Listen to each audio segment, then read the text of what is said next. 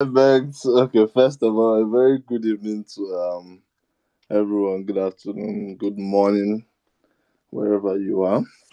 Um, I'll say thank you for joining us again. Last piece of the season. I think it's been a very long year for all of us, and yeah, it's good. The season has come to an end. A well-deserved break for us all, and we'll regroup sometime next year. But yeah, congratulations to Max Verstappen on winning the Abu Dhabi GP. I don't think anyone from the start doubted that, except technical failure was going to come into place. Um, Checo. I don't know. Checo. Well, I'll say it's unfortunate. Um, I, I, I personally, I don't even, I don't have anything to say other than it's unfortunate. Because he could have been handed P2 earlier on in the season, but I guess it's done now. We look forward to next year. Yeah. Mercedes. Mercedes. Oh, Hamilton second DNF of the season. I believe first one in Spa, now second one in Yas Marina. I would say him going on that curb, was unnecessary because I felt it's something he could have just yielded and tried again. But probably that him going on that curb also contributed to the hydraulic failure of the car. So I would say today he has a blame to take as well as the team, providing both drivers. No, but well, let me not say both drivers because Russell is an upgrade to what he's being used to. So providing Hamilton with a subpar car. But yeah, um, Ferrari. You see, I think sometimes I think today God is just on Binotto's side. God said, I will not embarrass you. Or if you're gonna leave Ferrari, you're gonna leave in style without embarrassment. And luckily today, no form of embarrassment from from Ferrari. I'm able to um secure P2 in the constructors. As well as Charles taking P2 in the drivers championship from Perez. So Danny Rick, you know, a man after many ladies' hearts in this our community here. He's successfully, I believe, finished P9 or so. Behind the four-time world champion Vettel, who it will be our last time seeing him on our screens. I would say waking up today, remembering Vettel was going to retire. It was a very emotional morning for me. Because Vettel is a driver that I personally like. Character wise, his style of driving and everything he stands for. I wish him all the best in the future. I don't know why Aston Martin decided to give him a stupid strategy, but I'm glad they saw the checkout flag because it's better than having a DNF. You know, which unfortunately plagued the Alpine driver Alonso. Alonso. I think Alonso this is DNF number, if not mistaken, DNF number 7 or so. But yeah, I cannot remember. But Ocon performing, or rather putting the car as expected. At a point there was a bit of a trend with both Alpines and Vettel. Till that broke off. Haas, Mick. I personally, I wish Mick crashed. I I, I don't wish for anybody to crash, but I wish this race he crashed well. He crashed properly so that, like, I wanted to crash. I wanted to just see Gunter's face. I needed that crash. When I saw Mick, I said, oh. When I saw that it's still moving, I said, oh, this is, it did not do it for me. It did not do it for me. You know? And Latifi, well, Latifi, the word crash, when you hear crash in F1, you think of Latifi sometimes. So, well, luckily for him and his mental health, it will be the last time on track, you know. So I wish him well in whatever he's going to do. Yeah, let's just get into it because I know um everyone has a lot to say, especially the Mercedes fans who have a lot to unpack. But yeah, Hassan, please go ahead. Thank you for waiting. Yeah, so can you hear me? Yes, boss. Yeah, so the first thing I'll say is congratulations to Max. He won the race. Yeah, all that stuff. So now on to Mercedes. I want to just understand what it is they were trying to do today or what it is their goal was today. And especially for the fans yesterday that said that we might have hope today. I hope you are seeing that there was absolutely no hope. There was no chance. There was not even a small shot of beating the Ferraris because they were clearly faster than us, even with all their tire deg issues and all of that. Like today, we were well beaten, and today it showed that literally all the progress we thought we had was just for on one-off tracks. So like on one or two tracks is where it will look like we have progress, but then like on the tracks that like are significant and like are similar to all the other ones, we're not showing any signs of progress. We are still back in where we were, P5, P5 and P6 basically. So I'm really not. I don't even know what will happen next year. Maybe we'll come up with something better. But what we just saw today was absolutely very funny and surprising to say the least. And like it all started from Louis saying, "Oh, there's something wrong with the car. There's this, there's that, there's that." And next thing we're not hearing, "Oh, you have an hydraulics issue." From them gaslighting him and telling him that there's nothing wrong with the car. The car is perfectly fine. Just keep going. Other than that, their pit strategies today were just they were weird for me because like why would they pit George and then now leave Lewis out on a one stop, and Lewis is one telling them that no, I want to do two stops, and they're leaving him out to go and do what exactly. And if Lewis was actually able to keep the car, if the car didn't have any hydraulic issues, yeah, and Lewis was actually able to still stay on the track, we would have seen Sainz passing, and not long after would have seen George Russell passing. So it's not a question of like what were they trying to do with Lewis exactly, because it's a strategy, it's a decision I'm still not coming to terms with. I'm still not understanding why. By the end of the day, the only benefit from it was that Lewis was able to pay Sergio Perez back for what he did last year. So last year, Sergio Perez held Lewis up and was able to reduce the gap. This year, Lewis held Perez up a bit for a lap, and then I think the other lap into turn three or so. He held Perez up for that point, and Perez was not able to get the overtake on Charles Leclerc, and was not able to get P2 in the Constructors' Championship. So yeah, karma is a bitch. Thanks. Calm as a bitch.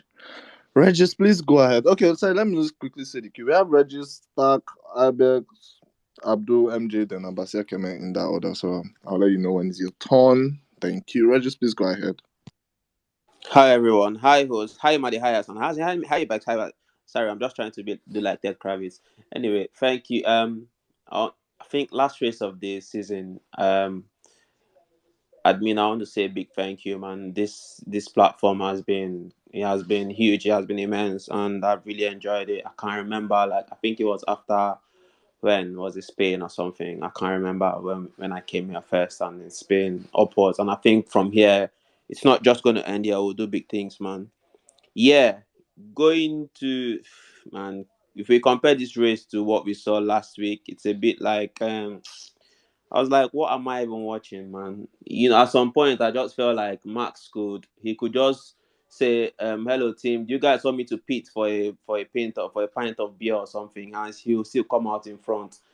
My man was coasting. Like, yeah, I get what Hassan is saying about holding Checo up for one whatever. But to be honest, nobody remembers who comes second in the championship. So it's a bit of rubbish.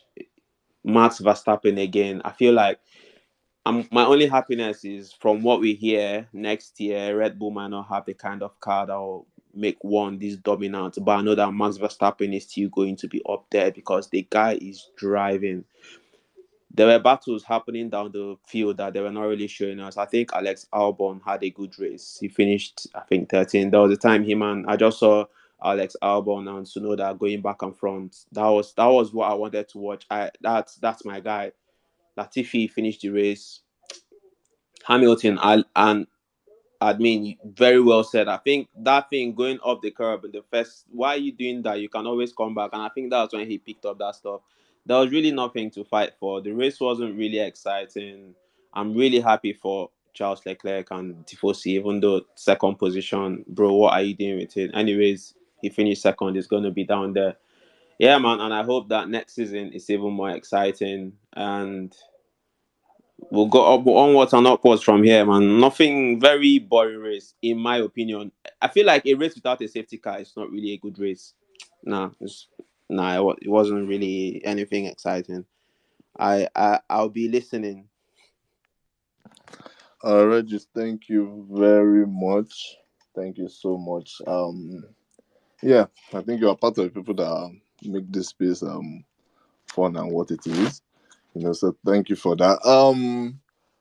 Well, for the race, I would say in terms of it being boring, I found it boring in the first 20 laps. But I think when everyone started pitting for the second tires and um looking and then when we were all looking to see if Checo would make it to what do you call it, P2, Yeah, you know, to second, yeah. yeah, and then I think towards the end maybe a little the Hamilton issues, but other than that, if we're being honest, Abu Dhabi is not. Nah, it wasn't interesting, man. I It, swear to God. you understand? It's not that. It's not that. But yeah, let's give credit for once to Ferrari. I think for the I give their strategy today. Nah, they did well. They did for once. We have to say it for what they did for Charles today. That one stop, even though I don't think it was the initial plan, but being able to adapt, which they have failed to do all season long. Let's give it to them. Yeah. Nice one, Binotto. Yeah. And I think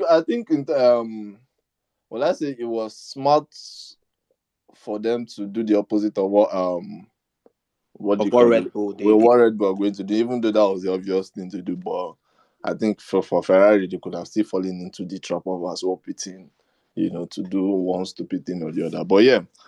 Anyways, let's hear from Stark. Stark, please go ahead. Thank you. Please let me go after the next speaker, please. All right then. Abex, please go ahead. Thank you. Alrighty, thank you, our able hosts. Well, I think to just see Seb today, that final race, it was, emotional because it's really giving us that thrill, that entertainment, you know, over a decade. I think 15 years or more, if not. So, yeah, because he's a driver I really, really like, he's driving and everything. So we'll see what happens. I still hope he comes back to Formula One after spending a year or two with the family and fishing and all of that and realizes, you know what, I can contribute to the sport. So we'll see how that pans out. And other than that, yeah, we had a very, very decent race today. And other than that, idiot now is the Carlos Sainz saying, "Oh, Hamilton did the same thing." I mean, you meant same thing Verstappen did to like Hamilton because it was the other way around. And everyone that was saying Hamilton didn't need to do that, let's just realize it was Carlos Sainz that went on attack on Leclerc.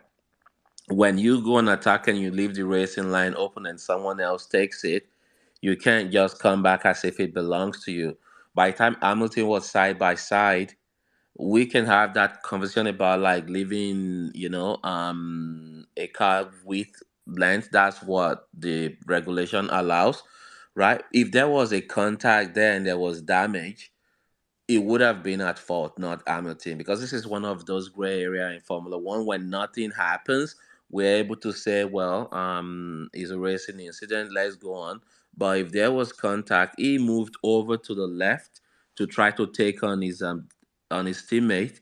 By the time he came back, Hamilton was already there, right? Where was Hamilton supposed to go to just make the car disappear?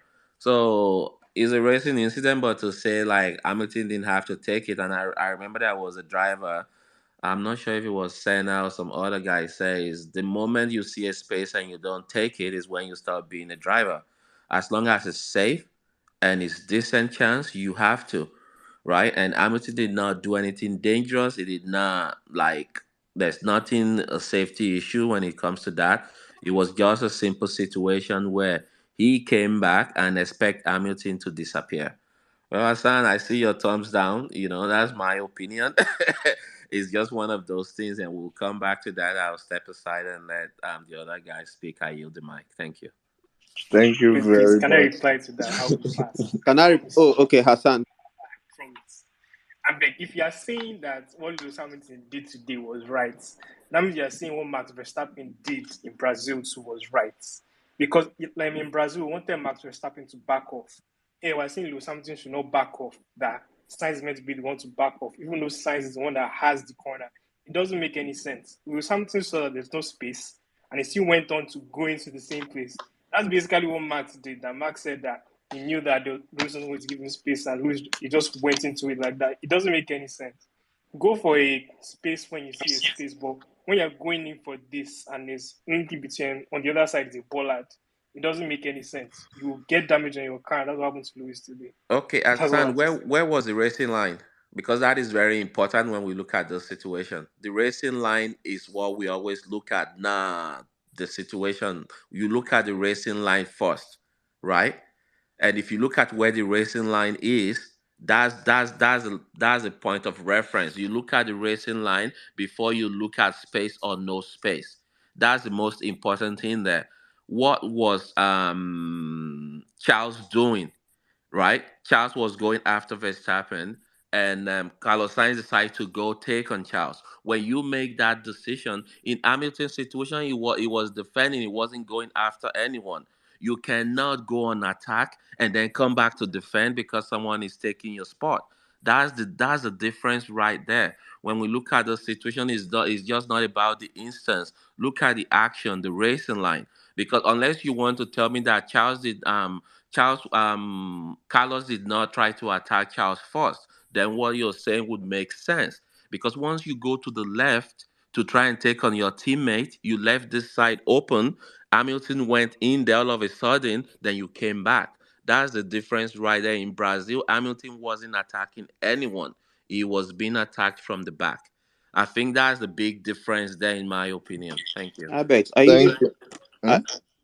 Are, are we? Is it the same line with this same race? Because I personally feel I don't know, Sha, but I feel like on this one, why I said admin is a big.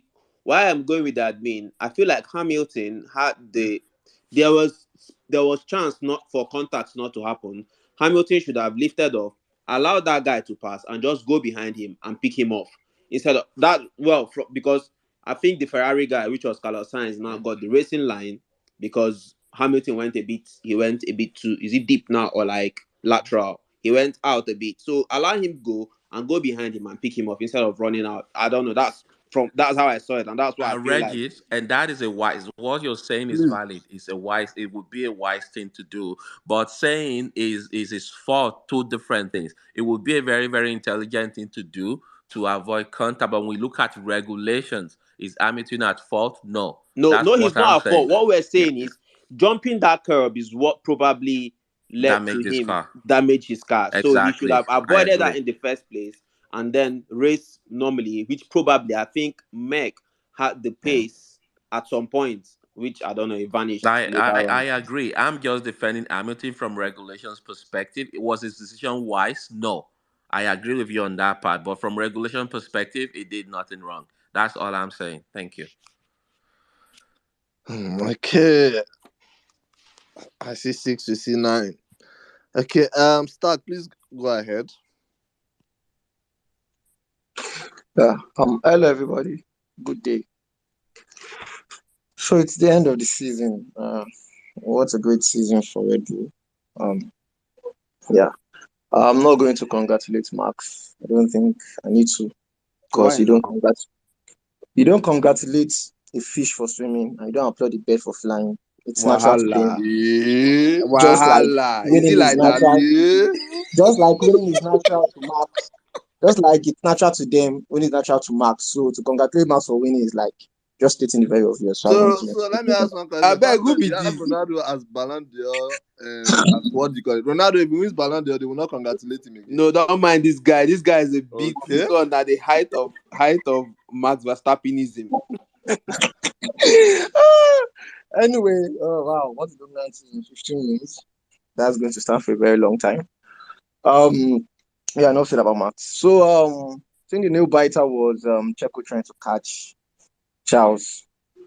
Just 4.4 seconds anymore. I think if he had one or two more laps, he might have gotten Charles. I think I was saying it here yesterday that I don't really have faith and confidence in Checo holding on to that P2. Understand? I think it was his to lose because he was tired in P2, and immediately I saw from the beginning Max giving him 4, 5, 6, 7 seconds. I was like, nah, nah. I knew Honestly, that Checo would not easily I'm do like, it. what is going on? Like, this Max is this guy they drive moto. Forget. Yeah. So I was like, well, I thought Checo would put all his best to like at least follow Max once very closely, but I wasn't really surprised. Vettel, wow, it's a shame that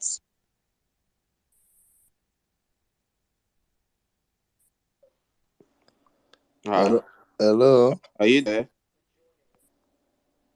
yeah. Sorry about that.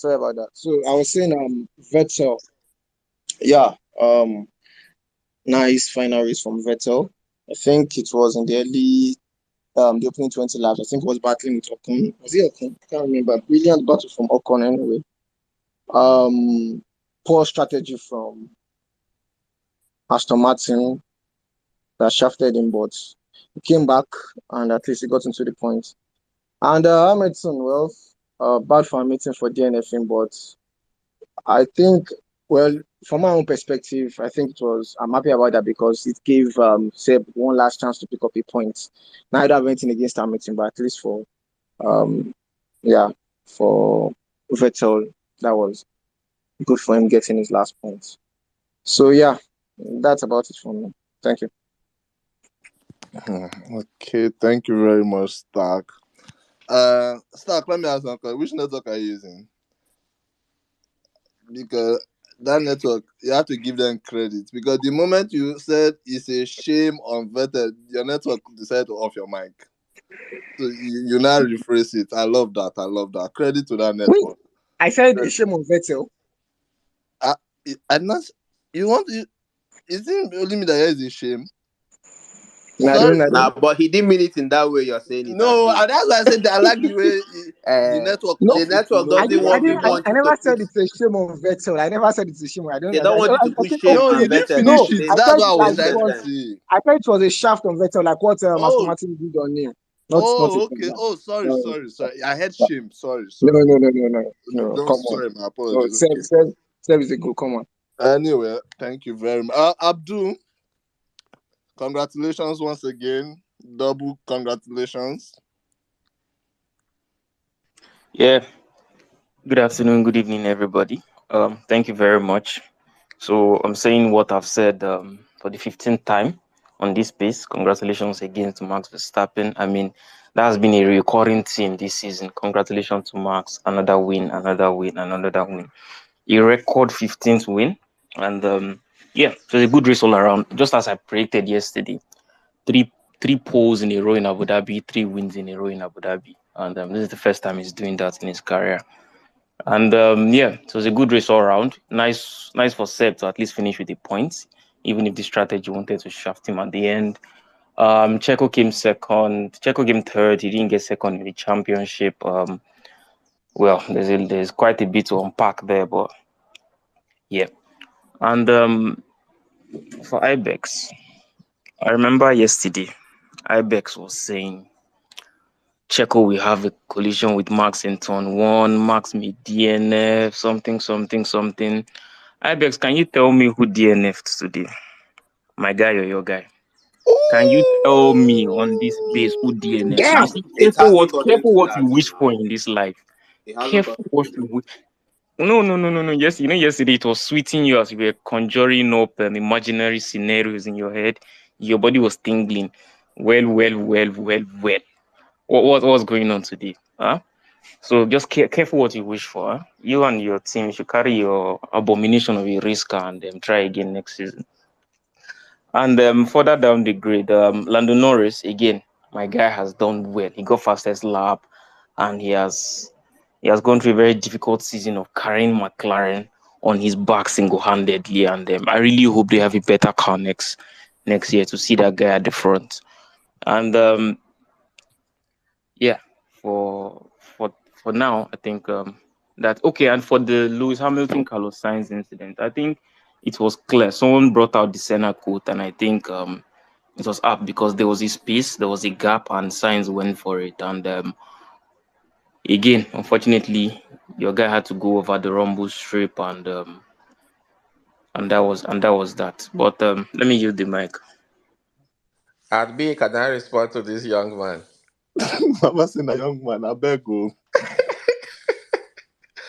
All I have to say, you are taking my word out of context, because when I made those scenarios, we were talking about Red Bull not capitalizing on the 4 points they could have given to Perez in Brazil. And I was saying, when someone was saying, well, you can get it done today, and I was saying, listen, a lot of scenarios could happen on in Abu Dhabi where both Red Bull, they don't even finish. And I even used Russell as an example, that Russell could be clipped and there's wings all over the track, and then someone behind him gets a puncture. But when you are rephrasing it, you made it sound like as if I was wishing Red Bull bad luck. That wasn't the point. I put everyone in a scenario where we could have drivers not finishing, not to put us in a state of mind like Red Bull is guaranteed point today. That's all I was saying. But you made it sound as if I was out there wishing Red Bull bad luck. I used Russell as an example, saying his wing could be clipped, and then the track is littered with debris. Then what was his name? Max or like whatever picks a puncher. But now you made it sound as if someone wasn't here yesterday, you made it sound as if I was just a Mercedes guy that was 18 on Red Bull, but that wasn't the point. And if you look at what I said yesterday, actually came true, because it didn't end up winning. If they did what we were expecting them to do in Brazil, that would have been 4 points in the bag, and it would have been second. And that's my point exactly. They threw away easy points for him in Brazil. That's all we're saying. Thank you. Actually, I would like to disagree. If they had given him, if Max have moved over, sorry, admin, if Max has moved over in Brazil and Checo came third today, Charles will still have it by 1 point. So that was that. You mentioned, I'm sorry, what does a puncture for Verstappen? What does it signal? If you have a puncture in a race, if you're at the front and you have a puncture in a race, and you go into the pit, it comes back. You mentioned Checo tapping Max, then you mentioned Russell scenario. You conjured a lot of scenario, and you say Max should have a puncture or something. You didn't just mention Checo. You said Max should have a puncture. What does a puncture? Is it a good thing? So It's no, no, no, not. no, But I'm no. saying So you're at the end of the singling day, out. You're one just thing I know. splitting hair Wait here. now, hold on, hold You're on, hold on, splitting hair. All of those hold on, scenario I hold on, made hold on, is hold on. irrelevant. It could have been Latifi. All of those scenarios is irrelevant. That's Latifi what having I'm the puncture saying. does not have an effect on the front of the grid. Please, I'm please, saying it's please. all about Minus the someone safety car. picking a puncher. I'm just saying it's all about Latifi someone has picking a retired now. You people puncher. should leave Latifi, please. Right, and that's I'm just trying to clarify if there was a miscommunication yesterday. Me just picking No, no, no. random There driver wasn't. There name. wasn't. It There wasn't. wasn't. All I'm saying is it wasn't a direct attack on a specific driver. The It point I was a was direct trying to attack make. on the Red Bull team. The Red Bull team No, of two no, no, drivers. no. It was a clarification on the fact that someone was speaking as if points are guaranteed in the next race. If you look at it from that perspective, now you yourself you can come up with a scenario that Red Bull driver, Mercedes driver doesn't pick up a point. All I was saying, Red Bull left points on the table in Abu Dhabi that they could have given, sorry, in Brazil, that they could have given to Checo. And someone was like, "Well, he would do that next week in Brazil, in Abu Dhabi." And I was saying we're talking as if points are guaranteed in Abu Dhabi. You've been watching this um, racing for a while. If someone says to you that what are the scenario, give me five scenario which Checo doesn't pick up a point, I'm sure you will come up with something similar to what I've said. You're making it sound as if what I said is like ridiculous. If they say to you as a Formula One fan, paint a scenario where driver one and two or driver four and five doesn't pick up a point today, you will come up with something similar. There's nothing wrong with what I've said. I am saying that I'm just trying to paint a scenario where driver doesn't pick up a point today. And all of that started from Russell, but you seems to be like focusing on the puncher with Max. What if it was Leclerc Charles that picked up a puncher and swerved into Checo and they both, end up not continuing the race? That's another scenario, right? That's So all you're I'm bringing more saying. scenarios now. It's You're not, and bringing I more will scenarios rephrase. now. I'm sorry, it wasn't a direct attack on Red Bull. Maybe because of the names I picked, subconsciously it came across that way. If it was Russell that tapped Charles, and Charles had a puncher and swerved into Checo, and they both ended like safety carring out, and the race continued, it would have still been the same incident. I'm just saying points are not guaranteed the next race. That's all I said. Anyway, I Ibex, I think I'd answer your scenarios earlier in the sense that point, even if point was done, I mean, even Crofty said it, even if he has been given the place in Brazil and he finished P3 today, it will still not have been enough. And I'm happy that the scenarios you painted were your words, not mine today. And you've also said it that subconsciously you said Red Bull because there were other teams in between. There were two Ferrari drivers in between Red Bull and Mercedes. So we can go off that. We can go off that. But you still not answered my initial question. Who Please, DNF today? please, Who please. DNF today? it was Luis that DMF, but like I said, that is irrelevant, right? Checo could have had food poisoning and not race today, and I beg, then I beg, I beg, I beg, I beg. I'm just saying, I beg. More It's scenarios, more okay. scenarios are that's coming just the up. truth. It's 2020 okay. Hamilton had COVID, didn't race. I Like beg, it's I just this. beg. Like I This beg. is this is cooking. life. What's your name? Latif, I'm going to ask you a very simple question. I will step aside for It's others. not. His name is not Latif. His name is Abdul Latif. Abdul Latif, I'm sorry. Imagine, and I please you guys forgive me, and this is the last statement I'll make, so we can just step aside for others. Imagine Checo had food poison yesterday, and he didn't race today, and then Charles had a puncher, so they both did not register points. What would you say about Brazil? We'll be back to this conversation, Thank you right? very. And that's it. Okay. No, Thank you. I hear that one. I hear that one. That one, very valid. No, Anyways, please, we'll just come aside, back. that one is valid Oh God. Okay. Please, because it's the Okay. points you So, have on the table that matter at the end of the day. yeah. so at the end of the day, we are doing imagine. Yeah. Hmm. Imagine FC.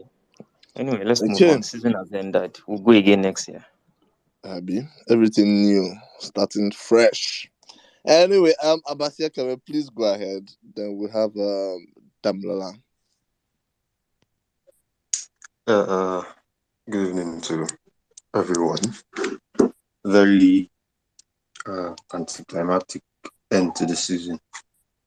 I mean, the race for second and the Vettel and Ricardo beat at the end. They were quite something, but yeah, generally not more of like an emotional weekend and exciting weekend. I mean, it's sad to see Seb go and even the other driver that we don't have a seat next season that I don't necessarily like, but then at the end of the day, it's a sad thing. I mean, losing your job.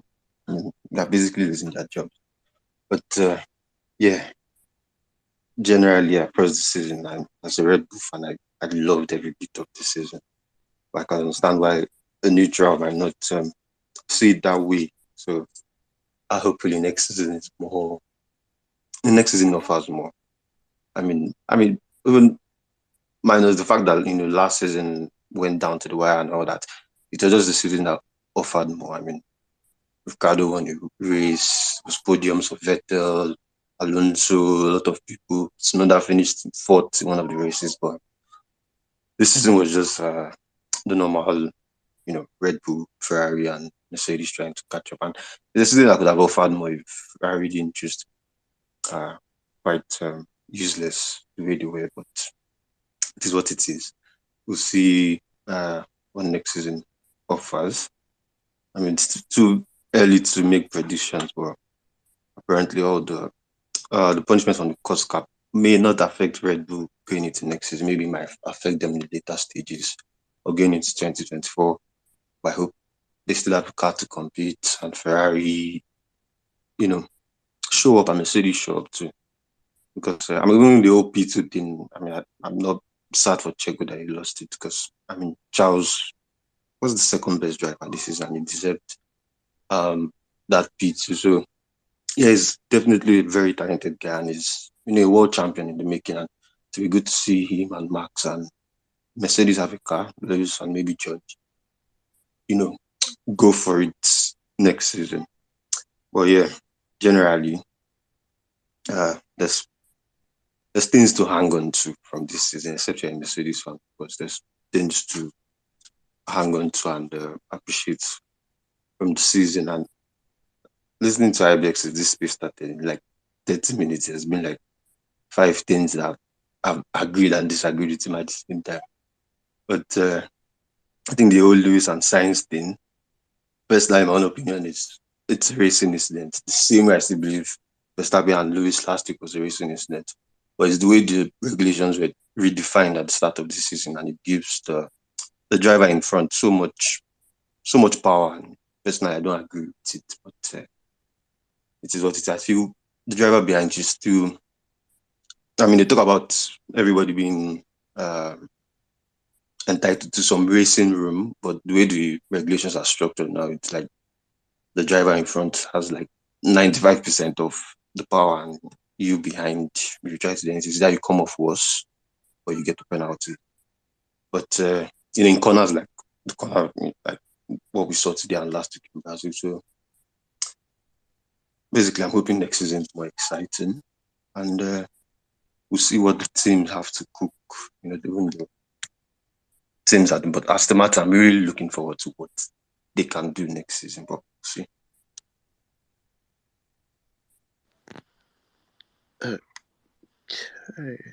Okay. Thank you very much, Abasia Kemen. Thank you for that. Okay, we'll have Damdola then Salim. Good evening, everyone. Yeah, so for me, this is like my first time completing the Formula One season. After watching the 4 seasons of Drive to Survive. So, this season was just my summary for the way this season went through. I felt the championship was easy for Max Verstappen. I guess it's because of the new law that they had. So, they just swept everybody out of the competition. I felt Ferrari would have put up a fighting chance, but they were only good for second. And what else again? I feel bad for Hamilton because I just wanted him to get that eighth title, just get that and get out of there. But yeah, I guess next season, since he has signed his contract now, I think he can just focus on that. And I hope Mercedes give him like a proper car to win that. And I kind of feel that Russell would play next season, so that's will kind of like disturb our meeting a little bit. But I hope Tim Others really come in and help out. And what else again? I'm not really happy for Ricardo. I think he just has to take a break. So I think that that reserve seats at Red Bull would do him some favor. To clear his head and whatever he has to do next. And who else again? Lando was really impressive. Yeah, I heard someone saying he carried McLaren on his shoulder. That's very true. He was the best out of the rest. So yeah, very impressive for him. Who else? Leclerc, very, very unfortunate season for him. I hope he comes back stronger next year mentally because of what happened this season. Who else am I missing out here? I think that's all. Yeah, I mean those are the people I was actually rooting for this season, or just hoping for something to just happen. Yeah. So I'll yield the mic here. Thanks, guys. Thank you very much. Salim, please, 1 second there. Let's quickly hear Miss Catra because she's about to leave. So then you go after, please. Miss Catra, please go ahead. Thank you. Hi, everyone. Um, I just think that this has been a bit of a disappointing end to a disappointing season. Although I have to say that I want to give kudos to the Mercedes engineers for being able to recover from where there was at the beginning of the season. I think that Vettel's driving better than ever, and it's just really sad to see him go at this stage when he seemed to be really picking up the pace. Really happy for Charles. He deserved to come second. And did you see that at one point that Stroll was out driving Daniel and Vettel? I was so shocked. I was thinking, what the hell is going on here? And I think that the thing that I don't like about Sky is that they focus so much at the people at the front that you never really get to see what's happening at the middle and the back. And really, in this era of dominance by Red Bull, that really is where the action is. And I think that they really need to give a bit more airtime to those people at the middle and the back because they really, really deserve it. And lastly, I want to say thank you to Admin for having this space because it has made this season a lot more bearable. I really enjoy talking to all of you, even though we don't always agree. I like that the space is very respectful and we don't concentrate on just the three top teams and we go through and give everybody the space and discussion, and that's why I kind of abandoned all the other spaces to definitely do this one because I really enjoy it. Thank you for having me. Thank you very much, Miss Catrock. I think you've been a big part of the space this year, So thank you for that. Yeah, A bit of hopefully more to feminine come. energy up in here with all the boys. Yeah, boy. Thank you. Thank Me you. and Danielle. Where's Danielle? Hopefully she's down in the listener section. Okay, so Salim, please go ahead. Thank you for waiting. All right. Thank you very much, man. Good evening, everyone. Well, first off, I'm not congratulating anybody, Red Bull, Ferrari. No, I'm only congratulating Mercedes. Uh, yes, Mercedes fans, congratulations. Like, this is a significant achievement. Yes, hear me and hear me well. Uh, it's a significant achievement. The way we started the season, as my dear sister just finished saying, and like given how we finished the season, right? We're even like competing for P2 in the constructors championship, and on top of everything, I think something that we should all remember is that our transparency and our lack of need to cheat, unlike some other teams, right? So yeah, that's something that wherever Mercedes fans are in the world, you guys should always hold your head high, right? Okay, having said that, today's race was, yeah, well, I mean, as a Mercedes fan, as a Hamilton fan, go not one bit, but it is what it is. Um, I think talking about the lap one incident. Yeah. I think like what a lot of people are kind of like forgetting is that like it's a lap one incident and it tends to be very chaotic, right? Looking at Hamilton I think was behind Leclerc, right? And if he had gone on the inside of Leclerc, they would have definitely hit. So he was trying to be cautious of like the driver in front of him, and for some reason, and of course, well, he he usually doesn't like tend to close the inside line sometimes. I don't know why that is, but sure, what I believe in what I believe is that like that turn after that incident where he jumped that curb, yeah, he was meant to give that place back. As Ibex said, yeah, it was a racing incident, but like it was something that he should have given back because Science kind of had that corner in a way. So that was my take on that. And yeah, for Perez, a bit disappointing. And I don't know who was making like the calculation that like he would have finished behind Leclerc. No, if he had 4 points, he would have been ahead of Leclerc, I think, right? Because the difference between them is 3 points. So if he had 4 points from the last race in Brazil, yeah, he would have had P2 in the drivers' championship. Well, it's disappointing. It is what it is for him. But well, honestly, I just felt for me, I wanted Leclerc to have that P2, and he did. So not all is dark and gloomy in the world. So yeah, I'll allow other people to talk. So thank you very much once more. I yield the mic. Sorry, Salim, thank you. sorry, can you just Okay. quickly clear this points issue? Checo was always going to finish behind. If Max gave him the place, he's 3 points behind today. If Max gave him the place in the Brazil, the main race, that's 2 points. He'll still be a point behind. If Max slowed down extraordinarily, in a way that I don't think would have been accepted Wait. for It him, was 2 points in Brazil, not four. I thought it was 4 points. it's 2 points from the main Other race, two and was Ah, in and the it's, okay. let, sprint. let, The let me other let me two just was let in me the just sprint. quickly let me just quickly land now. It's 2 points from No, the main I'm race. just trying to like ask. So fine, Yeah, you're right. If it's two that's what I'm points, trying to clarify. Then even from the Four sprint, if points, Max had two slowed points in down, sprint and 2 points in the race. it Sorry. would have been a point from sprint. That's what I'm trying to get to you. Sprint is 1 point behind the top 10. Where does he get the 2 point advantage? And it will be level on points. And Charles still win because of the race win advantage he has. So coming into today, with the way the result panned out, there's no way Checo would have finished ahead. And Charles, for me, was the driver of the day. I understand the sentiment towards said, but nobody drove as brilliantly as Charles did today. So it was clearly far ahead of Perez. And let's just not be going over what is not. Okay. Thank you for the clarifications, Abaseke, man.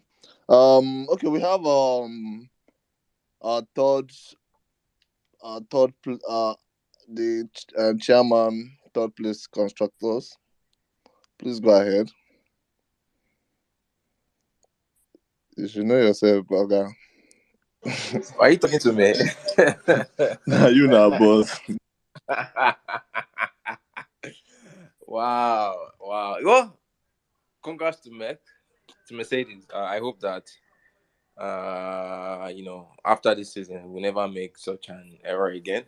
I think it's Toto. In fact, Thanos first tweeted it, and then shortly after, Toto said exactly the same thing. He said he's going to put that Mercedes at the front of the reception for everybody to see, so they can remind themselves of what a struggle the year has been, right? And just every day you walk into that, all through the winter, through the doors, to just see that things can go horribly wrong. Don't do it again. Let it serve as a constant reminder to everybody in that team that there's we can't go from fighting hard for a championship, saying that we are making sacrifices for the next season, and only to come up with a car that had so many flaws. Were there good things about the car? Sure, they were. But obviously, the bad things in the car or the flaws in the car outweigh the good things ultimately. I think we covered pace significantly all through the year. I think yesterday was just like an outlier in terms of the qualifying pace. I don't think they got the tires right, in the right window, and you can see from the race pace today that they were actually much closer. At some point, I think after that first pass, this was closing in on Leclerc. At the time we didn't know that there was damage in the car, whatever the case is, right? But regardless, I think, personally, I'm a very, very optimistic guy. I think there's a lot to take in this year, and there's a lot to hope for next year. And I'm pretty sure that the team will definitely come out with a car that is far better than this car, that I hope will be able to compete with the Red Bulls and with the Ferraris on a more consistent basis. I think people are saying they don't want to congratulate Red Bull Max. I mean, I personally wouldn't congratulate Max, but congratulate the Red Bull team. I think the car they made this year was utter brilliant, utterly brilliant car, right? Fantastic car. That car, any type of race, slow corners or fast corners or street circuit, the car was always there. So and those are the kind of cars that lead to dominant seasons like this. So congrats to Adrian Newey and his technical team, man. Fantastic job, fantastic job. But yeah, I just wanted to address one thing. That Lapon incident, the fight, I couldn't believe my ears when I came onto the space and I'm hearing people blame Lewis for what? What are you blaming him for? I don't even understand why there's even the word blame. Stewards looked at it clearly. Lapon incident, racing incident at worst, racing incident at worst, right? And so people are saying, "Oh, Lewis, where should he have gone?" The guy had committed to the corner. Obviously, the door was open. Charles Sainz came in, and then obviously the left was already blocked because there was a car there, right? So Lewis could not turn left because if he turned left, right, he would have hit Sainz. Even if he tried to back out, he was so committed to the corner that if he had tried to back out, he might actually have banged wheels with Sainz. So the only option to him was to probably just climb that thing that or do the escape route thing, right? That was the only option because if he tried to back out and then make the cut back, he might even have damaged his front wing, for example. So for me, I'm just wondering how on earth we can stay here, watch that race, watch that incident, and come and say, "Hey, somehow it is Lewis's fault." What fault for what?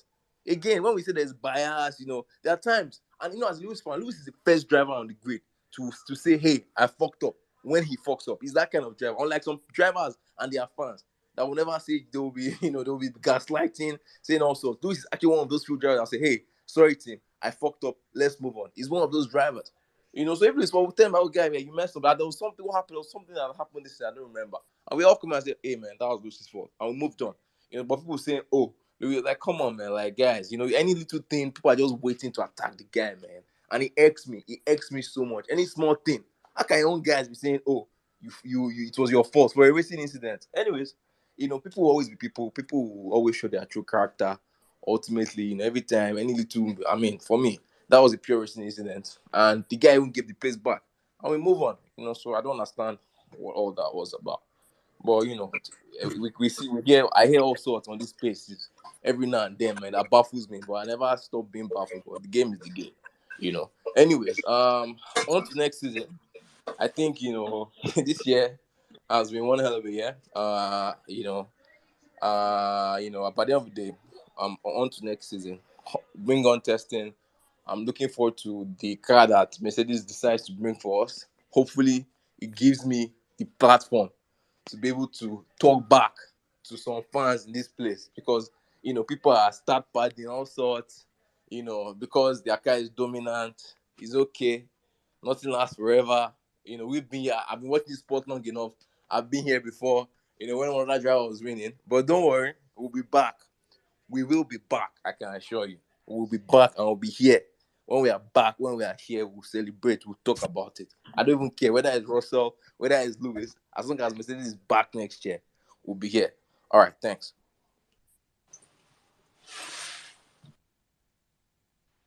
Yeah, thank you, Yemi. Admin said he wants to do something. So, but before read one goes, Yemi, is funny. Oh, you and this your cooking share. You said I just want to pick up from something you said. You said Lewis was so committed to the corner that he couldn't back out.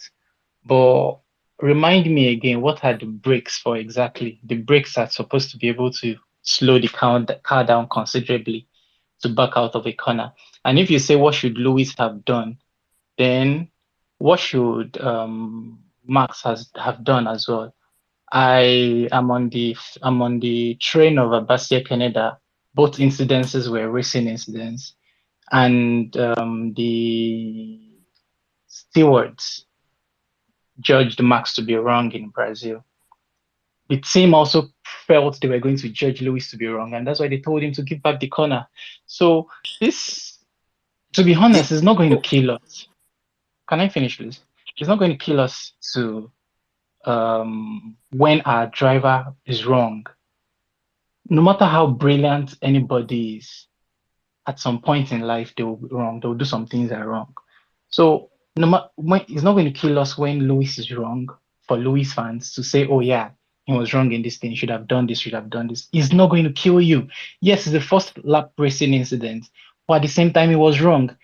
His overcommitment to that corner was what ultimately ended his race because he ruined his hydraulic system, and we didn't know there was damage to the car initially because there was no physical damage outside. So when this dilly-dallying and trying to cover up somewhere, say this, I think we should actually try and stop that. Yeah, thank you. Ridwan, you can go next. No, hold on. You can't just attack me and then you want to hold on. Ridwan, please just give me a second. I like when people come here. I can't compare what happened in this first lap to what happened in Brazil.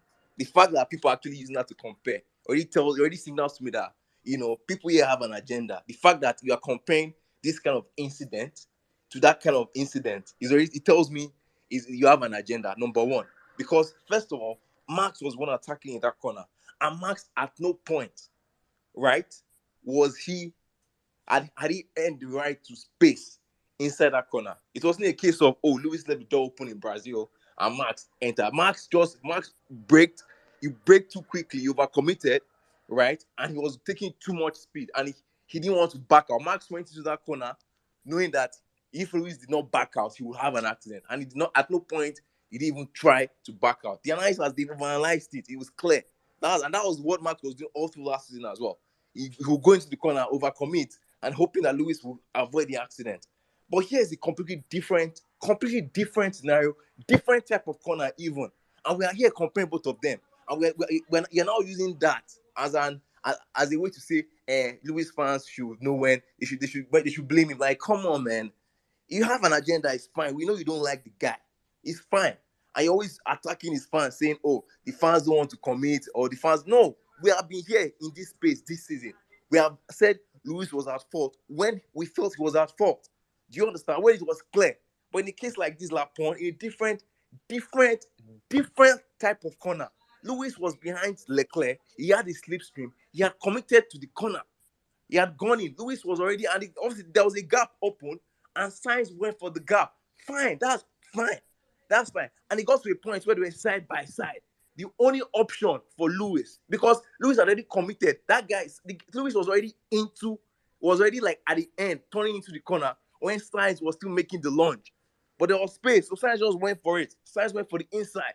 So Lewis was already was well into the corner, and Sainz was already there. So he couldn't turn left, because had he turned left, right, number one, he had many options ahead of him. He could have braked. Guess what? If he tries to brake, already committed into a corner that is rotating, there's a chance that Sainz's right rear tire could have hit his front wing. That was very obvious. We can check it again. So the only option for Lewis was to either fully, try and back out, right, and then try and still take the racing line. That way, he would also compromise his corner, and then there would have been Norris and Russell to contend with onto the straight, or just take the escape route, which would have been an easier and faster, which is what he did. Fine, he had damage. Nobody says, I can't say, oh, that's because of that he compromises with bullshit. People think we've seen people's race compromise for less. The fact that you're trying to just blame, you hate Louis so much that you want to just blame any little thing on the guy is what is busting my brain the most. The fact that we're comparing this incident to what happened in Brazil. But was when Max knew that Max went to that corner to have accident. He didn't have any plans to make that corner. And he said it's pretty much admitted to it in the interview afterwards. But here you are comparing it. And we have to, this kind of shit we have to put up with against all these anti-Lewis fans every bloody day. Always trying to gaslight, always trying to blame the guy. I'm tired. You guys should rest. It was a bloody racing incident. Nobody to blame. And Lewis, he took the hit. He even gave the place back. It's fine. Let's move on. Don't come. That was last time I was hoping to hear on this space that, we are something that didn't even have any bearing on the race. Focus on the drivers. Sorry, please. Focus on. Sorry. Do you understand? Please, we are sorry. Just don't be please don't just you. I don't know, man. Baba I'm don't done. verse. Baba, please take it I'm just easy. every Regis, year, Regis, every no, no, day. Regis, allow him, let him finish, please. Every day we have to contend with this, man. Every day. How are you blaming Lewis Hamilton for the incident in turn one? Or I mean, on the first lap? How? What should he have done? He said he should break. Did you watch that race? If he breaks his back corner, he would have even compromised his race further, and he could have had fun. So he breaks into the corner. He tries to turn left, and then as he's braking, he hits Sainz. He gives Sainz a puncture. What next? Then we now say, oh, he's to blame. You should not have done that. You should have gone the escape route. There's nothing the guy can do. People will shall find something. Nothing he will do. You shall find something that this guy is wrong. And it's not about we don't want to admit. We have done many times. We'll be the first to say, hey, you know what? That was wrong. And we'll move on. And we've done it this season before. So it's not making it seem like, oh, it's like you just like to push some desperate agenda. We're not like Max and his fan base that can't admit to anything he does, that will be gaslighting him. No, we don't do that. We admit, guy, you fuck up. Lewis will be the first to admit. He's that kind of guy. We've heard it many times. On the radio, we hear it every day. Hey, sorry, guys. I will move on. Do you understand? So what's what people are saying? Please, you should go and sit down. I'll be like, Sorry, Hassan. Let me just Thank say, I mean, it was. I know when I started, I was myself and admin. We said there could have been another way he would have handled the situation. Why did we say that? Because it ultimately led to him DNFing. That's what I'm saying. And from the point of view, from how I watched it or how I saw it, Hamilton could have backed off. Like you said, it would have meant that Russell and probably Norris would have gone past him. But at the end of the day, he would have finished the race, and who knows what would have happened. We are saying jumping that curve, like running into that whatever straight it is, hampered his race, and see what happened in the end. That he could have backed off. Nobody's blaming him. It's not like blame. Personally, I'm not. It's not blame. We are not saying Hamilton is at fault for anything. Sainz had his nose at least even close to his tire ahead of him. So what you do, you chill, let the guy pass and see if you can go behind him instead of running up. There was a little space between them. This thing you're saying about maybe the right rear would have hit him. I don't think they were that close. Like, I don't know. Maybe I might be wrong. I don't know what other people's opinions are. But what I felt is Hamilton, hit your brakes, let this guy go through and go behind him. Personally, I don't know. I could be wrong.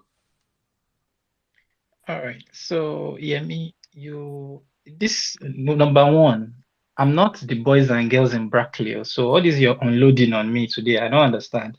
And I need you to actually calm down and you don't have to shout when you're making your point as well. But I understand the message's frustration. But to be honest, why was Verstappen penalizing? I'm not comparing, I'm not saying they are similar corners, but it's a similar incident. And someone rightly pointed out the way the regulations have been worded this season. If the person attacking is not ahead or side by side with the front tires, both front tires side by side, then the attacker or the person in front gets the blame. And Sainz was already ahead. And you saying, oh, was already committed to the corner. Everybody's always going to be committed to the corner. And then you check if there is space for you or there's no space for you. And there was clearly no space. If he was overcommitted to the corner, and then he has two choices. Take the runoff, which he took and ultimately ended his race, or he'd have slowed down and apply his brakes. That's what everyone was saying. And the fact that we are pointing that out is not a dig on Lewis's titles, his career, his driving style, nothing. It's not a dig on him at all. Anybody can make mistakes. So the fact that we're pointing that out, you say it's a racing incident. Okay, fine. That means the blame should not be predominantly on Lewis. So are you trying to share the blame on Sainz when there was a door open and Sainz was trying to aim for it and was already nose ahead? So all this your vehement defense and everything about Lewis fans or people who supposedly hate Lewis the fact that you point out something does not mean we hate someone.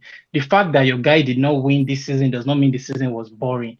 The fact that someone is not saying something you like does not mean the person is making a wrong point. Thank you. I don't want to do this back and forth with you again. Thank you. Ridwan, please go ahead. Sorry, Ridwan, before you go, please. Like all this argument, right? Hamilton had damage to his car. right? He had damage to his car, which of course was undetected, right? And he gave this place back. So I don't understand like all this blame that we're trying to attribute to him. Like, okay, based on what I saw, that guy had no other place to go. And like seeing how high those curbs were, like who would go over those curbs intentionally and damage his car and damage like the under tray of his car, which is like the most significant and most important aspect of like cars these days, right? So the guy already DNF'd. I don't understand like where we have to like okay say the Salim, guy was. What are you saying? why did he have to take the He runoff must area? always be It was Lewis because What Hamilton's are you fault. Don't saying? There worry. was no place for him Salim, to go, Salim, don't man. worry. Leave there, leave Signs. them. Wait, wait, That he I'm was could coming. Lewis I'm he coming. Hamilton's could I'm fault. coming. he Let could me, have let me, please. he I'm could coming. have I'm It was coming. wait always I'm coming. Hamilton's simple. fault. Let No, me Don't no, worry. get no, no, no, this. no, I'm no, no, done. no. Wait, Leave wait, them. wait, wait, wait. Imagine you are trying to compare this incident to Brazil. Brazil was not a lap one incident. So what are you saying? And Max, like he drove into Lewis. Lewis didn't drive into anybody. He didn't crash into anybody. He didn't like cause damage on anybody's car. So what are you saying, man? Like the guy already Salim, DNF. listen. Allow the When man I to when rest I now. compared when I compared things, I was comparing the interpretation of the attack into the corner, not that the And exact incident are same. okay. Listen. No, no, I no, was no, no, not. no, no, no, no, no. Like this guy had drivers in front of him and he had more drivers behind him. There is no place he could have gone. It's very easy for us to sit down in the comfort of our homes Salim, under go, AC and be listen, saying he Salim, should have done this or that. There was go no back, other thing for him to do go but to back go to the off. race. Salim, go back to the race and watch it. When Sainz was attacking him, he saw. Let me finish, please. He saw Hmm. Sainz by his side. He could have applied the brakes, please. So you both saying, oh, he had no other choice than to take the runoff area. Obviously, because he overcommitted to the corner. He wanted to hang by the side of the by Sainz's side to be able to take the other runoff to Yes, take the and exit. signs he didn't give him like That is what he signs wanted gave to do. him no space at all, which made him go off. Clearly, Right? that is So the okay, he point. That's went the point I off. was So trying why to are you make. trying to He say had that no it's the space guy's and fault again? What are you saying? who Like he was given overcommitted no to the space. corner He and had no didn't option and but ran to out go of off. space. Who overcommitted to the corner and ran out of space? I don't understand this. Okay, Imagine what are fine. you saying? These guys are racing What drivers. am I Every saying? I am opportunity asking you you a see, you're going to question. take Who it. overcommitted to that corner? He saw And somebody honestly, side by like side and this should not slightly be like ahead. the basis of our discussion today over He a saw driver that somebody. DNF. He saw somebody side by side and slightly ahead of him, and he overcommitted to that same corner. Who's going to take that blame? I don't understand this. Well, let me So just shut wait, up. wait, Thank you. what are you saying? Blame the guy's car already like damaged and he DNF'd. So what are you saying? Blame? That's what me I cannot agree with. That's my point. Is the fact that Well, somebody must take blame Which blame? in Which that one blame? incident is the issue. Blame for somebody that And I'm finished with zero surprised. points. Is that not blame enough? I just watched that hmm. lap incident again. I've watched it like 3 times. All while this Madi has been talking, and I'm struggling. Like, why on earth are we talking on this space about Why did Helen Mercedes tell lap one? Lewis to give that space back? Why did Mercedes Okay, Because tell Lewis to give that because space wait, he wait, back? gained an wait, wait. advantage off Like I think track. I don't understand when I this. first came When first Mercedes came tell to Lewis to give the the space space, back? I did say that like he needed to give that corner back. I said that, right? I said that he needed to like give that place back, and he did. He did, right? There was no place for him to go. He went off, but he gave the place back. So I don't understand which one is like he was at fault. It's not like he drove off into the distance and like he didn't give the place back. So I don't Now understand what you're let us saying. settle this. If there The was no question place for is, him to why go did he and have it to was a give the place racing, back? That's the Engineer I question. don't. Salim. Why? This question is a Engineer very Salim. exactly. simple thing. That's Why did see. he have No, to I'm give the not even place blaming back? Engineer What Hamilton. led to that? Salim. What led to him giving that place back? He Imagine. overcommitted to a corner, No, no, no, which he no, no, couldn't. no, He no. shouldn't That's have. that's not true. That's not true. The only reason he Regis, please gave the hold on. space back, let me speak, please. When as a Formula One fan, when we talk here, see, until 2020 2021, I never cared about regulation. Well, after what happened at Abu Dhabi, I downloaded the whole 52 articles and we started reading these things. When we look at and when we look at Formula One, we need to pay attention to regulations. It doesn't matter what Hamilton did or didn't do. What are the rules? Brazil was a clockwise circuit. Abu Dhabi is an anti-clockwise circuit. What does that mean? As a driver, you have every right to protect your inside track. Your inside lane, you have every right to protect that. But when someone goes on the outside and you left the racing line to go defend on the outside track, you cannot claim the same right. And then why did Hamilton give back the track? Because he gained an advantage in the runoff area. When he ran off after going over the curb, he now he gained an advantage. That was why he gave it back. And please don't compare Abu Dhabi, don't compare Abu Dhabi with Brazil. Two different scenarios. Because what happened? Remember qualifying. Sainz finished fourth. Hamilton was behind him. How did Sainz lose position to Hamilton to the point where they were side by side? Because he attacked the guy in front of him. He left his racing line. The racing line is to the right in Abu Dhabi. So why was he coming to the left to block off Hamilton? He gave that position when he was attacking the guy in front of him. He lost out, then came back. Now let's go back to the regulation. He should have left at least a car's width in that point for Hamilton. Did he leave a car's width? And when you now talk about, oh, it was nose in front. So no, having your nose in front doesn't really give you a right to space. What the steward will look at is your braking point. If you decide to brake late, then you're dive bombing someone. You cannot brake late and now claim space. Because if we're both approaching the apex and I decide to brake 50 meters and you decide to brake at 40, yes, you'll be in front of me. Does that mean I now give you space?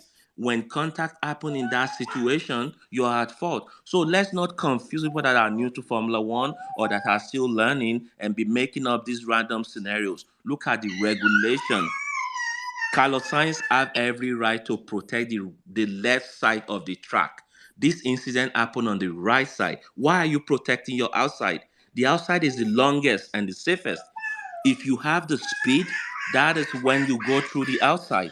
Hamilton went through the outside. My guy came and parked his car there. Exactly what Max Verstappen did last year that led to the runoff. You don't come and block the outside.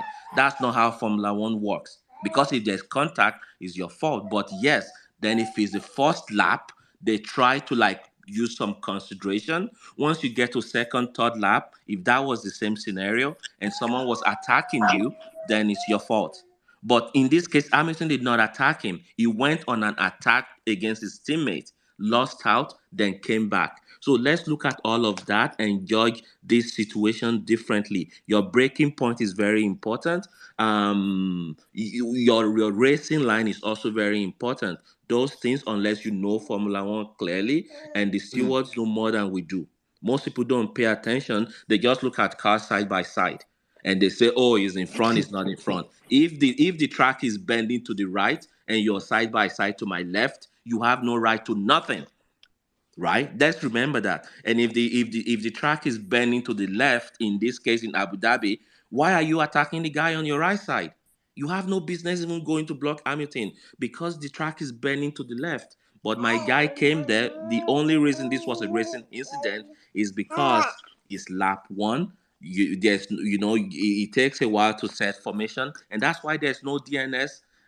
There's no DRS in lap one and two because they know there's still lots of high octane before everyone takes position and all of that. Then they activate DRS. So it's very, very important that we understand these things before we start pointing fingers. Should Hamilton have kind of used a cool head and beat his time? Yes. But what does the regulation say? Hamilton is not at fault. Racing incident, he gave back the position because he gained advantage in the runoff. And that is the end of it. Thank you. Thank I'm you sorry. very I Yeah, beg much, sorry. thank you Fred. very much Sorry. for I think Please wait. Hold on. Please hold on, everyone. Please wait. I think if we carry on with this particular discussion, this particular time, we'll be here for the next 1 hour 30 minutes. So please, I just go and beg every one of us. There's a long queue of people that want to speak.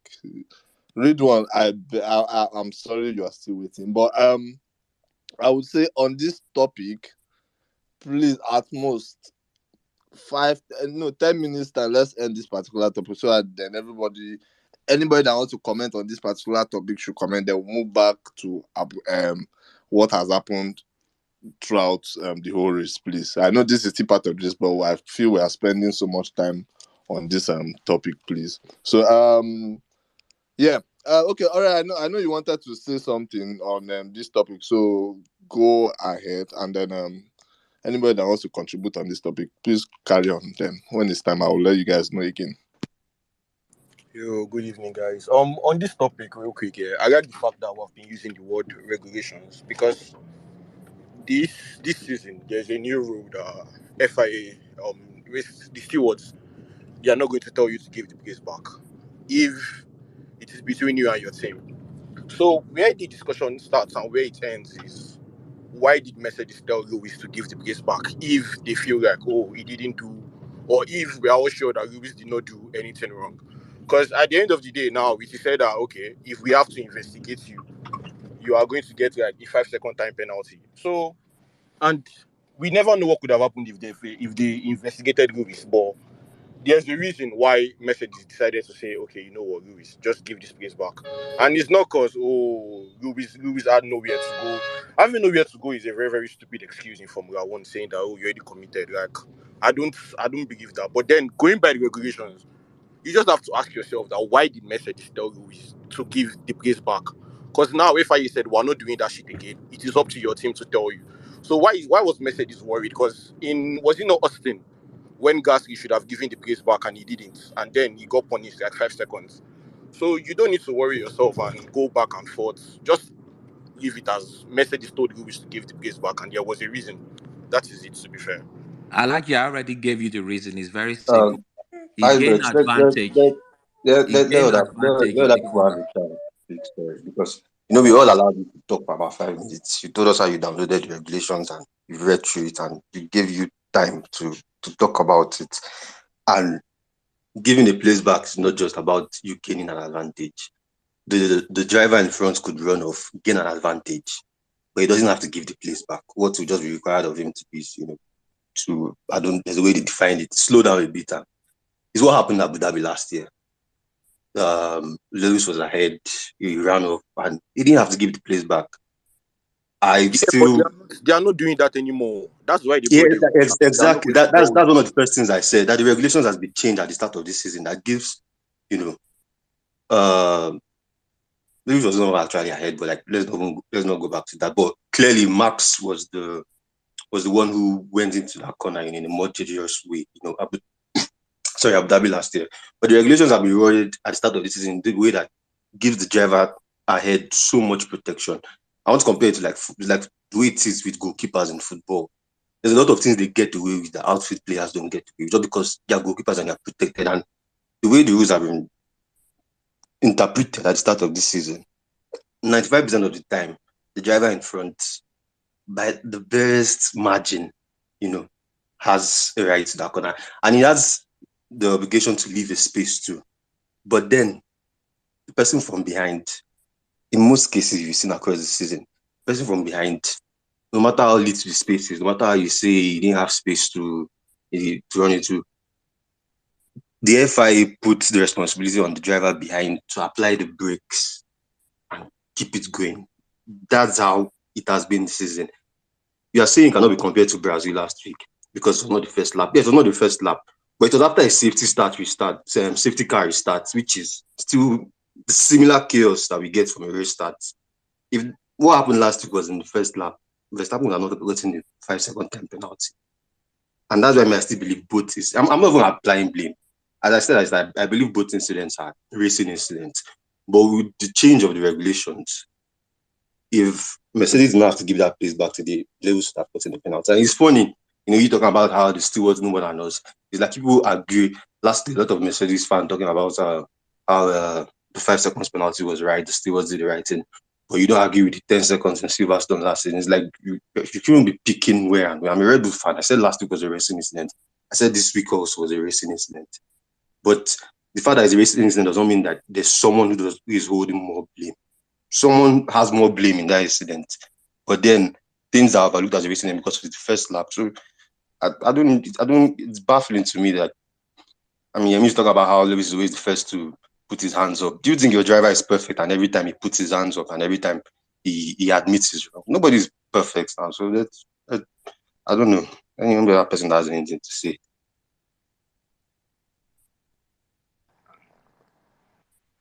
Nobody want to Yeah, talk read again. one. Go ahead. Happy to Okay. talk. Yeah, Ridwan, please go ahead. Thank you. Back to regular schedule programming. So, good evening, everyone. Good evening. Like, okay. So, what an amazing season. Like, it has been an outstanding season for my team, for Red Bull.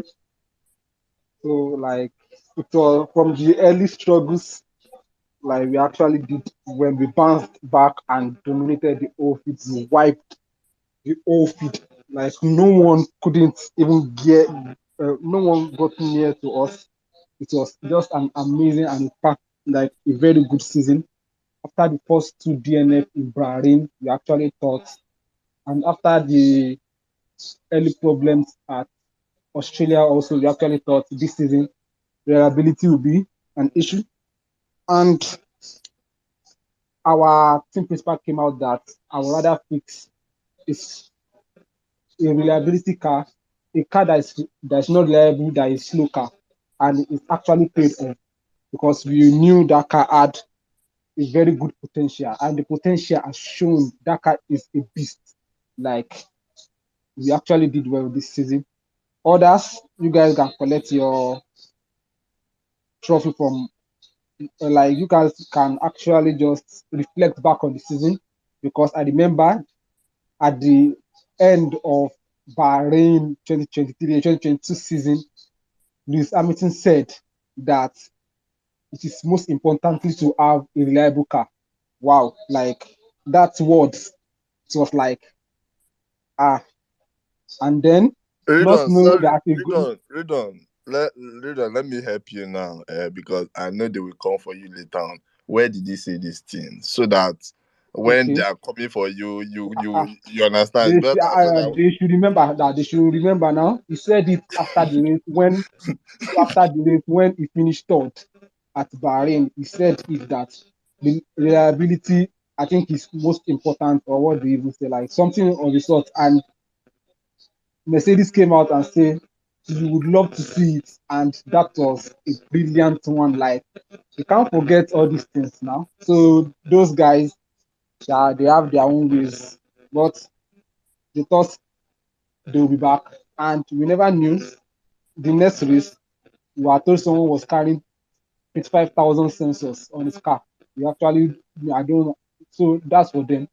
But for Red Bull, what a season! Like, the amount of records we broke this season, the amount of wins we had this season, and for Max, that was a brilliant season, a very dominant season.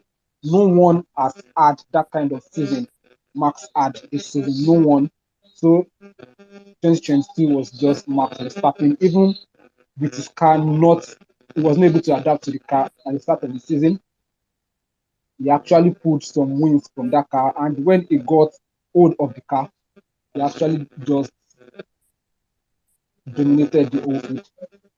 And today's race, it's just how it is.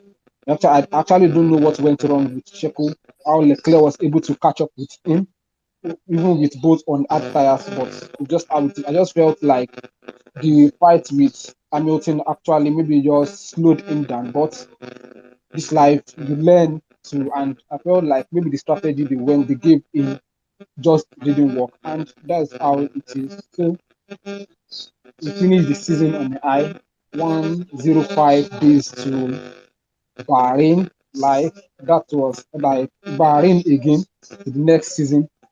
We can't wait for that also, but for now, we'll all rest and go and just reflect back on this season. And to those that brought another new spec of the car, so that was fantastic from them also. Their engineers did well. And to Ferrari and to my Ferrari guys also, you guys just weren't Red Bull's mates at all. So maybe when you guys get back to Italy, you guys will solve all the things that happened. And to the retirees and to the retired driver, and to those that we are still expecting back, and to those that we are not expecting back, I wish them well. So, and to the others that will be in the sports, So I wish all of us well till next season. And but that's just it for me for now. So this season was just brilliant, amazing, perfect season for Red Bull. Like I give them A plus. So whether you congratulate them, whether you do not congratulate them, so seriously, it won't reduce the amount of effort they did this season, from the strategy to the pit stop to everything they did, like to the car, everything they did this season. It was just amazing. And also, we actually won many things. The team won many things also. So, Red Bull Racing gives you what? Gives you wings. And that's it for me. Thank you. Read one. Read one. I really, I, I really don't know. I really don't know what to. I really don't know what to add to this thing. But other than congratulations, hopefully you're able to have this same energy next year. If things go well and if things don't go well. Because nobody is sure about tomorrow. But yeah. I just want Um. to admit, please, I just want to add something. You remember at the start of the season, at the end of last season, someone said we have our something like I've forgotten that phrase, that we have a target on our back. If you can still remember, those are the cookings. Even a team principal was cooking in the kitchen. Man, we have a target on our back, not knowing that it's either today the car is draggy, tomorrow the tire is not working, next tomorrow the hydraulic issue, next Monday where the driver is closing a door on another person, tomorrow another person is a terrorist. So like it was wonderful to see, and you love to see it. Thank you. Ridwan. Anyway, thank you very much, Ridwan. Okay, I don't even know if he's still here. Okay, he's not here anymore. Okay, let's have Sutengu then Roy, please. Thank you. Hi everyone, good evening. Hope you had a nice race. Well, as I predicted yesterday, I said that it would have been difficult for Mercedes doing the race without a good strategy, and definitely they even destroyed their own strategy. But anyway, on their first lap, I think it's a racing incident since Lewis could have closed the inside, but he decided to leave the space, and Sainz took it. So for me, it was definitely a race incident, which unfortunately Lewis gave Lewis an issue. But Lewis was quite fast, and as we saw, when he gave the the position back to Sainz, he immediately got it back, which means that he definitely had a good car for a good race. And later he had some issue, and it seemed that he recovered the issue when he put on the hard ties. But I think it was a little bit too late since he had lost quite about, I think about 6 or 8 seconds with the issue in the first part. So I think that with that and without the car issue, these two issues, maybe he could have maybe gotten second, because he was, let's say, fast than Charles when he was on their hard tires. But anyway, altogether, I think Mercedes this year have learned a lot about their car, which I think they are going to put in the next year's car. As Lewis already said during some interviews, that the team has already gotten the idea of where they made a mistake, and they are not going to make the same mistake next year. So let's hope for next year. And for the last, I think Perez is a little bit disappointed in what happened in Brazil rather than what happened today, because if he had gotten those points in Brazil today, he would have been second in the championship. Thank you. I think for Perez, it's not even if he got. He's not angry about Brazil. Perez is angry about Mexico, that they didn't give him the win in Mexico. But yeah, I guess it is what it is at the end of the day. Okay. Sorry, Yeah. why are you saying they didn't give him the win in Mexico? Well, Because to me, on the paper Verstappen was quicker than him, and he yeah. couldn't even pass Lewis. So I don't understand why you said Yes, he they wanted the didn't. team. Yes, he obviously knew it wasn't fast. I think I was it yesterday. Did I say it? Did I say it? Okay, no, I think it was on Thursday. I said in the space we had on Thursday. Um. So at the end of the Austin Grand Prix, so there was the Okay, let me just give the context. So there's this former Red Bull junior who is also a pundit, and he's very close. What's his name again? Felix da Costa or something like that. So he's very close to the Red Bull team, and he's always in and around their garage around race weekends and all of that. So he said during the Austin Grand Prix, he spoke to Max and asked Max what will happen in Mexico, which was to be the next race. If the team were going to do something for Checo in terms of giving him the win, Max told Da Costa that Checo had asked internally, and Max declined and said no, let the fastest driver win on track.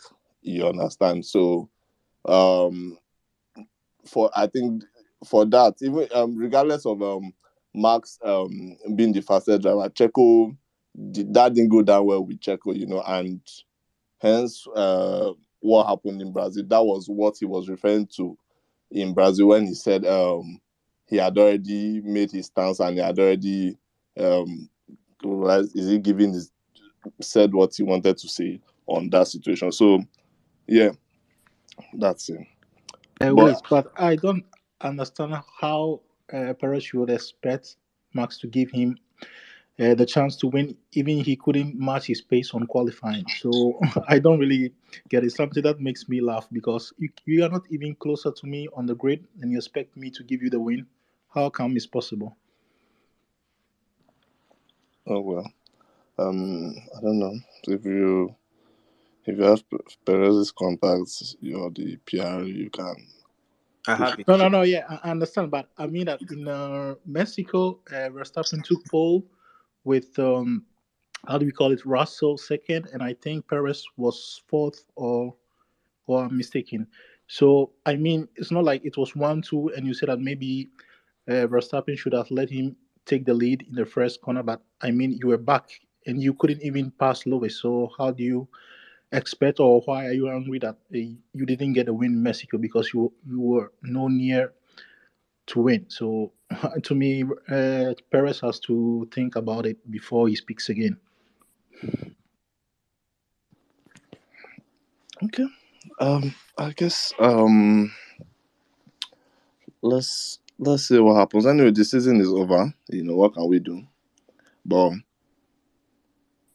um I would say even Perez himself has some blame to take, regardless of him coming to say, oh, the team did not help him one way or the other. If we go and look back at the 22 races that has gone past this season, there are some races that you might say, okay, Perez, you probably didn't perform up to expectation, hence why you are where you are. But let's not put it like if Perez was delivering just behind Verstappen all season. But yeah, everybody has blame to take at the end of the day, including Ferrari. Ferrari have a blame to take in this one because they got strategy right for the first time. You know. Yeah. Okay. Moving on. Okay. Who do we have? Roy. Has Roy spoken? Yeah, I just spoke. I just Oh, spoke. sorry. It's you that spoke. Okay. So it's Sutengu, I believe. Did I get it right? Oh, Sweetengu. Sweet and go. Sorry, I just saw your pronunciation. Okay, I don't think he's here at the moment. Okay. Let's hear from someone that hasn't spoken. Jojo, please go ahead. Thank you. It's been a while. I think I've missed about 4 or 5 races. Anyway, I came in, I joined a Red Bull fan, singing and happy and throwing banters at other team members for their horrible season. It's like someone writing an exam and cheating and is happy that he did well at the detriment of others. So funny. Anyway, analyzing this season, I think it was a very humbling one for Mercedes. It's not been easy to dominate for 8 years, and then they finally were humbled badly for coming up with such a terrible car and having all manner of very, very unpredictable performance from that car. A good one, like, at the end of the day, we were able to at least close the gap for a little bit. I remember when they started this season at Bahrain, I was looking at the live data from the track. I was seeing more than a second a lap. That was just too huge. I kept asking myself, where did Mercedes get all this wrong? And look at the end of the season, they're able to close it down to about 4 to 5 tenths. I mean, a lap, depending on the track. And in some tracks, they were much faster. Are we still connected? Can you hear me? Yes. Well, I can hear you, Jojo. Okay. Ibex, we can hear you. Okay. So I look at that and I'm like, Well, okay. it's not my turn to speak. I just couldn't hear anyone. That's why I came in. Sorry. Oh, okay. Can you hear us now? Yes. Thank you. Okay, no problem. All right. Jojo, please carry on. Okay. So when you look at all of that, you'll be able to, you're able to conductively look at the whole season and say, Mercedes actually, they goofed, they turned everything upside down, but they were able to recover the car. So at least to an extent. And that's one of the strengths of Mercedes.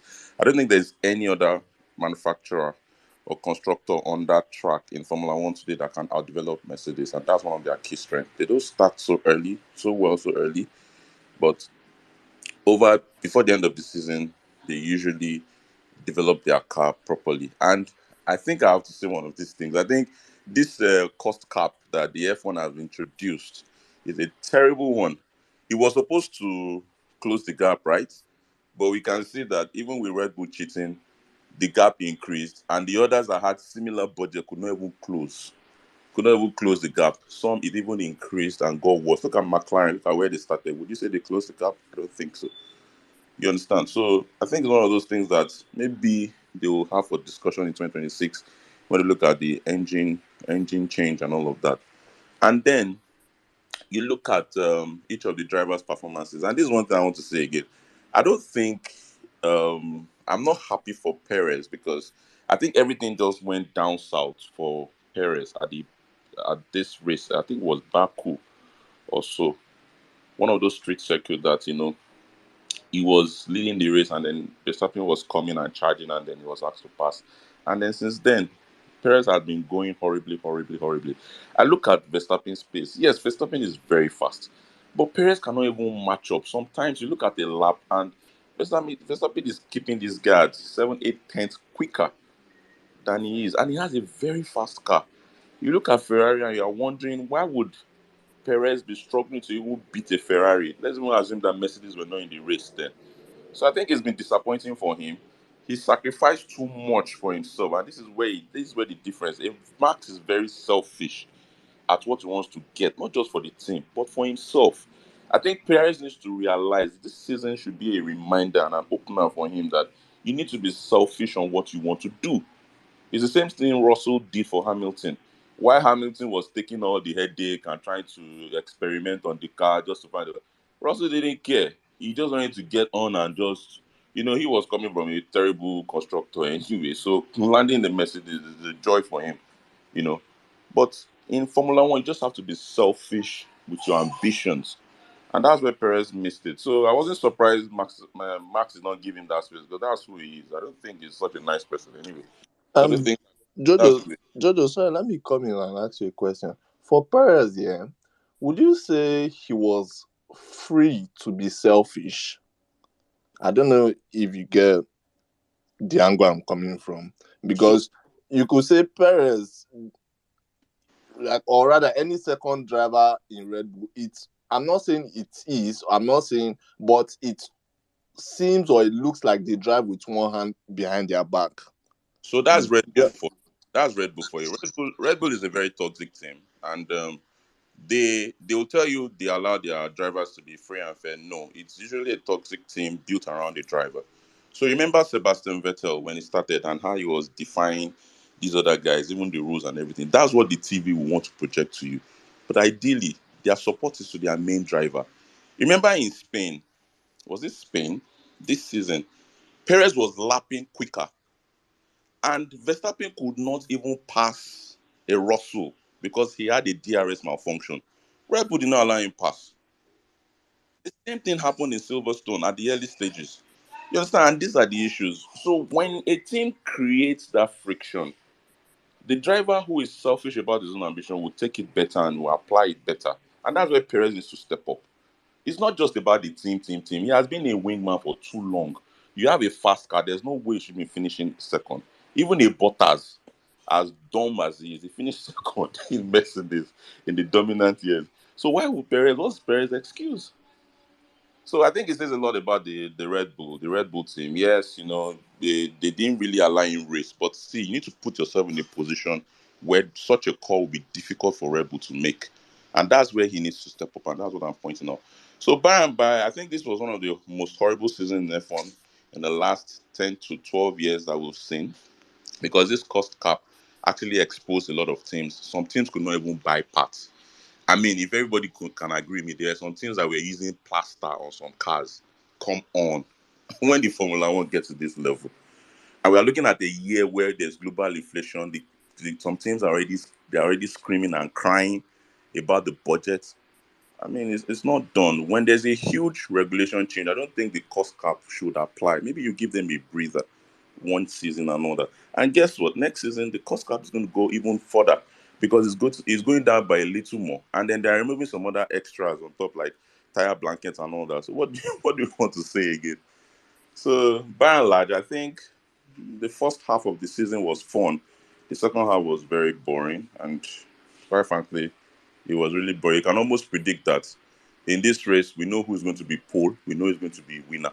There was no point. So that's my take. I'll add on later when I get one. Thanks, guys. Thank you very much, Jojo. Adwin, please, can Um, I just respond, please? Please. Just please, some few start. points. Like, let me just respond, please. Please. Let me God, just respond. what, First what of all, what do you want to respond to? there are some things that he said that I just want him to maybe correct himself so he will not say it another time. Because I heard he was talking about Silverstone. First of all, Silverstone, Perez was not near Max at Silverstone. So that's one. Perez had a front wing damage at the first lap in Silverstone. So just remove Silverstone away from it.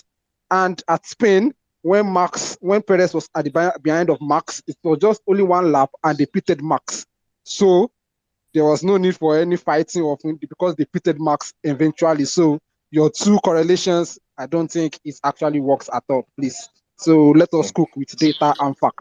Spain, in Please, Spain, God. Perez was lapping Please don't quicker. be offended, though. Jojo, yeah, Jojo talk, I beg. All right. So in Spain, Perez was lapping quicker because Verstappen could not pass Russell.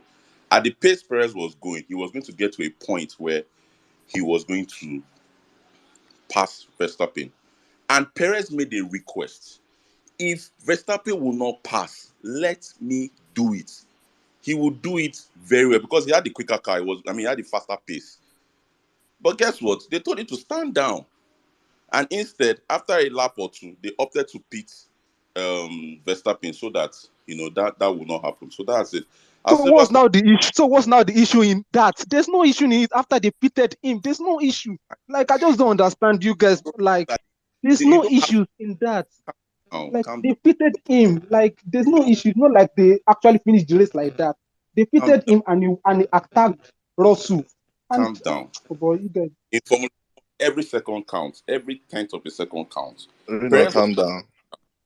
and if Perez had gone faster, or if they had allowed Perez go, he would have won the race. And eventually Perez even slowed down for Verstappen to pass, and Verstappen was even thanking him in the race that thank you for allowing me. Can you imagine? And that's why I blame Perez. Now he's scrambling, looking for points to make up a second position. When those kind of decisions earlier on in the season could have helped him. Now he's looking for favors. These are the issues. This thing will never happen in Mercedes. It will never happen in Ferrari. Ferrari are very, very biased. But to now start making the team owners will be there to protect their own name, their brand, or whatever the race has to do. And that's why I'm looking at Red Bull and like, I don't think anybody can go to that Red Bull seat, second driver seat, and succeed when Verstappen is there because the team is clearly built around him. So I don't think I'm going out. I'm just saying what it is. You may not agree because you're a Red Bull fan, but at least that's what the whole world is saying. So Perez cooked all of this for himself. He needs to step up, please. Okay, Stark, please go ahead. Thank you for waiting.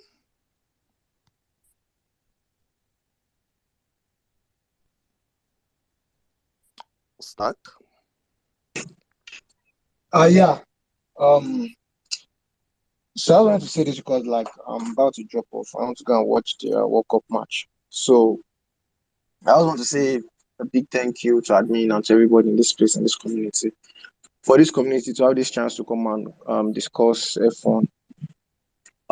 This is actually my first season in F1. I've been I've been very passionate about cars and racing, but like I couldn't follow any sports involving racing or motorsports like that because well F1 technical barrier and all. But after the event of AD 2021 with the whole Verstappen and Hamilton issue, like you couldn't avoid it. So that's what actually even got me into F1. Like when it was everywhere, like okay, what's going on? What's going on? And Verstappen's the name I've been hearing for so long, even before AD 2021. And like, okay, I've been hearing Verstappen's name. I know this kind of thing where you like hear an athlete's name, but like you don't really know about them much, but just hear the name and just like, okay, Verstappen, Verstappen.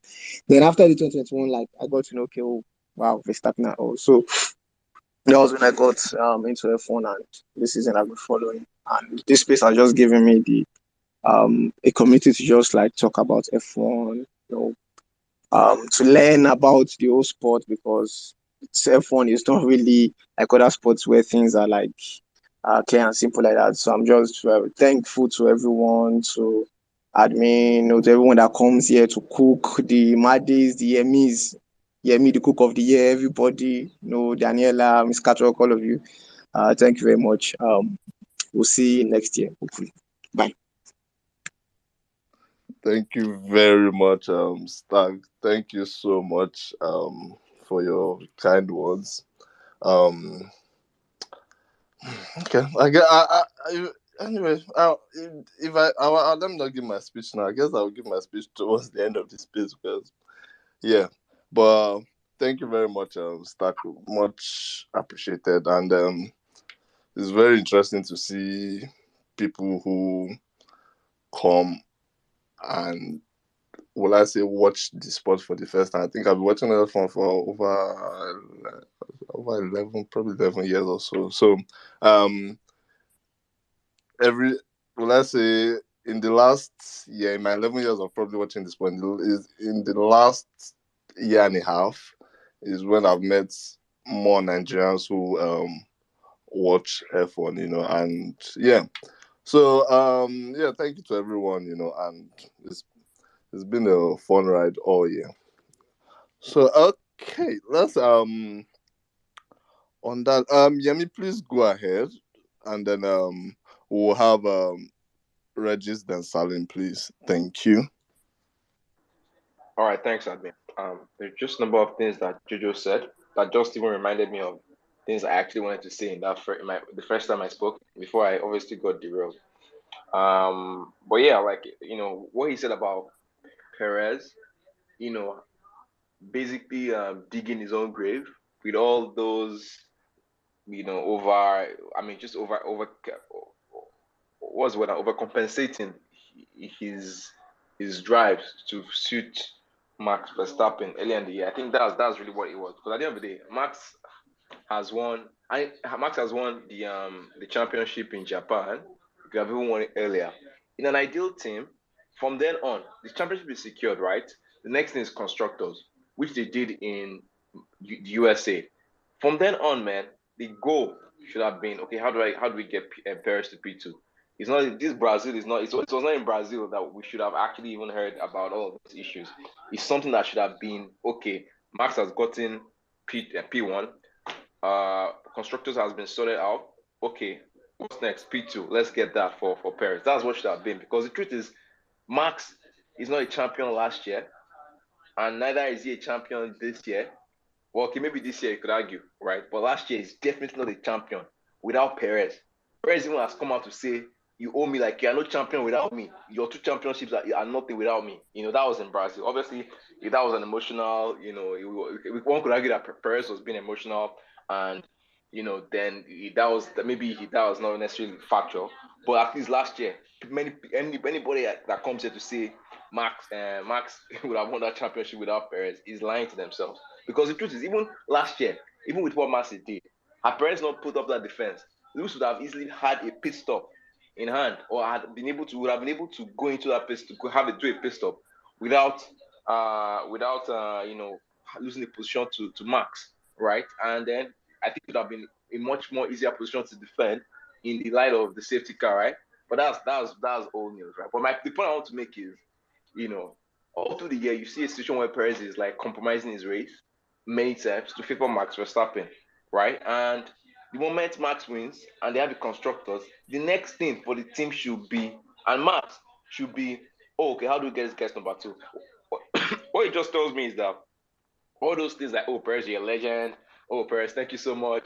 It's all bullshit, man. Because when it comes down to it, the team doesn't give a shit. And I said this is exactly what I said yesterday.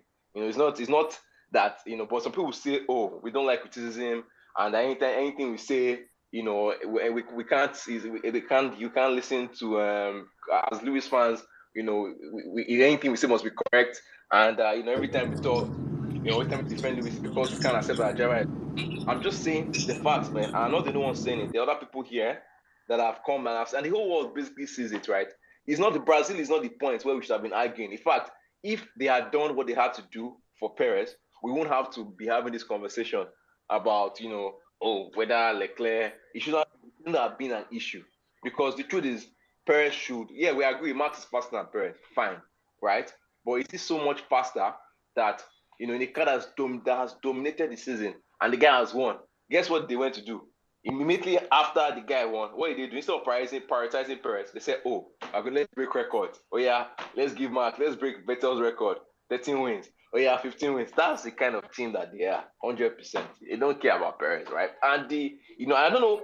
I think Perez is a smarter guy than I would like to believe the guy is a smarter guy than he's obviously showing himself to be. Because I feel like maybe he's playing the long game politics and he's hoping that maybe all he has done for the team will eventually. They will not. 100% never ever cater. And he needs to be more selfish. Because the truth is, he's the only driver that has shown to be able to cope with the kind of cars that Max can drive. I mean, cope in the sense that he can drive the car and still be, he won't finish a lap behind Max or 30 seconds behind Max, like Albon and Gasly were doing. Because that was obviously just way too bad and too embarrassing for them. So Perez is a bit closer than those guys. So clearly Perez can at least, he gets some speed and he can live with the kind of cars that Max and co, drive. Obviously, they'll never be as fast as Max. And if I were him, man, all this defense that he's doing, all this rubbish that he's doing, he should just focus on his race and focus on himself. And obviously, he should not make it too obvious. There's like a sharp guy. There's many jobs I've done it in the past. They won't make it obvious. Mr. Yemi, are you asking him to be like Bottas? No, I'm just saying that he should just focus on himself a bit more, prioritize himself. He should work closely with his engineers, because at the end of the day, Max don't give a shit about this guy, man. Max has 15 wins. You have 2, Baba, in the same car. And it's not like, maybe if it was a Bottas, for example, I'm not trying to drag Bottas. We saw in 2020, all those years, Bottas didn't want to help Lewis. He just couldn't do anything. Lewis was beating him on merit. Do you understand?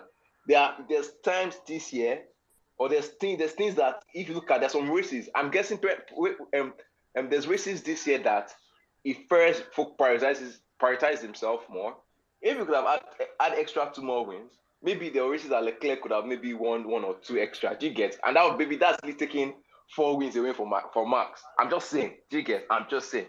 But anyways, I think very valid point from Jojo, man. It's not about Brazil of today. It's about the whole season and about how Perez has compromised himself into this position in a team that will never ever prioritize him. In fact, let them win everything. Let Max win. If Max you win the championship by spark, they won't still prioritize him. That's just the kind of thing they are, and that's the truth.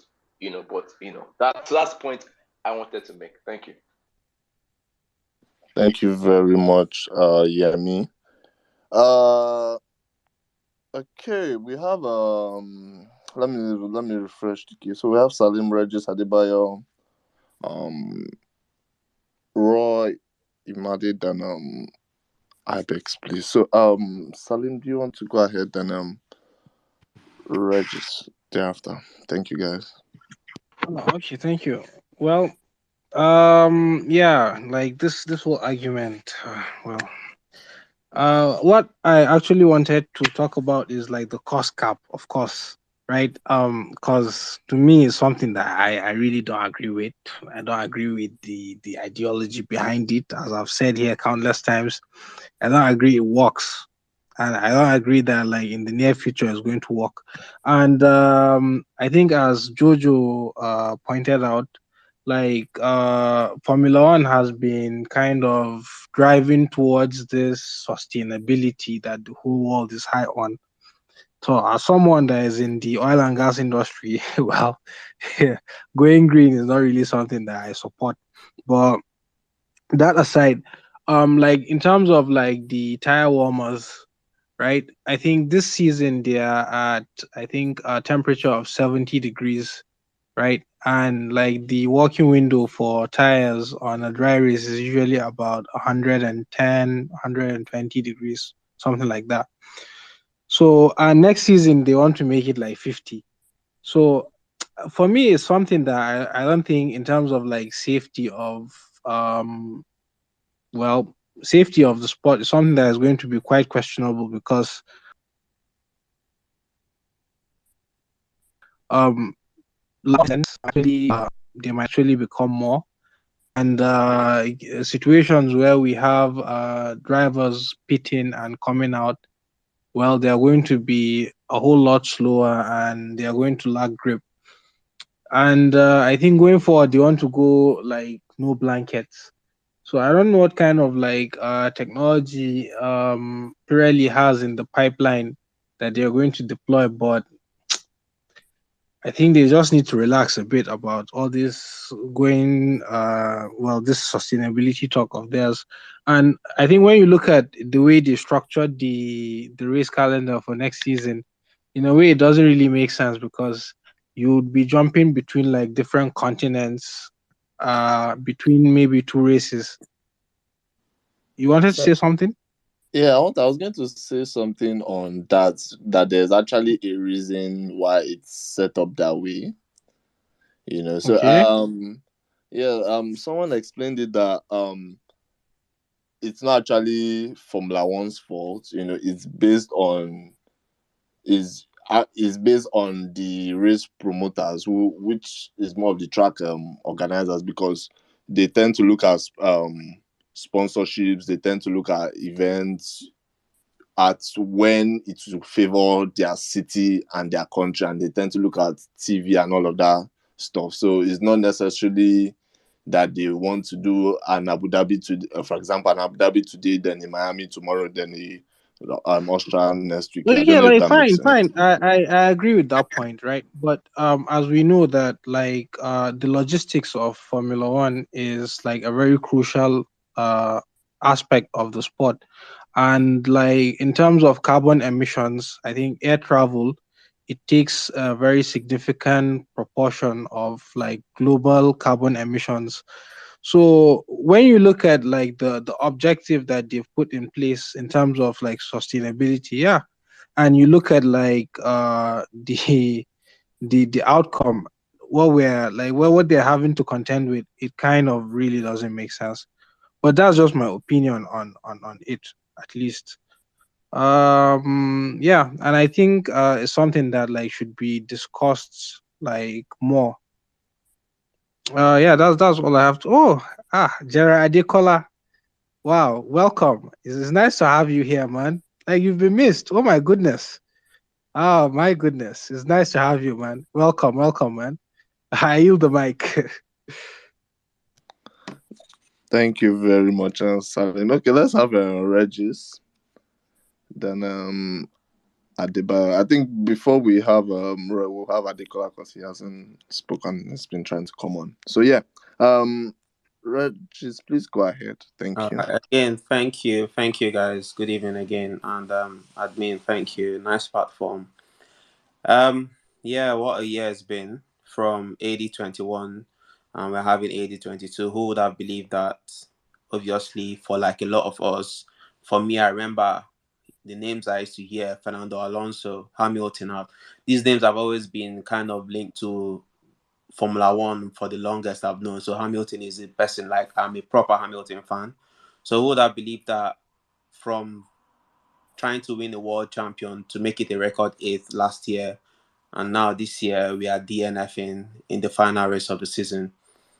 Bro, it's not. I don't know how to say it, man. I just hope it's coincidence, but it's not looking good. We know how all these things happen, and with the whole cost cap thing, I'm just hoping, like, I hope Mercedes is still able to get a car that is going to be up there, because with this cost cap, I'm believing that everybody now has. It's almost like trying to get the ground, the level playing field, and you never know. Maybe one guy, this Oscar Piastri guy, now will come and be the one powering in a McLaren, for instance, because everybody has similar amount of money to spend. So imagine if Mercedes don't get a car that's going to be winning championships. What happens? Let us not forget that Sebastian Vettel would probably still have been in this sport if I know there was a period that results were going horribly wrong for him. And I think I've even learned a lesson from it. If he had stayed, I don't with this last run of results he's had, he probably would still be in this sport next year because he's been getting some good results. Unlike the other time you were just seeing him like back in the field. So I'm just saying, I just hope with the cost cap, and I hope Mercedes should get a good car for next year for a proper fight to get another championship. We need to make it eighth because clearly, this guy is he's the GOAT. He's the best to ever do it, and he deserves to make it eighth. Not because maybe he's better than Schumacher, but the records are there. Then I'm going to play devil's advocate on Sergio Perez and this whole he's not doing what he needs to do. Let's not forget the man won 2 races this year. I think he won France and was it France and Singapore, isn't it? And Monaco. yeah, where? Monaco. Singapore. Yes, Monaco and Singapore. Monaco. Monaco, yeah. So if this man, let's remember where he's coming from. Coming from a racing point that like an Aston Martin now that were literally midfield fighters, and it's like a player move like you're moving from Southampton to Arsenal. Man, you will sweat, you will kill yourself. He did what, and let's not forget that this sport is really volatile. If you don't do well, man, the next season you're off. So he has to. If you put him in that situation again to defend Hamilton for Red Bull to win that championship, he'll have to do it because, Baba, I've just signed one contract with this big team. So he had like I just believe he was doing what he felt he had to do at the time. But again, more should be expected of him. Obviously, he's driving a car that Max is pushing and doing wonders with it. But again, it just lets you know that Max is different gravy. I don't want to say this season, but I want to believe the guy can drive. So I'm going to play let's cut him some slack for he's coming from Racing Points. This is his second season. So let's see what he does on the third season. And Charles, if not for the horrible, and I can't even explain the kind of strategy that Ferrari put out this season, Charles, in my opinion, is the second best driver this year. In fact, on the grid, this season, I'll go Max, Hamilton, Charles, or Max, Charles, Hamilton in one way or the other. So he's well deserves the second place, no doubt about it. And personally, I feel like Checo can do better, but yeah, it is what it is. There's already news everywhere now that Russell has finished above Hamilton in his first season in Mercedes, blah, blah, blah, blah, blah, blah. Yeah, imagine this happens again next season and the season to follow. Are we going to see the end of... I don't know, man. I don't know. It's not looking good. And everybody says Hamilton was devoting his time to make the car work and this, but Russell was there to drive the car and make. Yeah, I'm hoping that we get a car for to put in a good battle for next season. Kudos to Russell. If Russell beats Hamilton for 2 seasons in a row, I think that's gonna be like saying, "Bro, it's trying to draw the curtains on this." And yeah, we'll be here by the grace of God. God keeping us alive. We'll be here next year again, and we'll be discussing. Thank you very much, admin, and I'm very happy for this. Like everyone I've met here, man. And yeah, let's continue to discuss peacefully and amicably. Nice one, guys. I yield the mic. Thank you very much, Regis. Please, guys, the way we are even giving this thing, we are not. We'll come back. Oh, we are not going. Oh, letting up there be like we are closing finally. Please, we'll come back. You understand? So, what do where was I again? Um, I was going to say something. Okay, Adebayo, please go ahead. All right. Good evening, everyone. So yes, it's right. Admin, please, can you just let me I should go.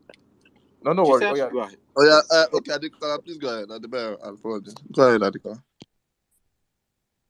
Oh, okay. I just want to talk about people complaining regarding Checo, Max, and Red Bull.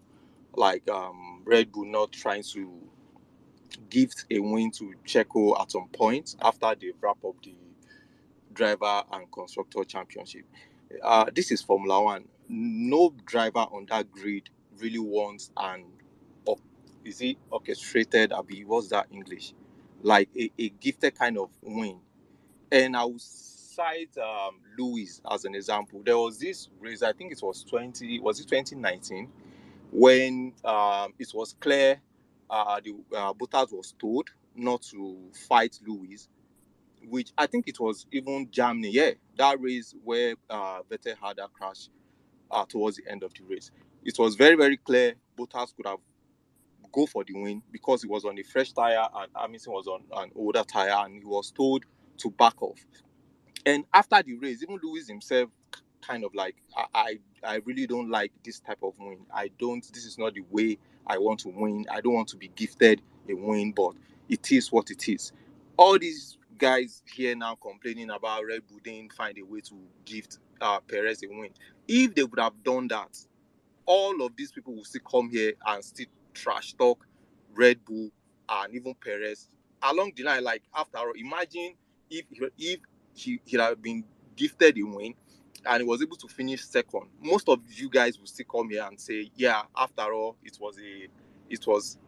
guys will find a way to put an asterisk on it. Like, you guys will find a way to say it's not a proper win, it was gifted. If not because he was gifted a win back, he would have finished second. And that's just it. No F1 driver wants to be gifted a win on a platter of gold. Like someone rightly pointed out, most of the time Perez is usually even far off Max pace to even allow the team to do something. And regarding talking about Perez, he needs to be selfish, he needs to stop defending and all of that. While he's defending, he's also defending his own position. Let's not forget that. He's also fighting for a point. Imagine you think you want... Do you guys think he will be doing maths if he just allow any driver that is going for the win to just overtake? He as well will be losing points. That's just the point. So indirectly, you are doing yourself. If you think, okay, 2023, I won't really defend anything. If anybody wants to pass me to get at mass, I will just let them pass. You're also losing the points. This is F1. It's not like, I don't know how to put it. So let's just put that aside. If Perez wants to finish ahead of Max or finish second in whatever, he needs to up his game. That's just that about that. Then another thing I want to talk about is how I just really love how Mercedes guy now will trying to downplay Russell achievements and drive, which is just unfair as far as I'm concerned. You guys can really not put George's performance down to Hamilton testing sensors and all of that. I can't remember when it was actually official that Lewis was clearly being sacrificed to do whatever. At the beginning of the season, all they keep saying is Mercedes keeps splitting their strategy, which they almost even did almost throughout the season, right? Like they usually just like, okay, what are you happy with as a driver? You want high downforce, you want this one, and they usually just split. Sometimes they go with the same, sometimes, but trying to now pull down George drive for this year down to Lewis testing sensors and whatnot in the first couple of races it's just being ridiculous at this point. Lewis was outperformed. Let's just, like somebody said, you guys should move on to next season and hope the car is better. Then we'll really see. I just really hope there won't be any need for Mercedes to run heavy sensors next year.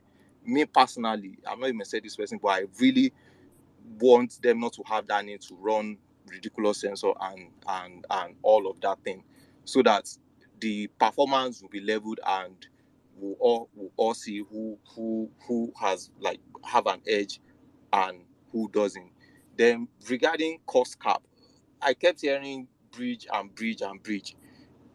It's 2021 cost cap that Red Bull was guilty of, but you guys easily just make it look like they already guilty of bridging the cap again in 2022. So that's also just like, if you're talking about the cost cap, please, you guys should try and limit it to last year, which is 2021. There, you guys have to wait till next year to see the results of the 2022 cost cap. And I think Mercedes should be grateful there's even a cost cap. I hear engineers have been saying, I don't like the idea, blah, blah, blah. You should be grateful, because imagine Mercedes managed to come up with this W13 of a car, and there was no like cost cap. Red Bull have the money to actually match Mercedes around this time, given the kind of title sponsorship and all the sponsorship they have gathered from last year to this year. So imagine there is no cost cap. When do you think Mercedes will be able to like catch up? So I think you guys should be grateful there's actually a cost cap that could limit the development rates of the team that is ahead of you guys. At least you guys have a chance, and probably hope Red Bull or Ferrari bottled the next regulation. So I don't think you should talk down on the cost cap. Mercedes need that cost cap to actually be back in the front.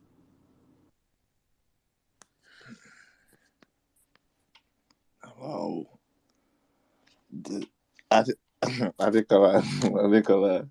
Adekola, yeah. You see, after Yemi, you leave it for Adekola. After Yemi's own is strictly Mercedes. Adekola, la cat. Adekola will hit you from all angles. Anyways, okay. Does anyone want to respond to Adekola, please? I Yes, please. want to respond to it.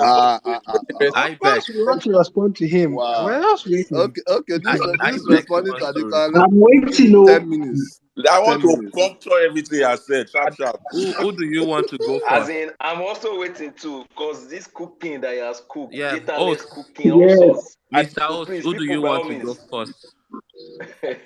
I also want to talk. I nominate Jojo. Okay, Jojo, go and I'll come after. Thank And you then very Yemi. much. I mean, it's very obvious that Adekola is not able to. I hear all the talks and everything. Let me start with Perez. You mentioned something about Mercedes swapping strategies and all that. This is Mercedes for you. If Lewis Hamilton has won the championship, they will prioritize their next driver to win. If they are giving a team order to favor Lewis Hamilton, it's See, because, please, just quickly be backing up with facts. hold Which on, year hold Lewis on. has won the championship and they shifted attention You to the other mentioned, guy you and mentioned gifted the 20, other guy a win? Please, you quick, mentioned in don't just tackling 2019. for tackling sake. Put Yes, facts now in it, please. I'm talking 2019. Calm down. I'm talking 2019. Now in 2019, the battle was between Sebastian Vettel and Lewis Hamilton. So you don't expect Mercedes to prioritize the race for Bottas. In that instance, and I think it was just that one time, it happened in Germany. And then in Silverstone, the actual response or the team order was keep it clean. That was the response. Keep it clean. And then they raced. Lewis came out on top. So that's one side. On the other side of Perez, I mean, it's very funny because No, we you've keep not talking. finished. You've not really make any point. I referenced Germany. Yes, was that correct? Was that accurate? I just told you Did the reason why they Did made it. Lewis Don't make it after the correct. race came up to the interview and like, I don't want to win like this. Obviously, like It's Lewis' decision. I just have They to take it, but prioritize I the don't want. Did championship. he say that? That is Lewis' position. That it doesn't. They don't care. That is what Mercedes That said. that's They why I'm saying prioritize that the no championship. driver want to be gifted a win. So You have let me not move really on to disproved my Perez. point. And Let I'm me move asking on you to this Perez. question: which Oga, year you talk have now. Mercedes Oga, you won talk. the championship? Order, please, Talk. please, let him You speak. are not like You Please talk. let Jojo speak. Please let Jojo speak. Thank you. Jojo, please go ahead. Jojo, mute yourself, please. Go ahead.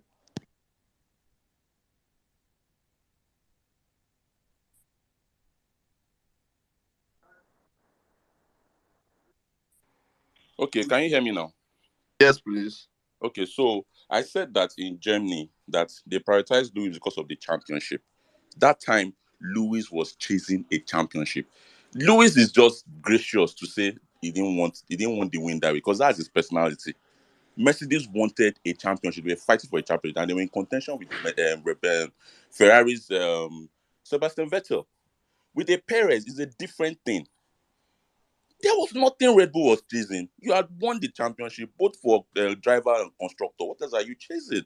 Help Perez somehow. But like I said, in my previous whatever, I blame it on Perez rather than looking for favors. It should be closer. Nobody is saying that Perez should outperform. But when you look at the gap between Verstappen and Perez, almost a second. Come on now, in the same car, in his second season. Perez is stuck in this mode of a wingman. The moment he realized that Ferrari's engine was very good, in fact, I think Ferrari has the best engine on that grid. If he can perform at the level they designed it to perform, otherwise it will fail.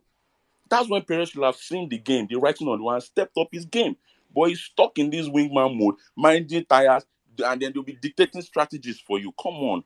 At your level, with the years of experience you have, you should be able to say, I want to do a one-stop race. And that's why I look at Charles, I look at Hamilton. They do very well at this. So please, if there's going to be sentiments, it's good, yeah, because we are all biased towards a particular driver or constructor. So it's fair. It's fair to say those things. But when you look at how everything happened in the season, come on now, Perez didn't do well. He didn't do well. Now I suspect that Ferrari may have toned down their engine because this engine, we all know how fast it can be. But because of reliability, they may have done some things to it just to slow it down a little. Because when you look at how much Mercedes closed up, and in fact, in some tracks, Mercedes were even faster than Ferrari. It's shocking. So that's it. That's my own point, too. So let's not think that because we are hammering on Perez and then Leclerc is not doing well, then it's something. On the cost cap, Red Bull should be cheating. I mean, Red Bull should be grateful on the other side. Because if we take us back to how Red Bull has been saying, I think there was an edition on this same channel we're talking, and I said that Red Bull has been scheming their way to the top since 3-4 years ago.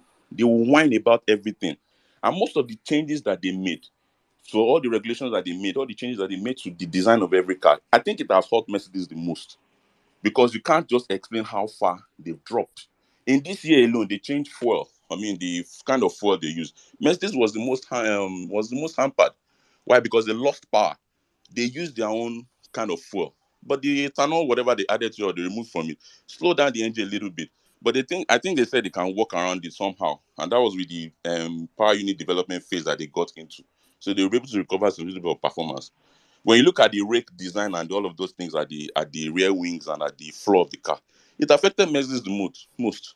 You look at the length of the cars too, it affected Mercedes the most. So who should be complaining the most? Who should be grateful for all the cost captain? It's Red Bull that should be grateful. Because I don't think there's any team apart from Ferrari that is as rich as Mercedes and that can develop as fast as Mercedes can develop. So it's good. They cheated. This was a carryover from 2021. That performance they brought to this. They cheated. They got deducted on a wind tunnel. It will affect them next season, and let's see how well it will go. So that's it. That's my own contribution. So let's not be sentimental. I hear you. I agree with some of the things you said, but on that Perez, like the guy is shit, man. Oga Jojo, you Admin, dey cook fire. admin, My response. admin. So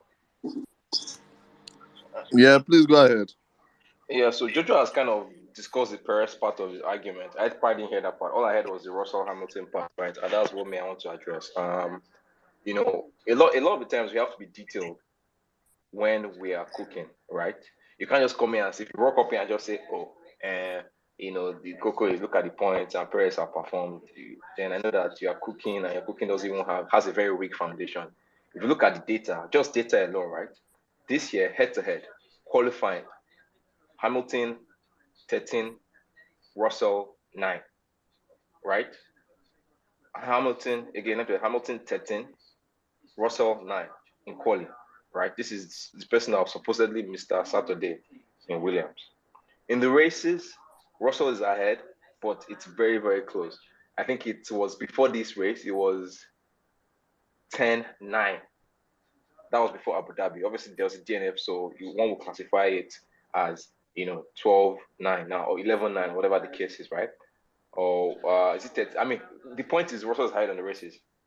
That is race finish, If you deep dive into the details, race pace on a race by race basis, Adekola, go and do the homework because I won't come here and if you want to cook nonsense, it's fine. I'll give you homework to go and do.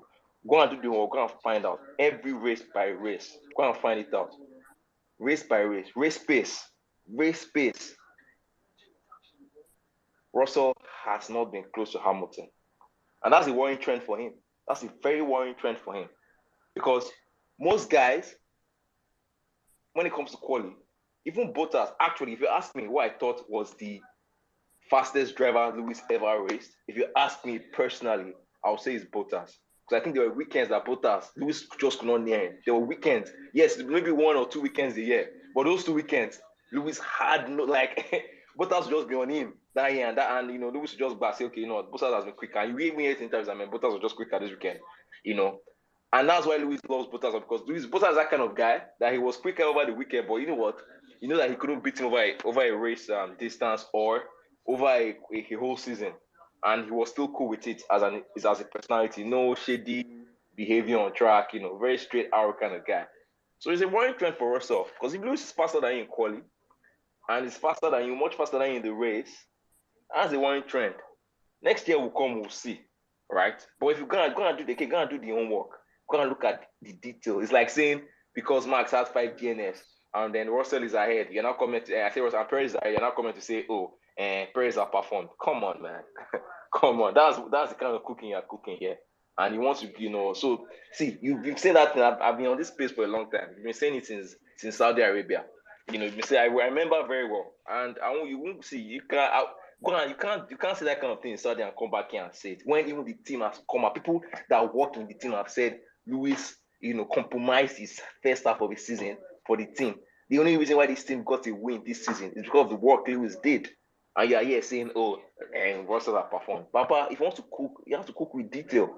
You understand? Bring the data. I'll say you gotta look at the data.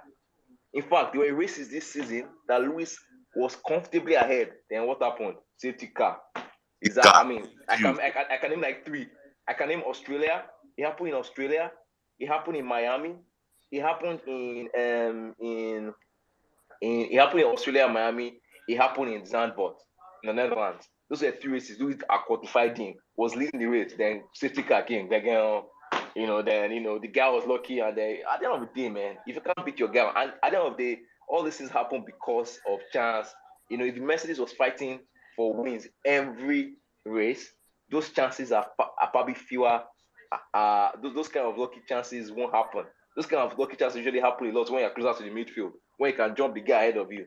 But the truth is, when the guy is fighting for wins, it's always more difficult. So we'll see. Over the long goal. In fact, also he all but admitted it in Brazil. If you check his interview after, I said, yo, I know this is very for him to come and be asked, are we racing? Are we racing? Do you understand? Someone that had an accident, all of a sudden is behind you. Yes, are we racing? Please, just give me this. Did he not come on top of the Are We Racing? Like, bro, I really need to go now. Hold on. Wish Let me land. I could stay. They race for how many I laps? need to go now, but they race for in the same car. It doesn't matter, just 1.5 seconds. It was 1.3 seconds. In a car when Russell was carrying more downforce. Hold on, calm down. We have to go into detail here. Don't come and be saying in a car where Russell was carrying more downforce, and Lewis's car had potential damage from the contact with Max Verstappen. These are the details you guys fail to. You just ignore. You conveniently ignore it just to push your agenda. Right? You're saying he did not come out on top in a car that was damaged. The fact that the guy is close It to you, wasn't that damaged, Yemi. Yemi, it they wasn't came out and said it damaged. was damaged to 10. The team said it wasn't damaged, and I Baba, shared the article with you. The team that said I watched Lewis's car debrief wasn't I damaged. watched the debrief video. They said that it was. They said that The the team performance said delta was Lewis's not car much. wasn't damaged, Yemi, in That's not Brazil. true, I'm not man. talking about. That is not true. Oh yeah, I'll go That and is look for not the true. tweet. Just hold Go on. and look for it and bring it. They just said, oh, minimal. Like they said, no performance. But guess what? If the thing is that team believes that Lewis does, performs miracles. So if Lewis' car is damaged and has a 110 deficit, in their mind they'll just say, you know what? It's not really. I mean, Lewis can recover from it. So you can't come in and say, oh, the team said it wasn't. I like how you're relying on what the team said now. Just to push your agenda. There are many things the team have said you ignore because it doesn't suit your agenda. Now you're coming here and say, oh, the team said, because you want to push your agenda. Fear You are the God one now. that said the team said the car was damaged, and I'm telling you what the team said. I don't understand what I did this not say crap the you are team said. I saying. said the car The was team, damaged. It was that is what you AMUS. clearly That's what said. they have an You said article you that says it watched was damaged. you said you There was an watched the article that said it debrief, was and the team damaged. said it was damaged. And I'm telling you, the team said it wasn't damaged. I don't understand. Okay. The team Let's agree clearly to came disagree. out and Let's said it pack it. wasn't damaged. I don't Yemi understand can what you're quote. saying. Yemi usually just quotes what doesn't The, exist. Like you the, like to quote things Team that came does not after even a race and exist. said the car wasn't damaged, and you are here coming to say, "Oh, the team said it was damaged." I don't get you it. guys, Sorry, guys. the Can point. I See, settle My it point because has I been see made. that So some admin, are I yield missed the these mic. fans here. So what actually happened? admin, you need to give I watched me. the replay. Yemi, just let me respond to some of the things you like, because I really Wait, need to, I and watched so the that it won't look debrief as and if they said I run away. I watched the debrief and Please. they said Lewis' car was damaged, but it did not affect the race pace significantly. That was what Mike Elliott said. He said the car Yeah. was damaged, but did not affect Leave him, the oh, race leave pace him, leave him. significantly. And they'll say I'm the one that likes to cook. I will Lewis quote it. field. So the data is there. We saw the thing like on camera that flew off Hamilton's car on the edge of the wing after the contact. We all saw it, right? So it That was wasn't like Verstappen now, Abi. That no. was There's Verstappen's a front chip. wing. No. There was also a chip on top of Hamilton's wing. I don't remember the name. There's one small item there. There's a name for it, but the damage was Yeah, considerable. it was his wheel cover. His wheel cover Something like was his wheel exactly. cover came So off. and we're saying His no wheel cover contact. came off. All right. But it's Yemi, okay. please go ahead and I'll come after, please. Thank you. No, I yield the mic. My point has been made. I think Adekola gets my point. He does don't come here and say again that Russell has Okay. performed. Just Ibex, please hold on 1 second. Adiba has been wanting to say something, please. Okay. Finally, right? Good evening, everyone. So this is it, right? I totally agree with the point about what has been said about no, Checo, Red Bull, but I think today Red Bull gave Checo the fastest strategy to get P2, right? You could We could have said a lot of things about probably him being sabotaged, but when it came to today's race, when it came down to one race, get P2 in one race, right? They placed him on the fastest strategy, right? Two stop was a much faster strategy than a one stop strategy, right? And it was even clear evident in the pace, right? But Checo didn't make use of it. So if a driver couldn't make use of that, it shows a whole lot in probably his whole season, right? His entire season, right? We can say a lot of things about Checo. Then we could also say the same thing about why Charles was also found himself in fighting for the P2 on the last race. But again, his team did what they needed to do today. I mean, Checo, right? Red Bull did what they needed to do today. Place him on. It was never. I don't think it was ever like faster than this guy at any point until they went for the two stopper, which was clearly faster. But it didn't convert it, right? So who would you put that blame on, right? Or not getting the P2? You put it on the driver, and it boils down to what I've been saying about Red Bull in itself. For me, I personally feel they were quite impatient with Alex Albon. I've always been saying this, right? For me, I don't think Checo is to be very fair, I don't think Checo is like a perfect fit for that seat for any top team, right? Personally, I think I've been saying for a while, I really don't rate Checo, right? If I would pull up a list of top 7 drivers on the grid, Checo will not even near it, right? And if you want to now convert that into the season in itself, right? I really don't think there was any, apart from the 2 races, right, that were mentioned, right? Silverstone, Spain, and the 2 race wins he got, right? There was really, and Monaco, right? Apart from those races, there was evidently no other race. It was even much closer to Max Verstappen all season, right? In terms of race pace, in terms of quality pace. Come on, head-to-head quality pace. Your teammate had like similar stats to what Danny Ricciardo and this guy had, Lando Norris, on head-to-head quality pace. And is that the same driver you would want to say the team should prioritize above Max? I just asking myself a lot of questions because the driver in itself is not even putting himself in a very good position to get the favor, right? And if you don't put yourself in a very good position to get the favor from your team, right, especially in a team like Red Bull, right, then I don't think, to be honest, to be very quite honest, right, I don't think you really can't fault Red Bull for whatever has been done this season, right? Come look at today. Evidently today, right? Evidently today. Before the guy pitted on the first thing, Max already dumped like 5 seconds on his head, right? Charles was already closing in the gap from like 3 seconds to like 1.2, right? If he had not pitted at the time he pitted, Charles would have entered his DRS. I probably overtook him on track, right? At that particular point, and before they went for the undercut, right? So the guy is not that guy. Sorry, that's like the sincere, honest truth, right? He's not that guy.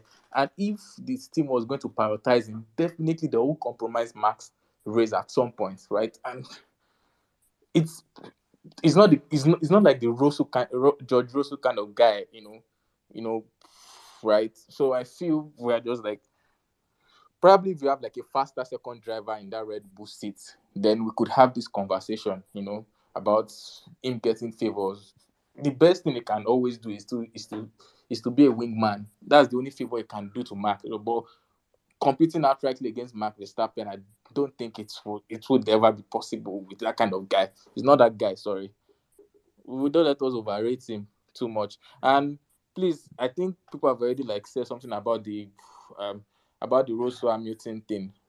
It's still the same thing I was saying last year, right? With the Ferrari kind of thing, right? When you have a driver that finishes races consistently, right?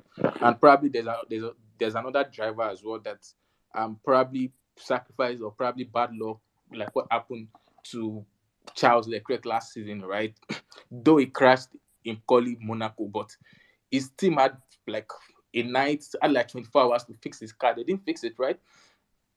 And he ended up behind Carlos Sainz. People came out last year and were saying a lot of things that Carlos Sainz is better than Charles Leclerc, blah blah blah blah blah blah blah blah blah, blah, a lot of crap. And I was saying then that there's no way you would sit down. I really loved what Yemi said about people going to go and check race pace data, right? Because there's no way you would sit down, look at the data, look at the race pace, look at the quality pace of both drivers, and you come and say Carlos Sainz or probably George Russell was better or is better than the other driver, right? In this case, Lewis Hamilton, yes, definitely, right?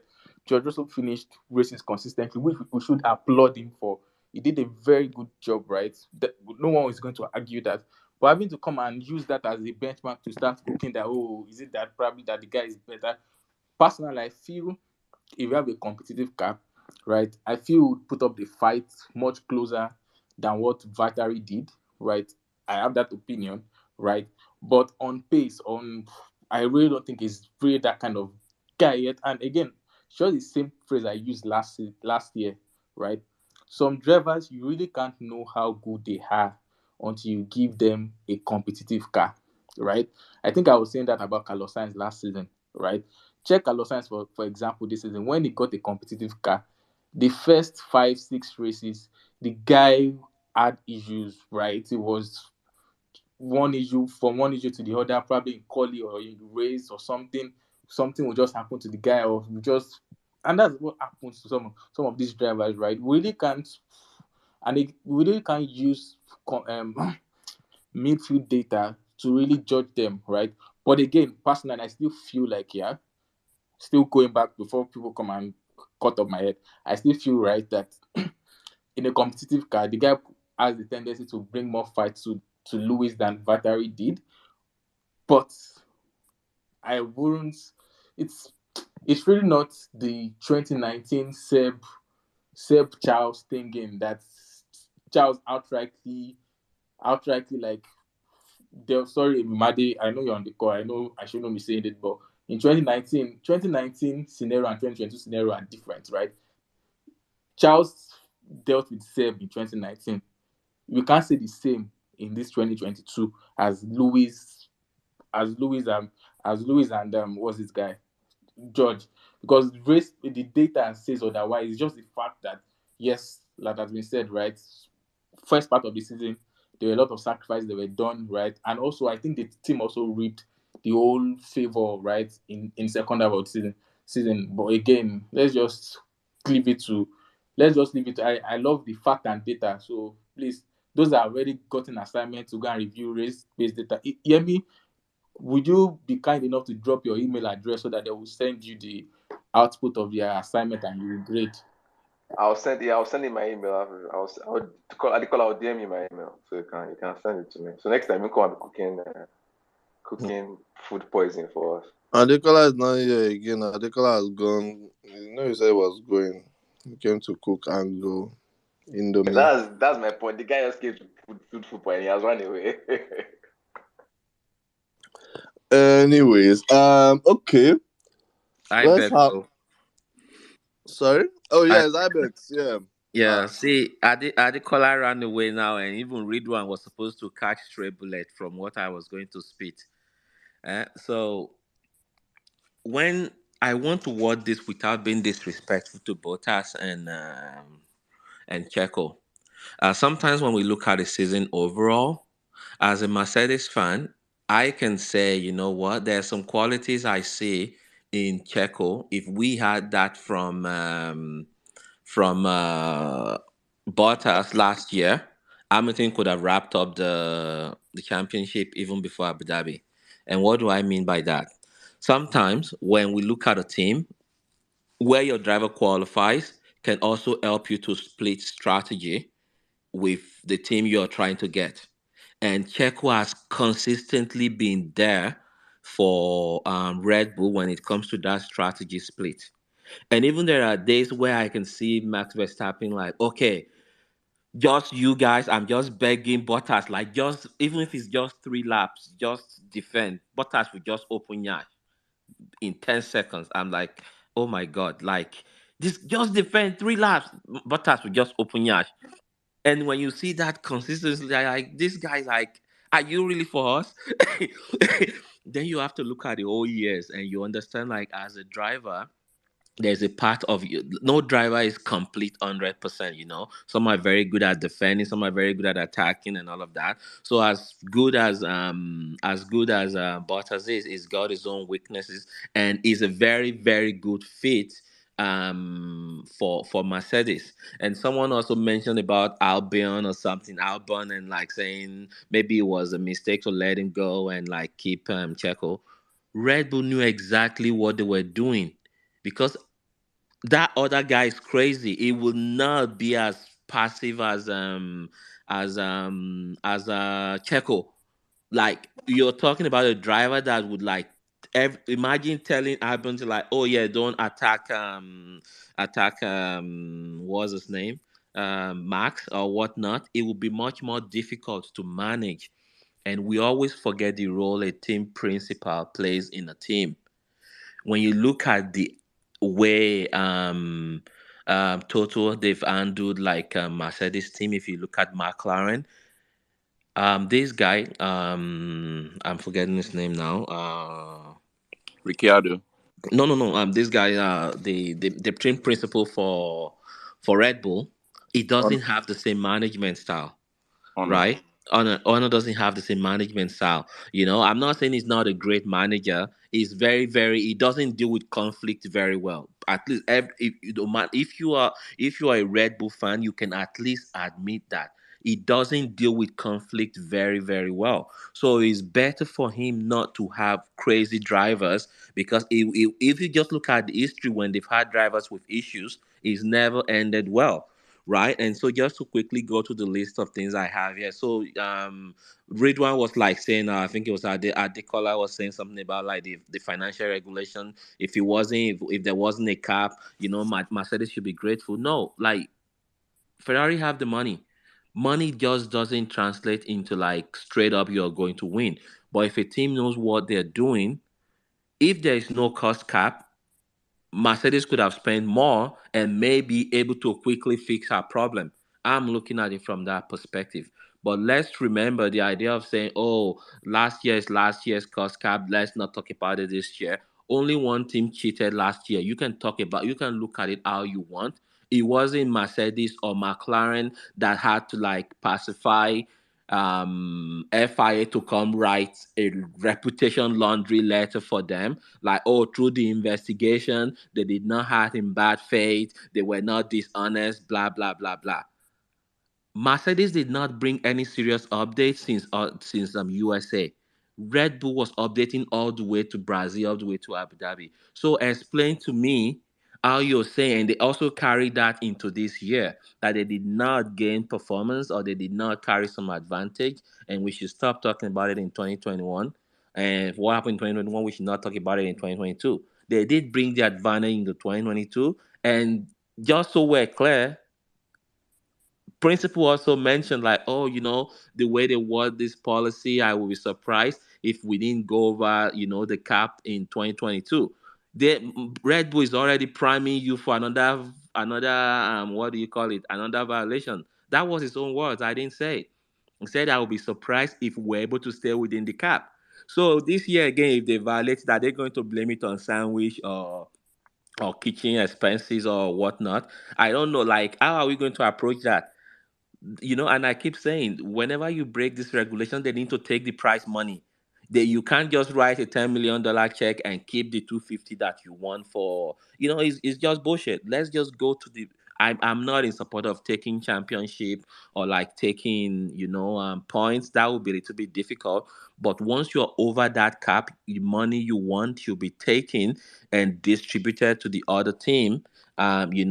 That's it. Because as well, Mercedes could just put aside a $25 million check for penalties and go and blow the cost cap and just try to keep it under minor. So as long as it's under 7 million, then we don't have to worry, right? Because that's not the way this sport should be. Because at the end of the day, it's still a sport. So any Red Bull fan that wants to come and say, oh, it's just 400,000 or it's just 1.7 million is a lot of money, because if you put $400,000 in your rear wing or your rake or whatnot, it can give you like a fraction of a second. And when you look at a fraction of a second in a team where only 3/10 makes the difference, you start to see how this can put you in a position where your strategy starts to make a difference, because you have to be close enough to have a strategy. That's the truth. And if you're not close enough, your strategy doesn't matter.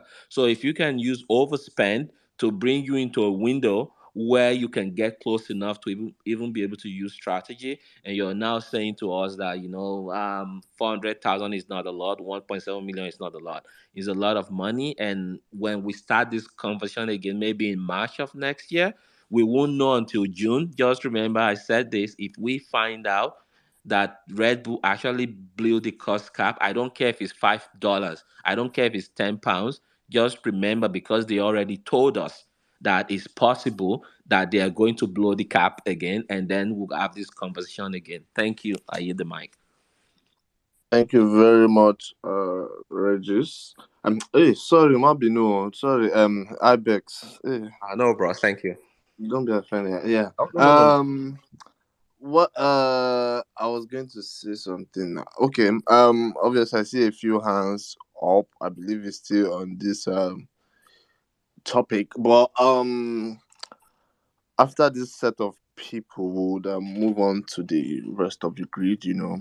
Let's quickly look at I say the remaining 7 teams, and then yeah, we'll call it an evening. So yeah, thank you. So Imade, do you want to so yeah, Imade, then we'll have Roy, please.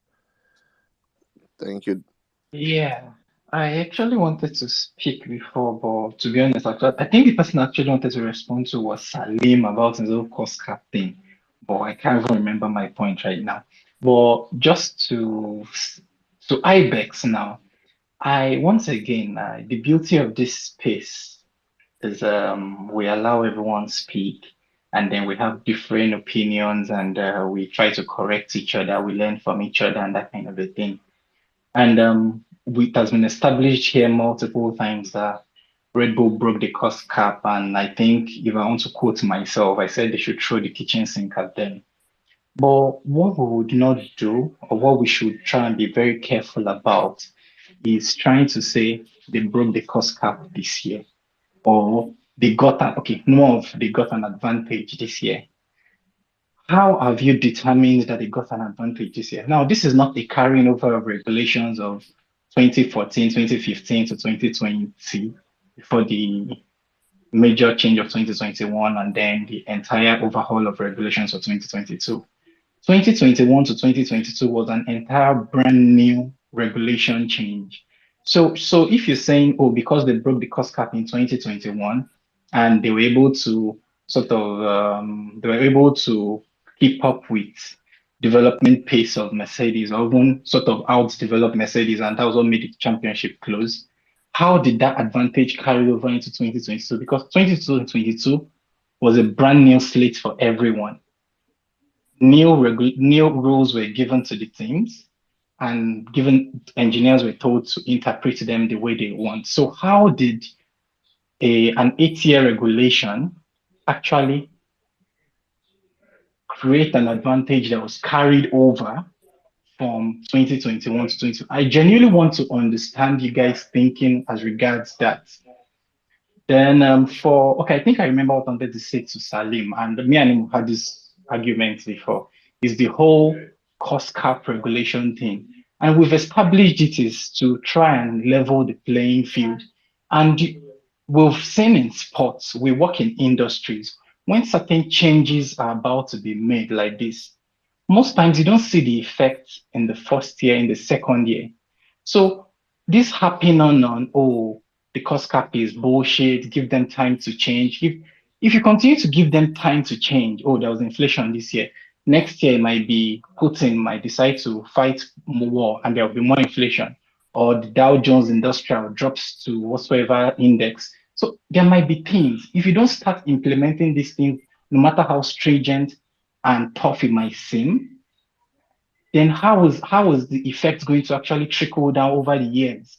Then one more thing, I think this was to Jojo's point, the whole Perez should stand up for himself and that kind of thing. And I think we actually sort of forget how if Perez is actually driving for a contract and he's simply not fast enough as Max, no matter Max's shortcomings, which I dislike, and that kind of a thing, he's simply not fast enough as Max. If not, he would have be able to put himself in a better position.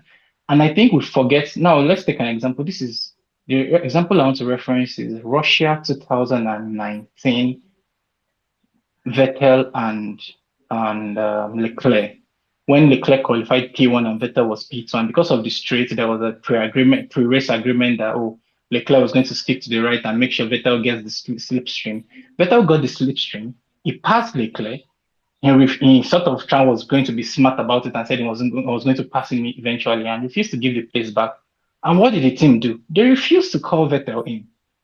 Leclerc changed his tires, and by the time they were sure that no matter what happens, Vettel would pit, Vettel pitted and came out way behind Leclerc. I think it was like 4 or 5 seconds behind Leclerc. So in all this, oh, Perez should stand for himself, he should drive for himself, he should do this, he should do this. We know that in Red Bull, there's a clear defined 1 and 2. So if you're suggesting that to Perez, then there are two ways they can fuck him up. Either they don't renew his contract, or they just do they just continue to mess him up during the race, and it will now be like, oh, this whole talk of blah blah blah will just be worsened. Yeah, I think that's all I wanted to say. Thank you. Okay, I would like to respond to Imade's question, please. Okay. Yes, you made it clear. You said you want to know why we believe that overspend translate into the next season, right?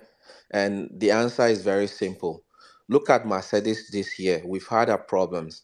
If next year we found out that Mercedes actually blew the cost cap by $3 million, and in that process we've put all this money in this car to try to fix it and understand it more, and we can either make two decisions, either to dump the concept or we fix the problem and we now use that car next season. Any prudent investigation should come to the conclusion that we benefited from the overspent, either by knowing that this concept is bad and we did not make the mistake into next season, or we fixed the problem because we overspent and that car is actually competitive next season. In the case of Red Bull, all the upgrades and development they were doing into the end of last year, you cannot tell me that data, they did not use everything that they learned from the previous car this year. That would be false, because every update, every development, you learn new things, you know what not to do, what to do. Those data, you carry it into 2 3 years.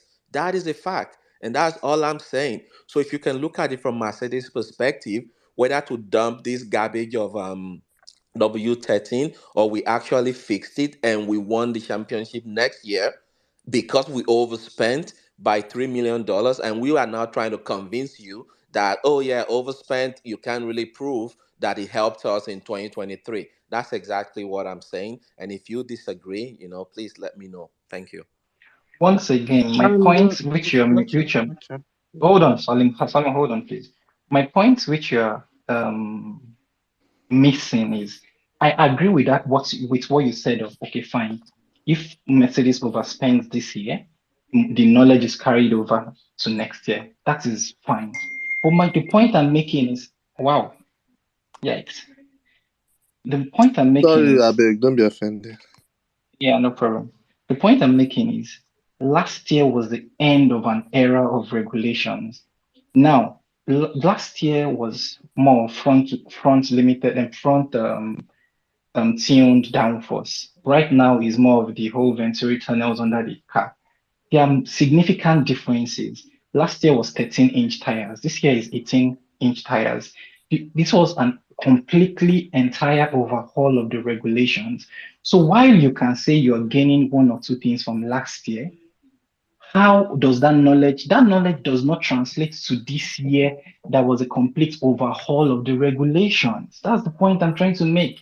The front wing is different. There are no Y250 vortices on this new set of cars. Okay, they've discontinued that for a while. On this new set of cars, the shape of the rear wings are different. The only thing is similar, that was carried over from last year to this year, is the power unit. Every other thing is different. The entire architecture, the way the car interacts with the wind, everything is different. So how do you now say, oh, because they overspent last year, which they should have been punished for, and the punishment was not harsh enough, they carried that knowledge over to this year, which is an entire set of regulations? That's the point I'm trying to make. Sorry, admin, can I just 5 seconds respond to it? It wouldn't be Oh, long. I think I just want to explain what Ibex is saying. So, Imade, Okay, can I go ahead? go ahead. Okay, yeah. So I think, and when you mentioned power unit, I was like, yeah, that's because that's exactly what I wanted to say. Now, there is no evidence as to what Red Bull spent that money on, right? And I think what Ibex is trying to say to you is that the evidence that you generate from whatever research that you have carried, on the car in totality. Now, that data that you have, whatever that evidence is, can be used in the future. Example, since we don't have data, let us hypothetically say that that money was spent to conduct research on the car, or, to understand the car better.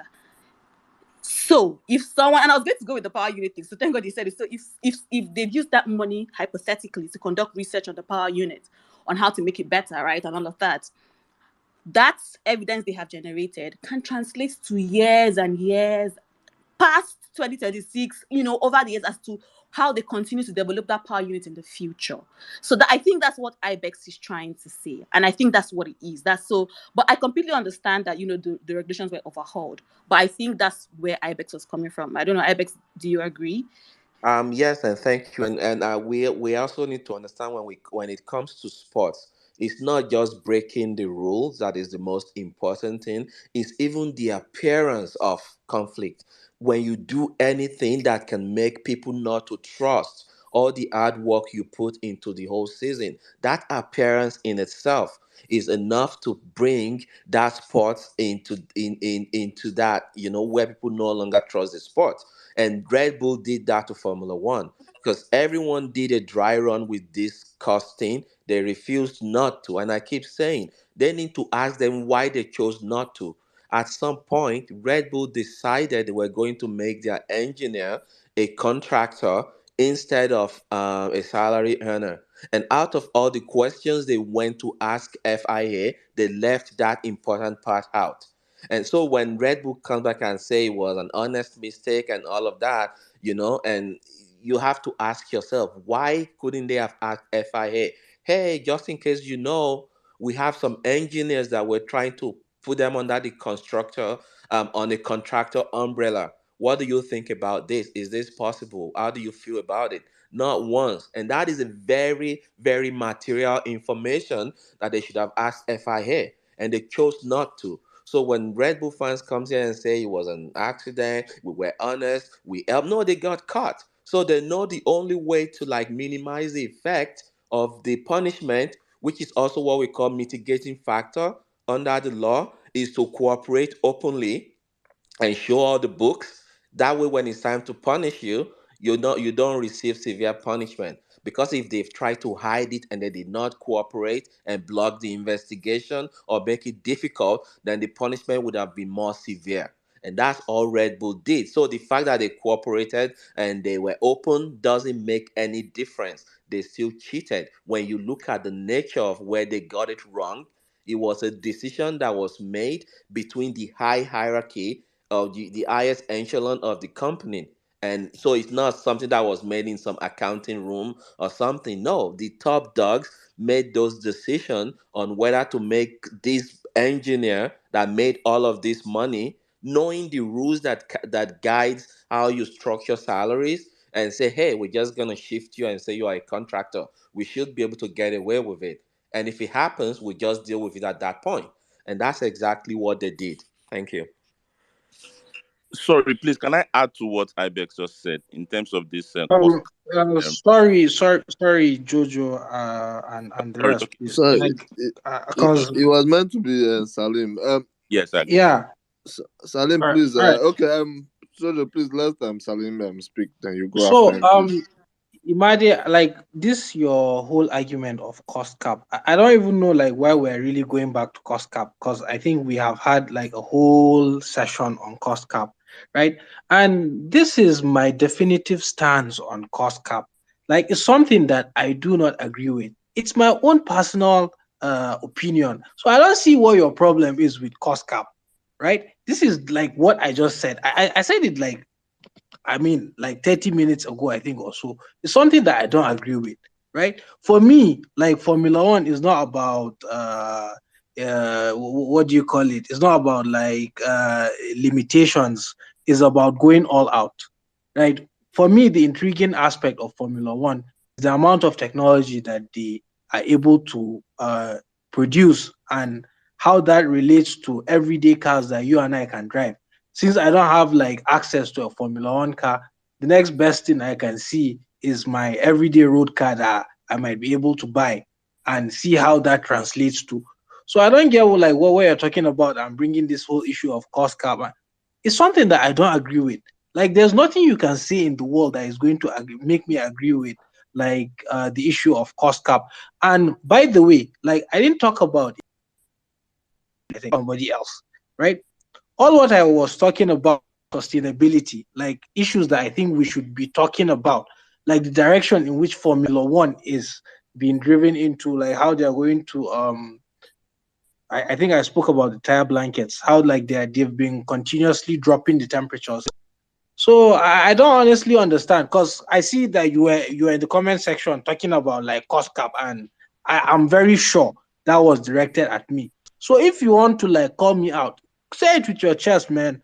Don't be no. But Come out I and say it. called your name out. Didn't I call No, your name no, out? no, no. Just In hold the comment section, if you on. want to say something, call my name. Call my name. I'm Listen, here. I'm calm not down running. now. But when I spoke with my mouth, the mouth that God gave me, I called your name. Did I not Yes. call your name? No, Exactly. but So like hold, when you were just chill. typing for fuck's sake, right? Bros, You could have hold on. typed my name. Bros, hold, You know, you bros, could have hold. typed my name Calm. there. Just hold on. So it's The just fact a that you are variation of entitled to opinion. your Like opinion, look, you are free to your your own opinion, opinions. and I'm free I'm to mine. entitled to Salim, chill. You're entitled to your I'm chill, opinion, man. and I'm entitled to disagree with you. You said you've Exactly, spoken and about that is the beauty of this. it So exactly. and I So don't with this one understand that like you're why you are saying you don't always know what trying to you're like doing make an about, imposition of ideology. there was a conversation about cost cap, was there not? Hmm. Am I am Yes, I there am was. I permitted to add or subtract from it? I am, and that is what I did. So the whole cost cap conversation actually, I think it started from Jojo. No, it started from someone. Then Jojo responded to the person, and then it all spiraled down to it. So you said something, I replied to it. So we can disagree. We don't have to agree. We can always agree to disagree. So the fact that you're getting defensive about it is what I don't understand. We've talked about the sustainability of cost cap and how it is supposed to bring things closer. You've said no, nothing anyone tells you can convince you, and that is fine by you. But I have the right and the permission to go ahead with this. So the fact that you're getting unnecessarily worked up and defensive about it is what I don't understand. Well, uh, Imadi, I'm not being worked up. I'm not being defensive. I'm just saying for the millionth time, this is just my own opinion on cost cap. I don't see why you have like that need to always go back and start trying to like poach what I said on cost cap. Uh, I just don't get it. Anyways, somebody can go, please. Thanks, Salim. I just wanted to respond to Imade, and I'm going to build from what Ibex said previously. Um, Red Bull benefited from the cost that they breached in 2021. If I take us back to year 2020, when Red Bull were doing this test on their Honda engine, remember just after they announced the engine freeze, I can't remember if it was 2019, they announced in advance for the engine freeze. And then Red Bull and Honda announced that they were bringing forward an engine they were having in development in anticipation for the freeze. Now, no other team was allowed to make any further changes at that time. But Red Bull brought an engine forward and then they locked it in. They took that data into the 2021. 2020, there was a cost cap, but wasn't this much. 2021, it was significantly low, and this year is significantly lower. So there's no way Red Bull will say they did not benefit from the cost cap in terms of engine performance. And I'm specifically referring to the power unit now. And then in aerodynamics. You understand? So these are the issues we're talking about, not because they think that they carried over. I mean, this year is going to be different. No, whatever performance gain they have this year was brought forward from last year and is evident. I said it in my previous comment that in this year, they introduced new fuel. I think is less of ethanol. That particular component is what gives Mercedes an advantage already in their engine design. But that has lost them some few horsepower. But guess what? Red Bull had the same engine that they knew this was coming before. They brought it forward. And then with the cost cap and everything, it all worked in their favor. So it's what it is. It's just a game, Like I said in one of my sessions, there's one thing about the Formula One thing. Every year, teams find a way to scheme themselves. Today, it is Mercedes and Ferrari complaining. Previous year, it was Red Bull complaining. In fact, Red Bull started picking on Ferrari. Once they got to Ferrari, then they started picking on Mercedes till they got to the top. It's the same way it's going to happen. So next season, expect other teams to keep picking at Red Bull till they go down and somebody else will pick up. So that's it. Thanks, guys. And Jojo, remember, Honda is gone. Now they're back. Are they really gone? The engine? All this sneaky thing that they do, right? So Thank you very much, guys. Please let's hear from the other people that have not spoken. So, I would say that's Lukman, Daniela, and Abasia Keme. Abasia Keme, I Oh, think I've said it host, before. host, please, if you want to bring anyone up, you can drop me. I'll be doing some things for a while. No problem, no problem. Thank you. Yeah. Just before um let's hear Olori, please. Olori, I think you have been here for a while. Thank you for waiting. Then we'll hear the others. Thank you. Oh, thank you for having me. I'm a very patient person, so it's okay. Um, what I wanted to talk about was Russell and his success in Mercedes and the subsequent, you know, somebody saying that his success um was overlooked or overshadowed or whatever. I don't think so because I mean from everything everybody has done and from a lot of Lewis Hamilton fan, they also praise Russell for his respect in that regard of how he sees the main driver, so to say, in the team and how he behaves when they have to go head to head. Like it's a different thing when there's respect between team members and how you how do I put it, how you behave and portray yourself, and it's a talk of how your team like handle each other properly, right? So Russell's success this season cannot have been gotten without Hamilton, but we also have to give kudos to Russell for being able to do all the things that he was able to do, because yes, he's not a rookie in F1 anymore, but it's the first time ever in his first season ever driving a very good car and was able to do a lot with it, even though the car was not where it's supposed to be, but it's way better than what he's been driving in the past 2 years. So that was the main thing I wanted to discuss. Sergio Perez, he has his issues, but the main thing is you have to look at team dynamics and the individual personality. Is his personality in line with the team's value and team dynamic? If not, there's no way he's gonna continue to progress in Red Bull, except he continues to be the person at the back and is just going to be a supporting member of the team, unless he decides to make his own values also align with Red Bull's values. And one of the things I associate with Red Bull is bullying. So if he's able to do that, then he could maybe be able to compete with Max Verstappen on the same level. This is not saying that Max Verstappen doesn't have it's not a very good driver and is not one of the best drivers on the grid at the moment. But if Perez is going to be able to outshine him, he has to also be a bully. That's what I wanted to talk about. Thank you. Thank you very much, Olori. It's good to hear from you. I don't think we have spoken about that, but yeah, good to hear from you. Okay. Can we hear from Lukman then Daniela? Thank you. The painful experience of enjoying this space is that everybody else says whatever you want to say before you get it, especially when you've been waiting for an hour. So all the things I wanted to say, everybody else said it. Lukman, I've been waiting for an hour, man. sorry. Okay. Don't be I mean, offended. Olori was spot on, and I think Jojo, Yemi, and Ibex, they've all covered most of the things I want to say, but I'll just add a bit to it. So I'll start off with Perez. Perez, sometimes I think we talk out of context when we're talking about Perez. Perez contract and terms and conditions are very clear. You are number two driver.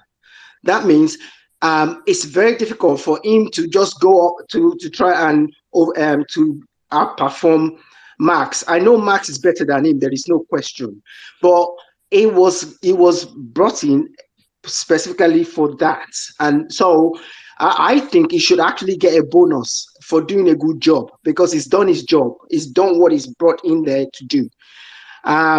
What I didn't understand actually was that when Red Bull have won the championship in terms of driver and team, if Max was a good human being, I think he should have actually, he doesn't need the team to tell him that he needs to pay back to Perez to have won in Brazil. I don't know why they have to wait till the last race to try and help him. Anything could go wrong in the last race. So they didn't really give him any chance. And I wanted to say that Perez is a good driver. I don't know if people know about Perez when he was at Force India, and then there's this other thing, racing something. Yeah, I think he was known. He had a reputation for being a very good driver, especially to make his tires last. And so obviously Red Bull knows this. That's why they brought him into the team. So I think he's done a good job, and I think I don't think Max has been really fair with him, and I think that says about the character of Max rather than Perez. Maybe he should do a bit better, but I think people are not giving him the credit that he deserves. Um, on the cost cap, I'm not going to go on about it, but I agree with the people that says there's a carryover of development. So I didn't understand the argument about whether what the significance of 2021 period, because there's a carryover. Even Lewis said at one interview that all he saw was Red Bull bringing up developments upon developments, and he couldn't understand that. And also Gunther from Haas was saying the same thing, because they couldn't understand why Red Bull was kept on bringing development whilst everybody else is got their hands tied. And finally, I just wanted to clarify something about the racing incident for today's race. I know we've talked about that for a long time. I think when we talk about racing incident, we're looking at it in a different situation. When the situation happened, it's a racing incident. But however, if Lewis hadn't given the space back, the position back, he would have been penalized by the stewards. So the stewards didn't see it as a racing incident.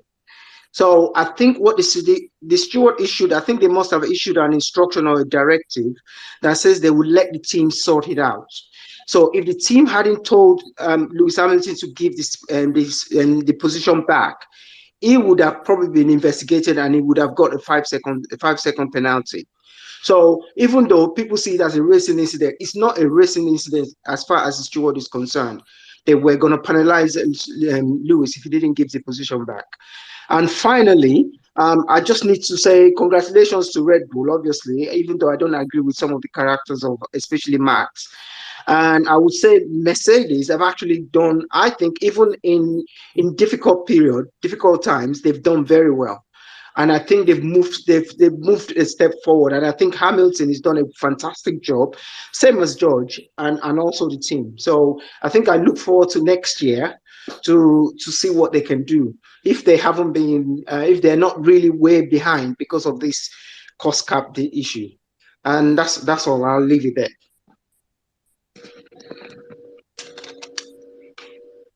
Thank you very much, Lukman. Okay, let's hear from Daniela. Daniela, thank you for waiting. No problem. Good evening, good afternoon, everyone. Wonderful to be with you in the space again. I've just been listening to all the conversations with intrigue, and I've been laughing at all the conversations and learning a lot from all the dialogue that we had. Obviously, we have come to the end of the season. We thank God for everything that He has done for us. As you know, me, I always have to give thanks. We obviously Mercedes is a disappointing end to our season, but we hope and have some faith that whatever learning that they've done this season on this W13, after we have thrown it inside Lagoon, they'll extract all the learning they have done and they'll put it into W14 that tomorrow will be better than our current situation. So Mercedes is so sad for Lewis to suffer the hydraulic issue, but George Russell finishing in P5, well done to them. Very much looking forward to next season. I think that this season is one that will just pack. So Lewis said he doesn't even want the car in his collection, so the W13 will say, sometimes it's not every day on top, and it's from trial and tribulation that you rise and succeed. He's from trial and tribulation, right? So we'll take this loss. As a Mercedes fan who only entered from 2013, I've always seen Lewis as his height. Obviously, sometimes competitive. Definitely, I've seen him lose championships. But it's very interesting. Everything that happened from last year and then this year as well. It's been an interesting thing, and I've learned a lot. As for Red Bull, me, I'll say that I'm a Mercedes fan. Everyone knows I'm a Lewis fan. I'm not a Red Bull fan, but I can confidently say that as of now, I'm a Perez sympathizer. I want to join Papa Perez and all the Checo fans and just say if I'm a sympathizer. Whether he's fast or whether he's slow, let me just sympathize with our brother because it must be difficult. Hey! Wow! Small help me, I help you. Hey! Is this life that person? In fact, I agree with whoever said that he needs more money.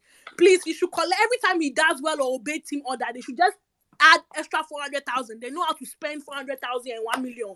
So they should just add that once the cost cap and just write it as catering or transportation or services rendered. They should add it to that one. But I'm a Perez sympathizer. Leclerc, well done to him. Ferrari, at least they delivered for their guy. Ferrari, hopefully there's some changes to come because they can't continue like this. And the Mercedes strategies and the Ferrari strategies, I don't know what to say to them. Both, we need to do internal review. Mercedes strategy, sometimes they're not listening to their driver, they're not listening to you. So we need to do internal review of our strategies, maybe do re-examination and see what the Mercedes strategies can do. As for the Ferrari strategies, there's no hope for them. There's no re-examination. They have failed all their annual review. They should just come and be going here. Take Binotto with them. But Ferrari fans, please, if you have learned anything from the way we suffered, things can change in a blink of an eye. So, you two, let's all focus on our as the Red Bull fans and tell us we should focus on our individual teams. On the cost cap issue that you have discussed is very interesting to me. I was on this space a few weeks ago. I suggested that the money from the cost cap, they should definitely use it to help the smaller teams because they are the ones that have been disadvantaged. And IBEX's idea of the fact that they should lose the prize money, in fact, I want to just give kudos to IBEX because that idea is even more powerful. The money that you both collected and used to cheated to win from the constructors. Oh yeah, bring it back. Hey, not just 2 million. Gunther, yeah, it's 50 million. Red Bull mess up. Hey, like that as garage. Everybody scatter. Raises here and there. Excellence here and there. Haas is now in midfield. And even Haas, let's clap for Haas. Haas is no longer Haas of last. Haas is no longer to the back. Haas finished P. What did Haas finish? P7? This season? P8. They have improved. Haas is no longer to the back. They have improved. Hopefully, they are moving forward with successes and excellence. So, well done to Haas and the whole team for putting down together George Russell. As for Mercedes, at least we won a race, guys. I feel like we are throwing Brazil away. Interlagos delivered. Interlagos did well. At least we celebrated the win. So well done to everybody at Brackley. They said thank you for their mala. I'll be collecting small change for everybody to help contribute them. And it's getting expensive, cost of living crisis. And also transportation to Brackley. So I don't want to overspend on my budget. So please, I'll put my PayPal link in here and everybody can transfer me just to help me. Anyway, it's been a great season, interesting season, difficult at times. But we'll see what happens next season. I'm very, very excited. Lewis is obviously coming back. I know that Lewis is coming back with vim and determination. Still we rise. I know he takes all these losses and he, he thinks about them and he, overcomes them. And we just want to thank Sister Angela, for all her physiotherapy work. All the times that Max Verstappen has tried to pack his car on top of Lewis' head, she has been packing shoulder, doing this thing. Sister Angela, please, we thank you for all your physiotherapy work. It's not easy because, hey, people are just coming for Lewis anyhow today, break shoulder, tomorrow crash car, tomorrow off track. Hey, is it only him? Anyway, thanking them for that. I'm there carrying Christian Horner. The way I agree with Ibex, they're prepping us for the cost cap if they overspend. Please. Next year, if they overspend, maximum punishment. I don't want to hear they acted in good faith. No. And I also want to know what are the rules about overspending twice. What are the rules? They should bring it out. In regards to the Made's point about the what is the carry over, for the season. I definitely think that when did the rules come out? Like, when do they start? I mean, this is my question. When do they start working on the car for the next season? Even though it's a new rules or different regulations. I remember there was a time Christian Horner kept asking, when are the rules coming? When are the rules coming? Maybe because they knew that we need to overspend more, want to get a head start. You never know. That's just my own. As they say, we cook. People say they come with conspiracy theories. That's my own conspiracy theories that I've brought here this evening. Imade will probably come and read me, but I'm like, as engineer Yemi always says, I stand to be corrected. So maybe if I'm wrong, I will just come and say sorry. Oh, I was wrong. I just want to ask the question: when do they get the rules? When do they have the information? Because everything is a year in advance. So if you know a year in advance, you can put money aside and do those. As for Red Bull, hey, premium cheaters of catering, stealing meat from soup and writing it in the budget. Anyway, God goes around, comes around. So you cheat again. No problem. I hope you don't cheat. It's not good to continue this behavior. It's not good. Just be of good behavior. Good things will come to you naturally. Win a championship properly. I know it's difficult. We did 7. We made it look like honor and integrity is simple. It's hard. These are principles that you need to learn. Home training. So maybe all of you should do team training, team building activity. That the factory is going to be empty. You have already cheated some, so maybe you can change, repent, and then improve your car and come back. I'm really excited for Mercedes to come back. All the other teams really excited for them to come back. The new people on the grid, the rookies, well done to all the drivers that we have insulted, we have slandered. It's not easy to be a Formula 1 driver because if they put me in the car, it's not going anywhere. It's not going. You will not even, when they say, if we are Silverstone and they say, I won't even get to cops to even talk of being the barrier. That one there. The engine will not even switch on. Bad thing, I don't even know where anything is. All I'll do is, Lord, please carry me this car. That's prayer. And we know that one there, prayer is powerful, but I don't think the car will move. So, for all the drivers on the grave, Latifi, oh, brother Latifi, you have given us some beautiful dance moves, beautiful pirouettes on our tracks. We wish you all the best. I personally don't hope that you come back, but we'll see what the Lord will do. Brother Ricardo, where are you going back to Egypt when the Lord delivered you and said, let my people go? You are going back to Egypt? You are going back to Pharaoh? Hey, Brother Ricardo, because you have left the team and Max is your friend and you have been laughing, you think that he's a good person. But as Brother Luke said, if Max was a good person, that's a very powerful quote this evening that we have heard. If he was a good person, as you ask, can you not see what they are doing to Checo? Things can change. So, Brother Ricardo, we wish you all the best in Red Bull. We'll see what happens to you when you get there to be reserve driver. Maybe you always be in simulator. Maybe they'll let you come on the track. You never. Maybe he's still young enough to do the young driver test, or maybe that's how they'll give him more time in the RB19 or whatever they choose to call it. But yeah, Checo. Thinking of Checo, praying for him, his family. They should just give him some encouragement. I don't know what advice I'll give to him for what he should do next. At this point, all you can do is collect money because it's clear that definitely it's always bare minimum for him. So he should think about every race next season. When he can be in front, he should be in front. So at least he doesn't lose things by 1 or 2 points because Max has won the championship by 100. Only God knows, and he still wants more points. So those are my thoughts. I'll come back if there's anything interesting that anybody wants to say or respond to what I said. But a very interesting season. I can't wait for next season. And RB13. Even though you were briefly RB 13.5 in Brazil, you have gone back. You even want to do RB 13.1. You didn't improve.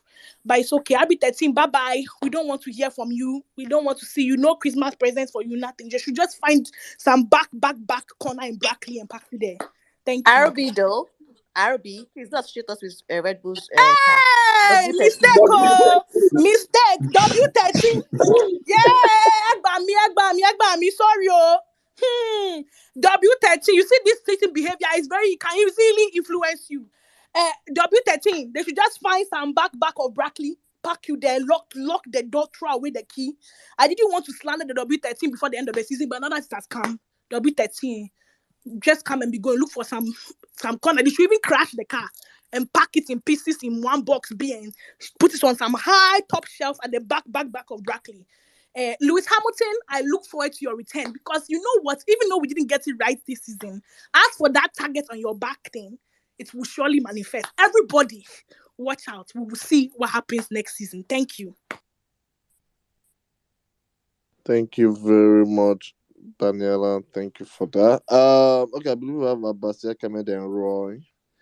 Then Jojo. Then we move on to the rest of the grid, please. It's I don't even know if I remember all that I want to say, but I think initially the first thing I wanted to respond to was something Jojo said about how the regulation changes has affected Mercedes. I mean, I don't argue against that, but I mean that's been the history of Formula One. And because I'm sure Jojo has watched the sport longer than I have, but I mean that's how it's been. Team that dominates for long. The FIA tries to find a way to close up the back, and they try to target that team a bit. And we've seen it affect other dominating teams in the past. Very obvious one is the tire change that affected Ferrari back in, was it 2005, 2006? I wasn't watching the sports then, but of course have uh, read about it and heard a lot about it. So yeah, I think that's the normal transition. And then there's also been all the Checo talk. I don't want to go into cost cutting because it's just tiring, to be honest. I think it's valid to say that uh,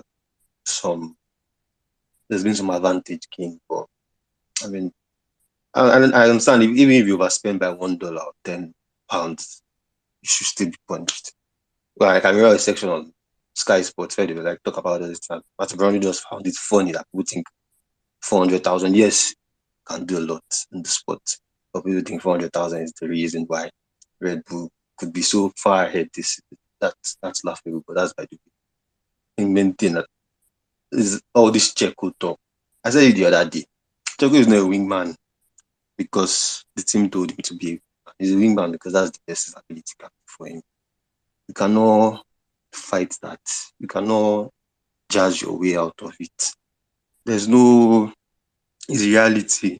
I think it was Kevin Magnussen's father. I've forgotten his first name. Is it Jan Magnussen, something like that? He was talking, I think it was him, I'm not sure. But there's this old driver talk about, his time in the sport and, what it felt like to be a second driver. The team doesn't always tell you you're going to be a second driver, but you just find yourself in the team and you just know that's your reality. And it's hard. It's painful because at first they try to be fair to you, but you just see everyone's attention turning to the number one driver. Even the mechanics on your own side are turning their attention to the number one driver. But that's life. That's the best of your ability. Every driver on that grid is good. Someone was saying Checo is a good driver. I did this in Racing Point. Latifi is a good driver. We have not shown it. But I'm sure if he goes to another series, maybe IndyCar or something, I won't be surprised if he does very well. So every driver on that grid is good. But there's always going to be the very special ones. And the very special ones who get the attention, the very special ones who get preferential treatment. And if you want to step up to them, you have to step up. Hamilton and Rosberg, they were able to fight because those are two all-time talents. Hamilton clearly the better one, and he showed that because he beat Rosberg more consistently than Rosberg beat him. But they were allowed to fight because they were close to each other. What do you want Checo to do being a second back, 8th back? Well, there's no, I don't know, all the tweets about him enjoying his revenge era, like very funny. What will he come and do next season? Get pulled 10 times or what? What is the specialty in Checo? I don't know. Maybe there's some unlocking he can do. Well, he has been in the sport for a long time. Like, unless he finds something, like there's nothing to. He's not a young driver. He's one of the oldest drivers on the grid. There's nothing to show that he's just suddenly going to become this good guy, great driver next season. It's Red Bull that has been holding him back all this while. His ability is what is holding him back, and that's the reality. And as I've said constantly on this space, I'm always in favor of team orders. I've said I don't care. I'm a Red Bull fan. If it's for Red Bull, it's for Mercedes, it's for Ferrari. At the end of the day, team orders do more good for the team. And I understand like the whole driver. I mean, the drivers are the popular ones, are the ones who get all the attention. But at the end of the day, the points the team gets is like more important. And team orders at the end of the day do more good for the team than harm. Some drivers might not like it, but that's the thing. And yeah, some say Max disobeyed. Max is not. I'm a Max fan. Me, it was surprising last week when we were Max fans saying they were surprised. What was surprising about is what my 100% expect of Max. Like there was nothing surprising about it. As I said last week, I don't condone it, but I don't mind it. Like I knew that that's the sort of person he is. So, like what was all the surprise and all the fuss about, and whether he had underlying reasons, which he said they've discussed, I believe them because they are my team. But all that is by the way. If Checo wants to put himself in a good position, he should simply be faster. There's no need to sympathize with him. It's like Ricardo too. You see people sympathizing with him on social media every time, going after McLaren for dropping him. Someone that has cost them over 50 million in 2 years because of the way he's been driving. There are people going after McLaren for dropping him and all that. The drivers are not kids. I mean, they know they're not at the level they're meant to be when they're not there. So, yeah, I think that's just basically it. If you see when I'm talking about how I want next season to be like a three-way fight, and I want Mercedes, Ferrari, and Red Bull to all have good cars and competing, I always mention Max, Charles, Hamilton, and probably Russell being in that. I've never mentioned Perez, and he's my third favorite driver on the grid. But I know the ability he has. So, like, why are we making so much fuss about Checo? Like, he should simply just drive faster if he wants better. But he's not going to do that.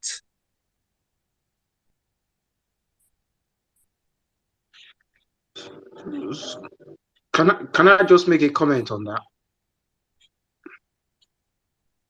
Yeah, go ahead. Okay. I just the only thing I would say, I think the last commentator said they're for the team, and I absolutely agree with that. But then, if Max disobeyed and what the team asked him to do, how is that being in favor of the team? So if you're one that supports the team game, and then when the team says do this for the team, because clearly Perez coming second is for the team as well, so that they get a 1-2. So how is that going for the team if he disobeyed the team order? Yeah, and as I said, I don't condone what Max did. I don't mind it because I understand every driver has to be selfish. But then if you have to be selfish, No, bro, you have to have something backing it up for you. Checo but cannot I just decide. understand No, I'm that. sorry. Checo cannot just decide to be selfish next season. If he decides to be selfish, what difference will it make? Max will still simply drive past him. The worst No, is but maybe I think we should always talk in context. So we should always talk in context when we're talking. In Brazil, Max is secured the championship. The team is secured the championship. The only thing they're waiting for is for Perez to come second, and they would have the whole works. And yet, so for me, I don't understand that. We can be selfish. I understand that as a racing driver, you have to be selfish, but not to the point of being blind. That is blind selfishness. When you don't, you get a chance for your partner who's been helping you to come second in the drivers' championship. I don't get it. and I agree with you. I'm not condoning Max's actions, as I've said again. I'm just saying there's drivers that can do things like that and get away with it. Checo is not one of them.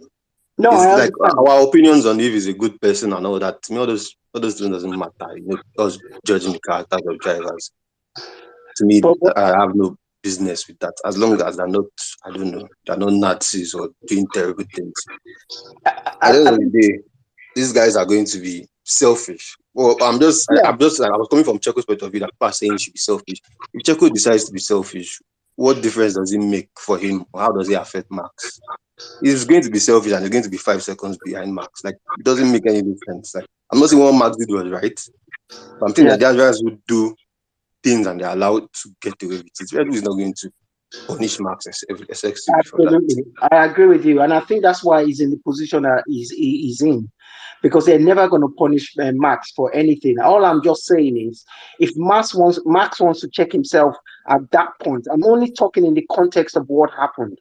I'm not talking about generally. Of course, the driver has to be selfish, but in that situation, you've got nothing to lose to let your driving partner, who's been helping you throughout the season, to pass so that he can come second. So that's all. That's all. I mean, I think we're both agreed that all the drivers are selfish. But I just think Max needs to think about, because when you think about it now, Perez come third. He came third in the standings, and he could have come second last week. I just don't get it. That's all. No, Brazil won't have changed anything actually. Okay.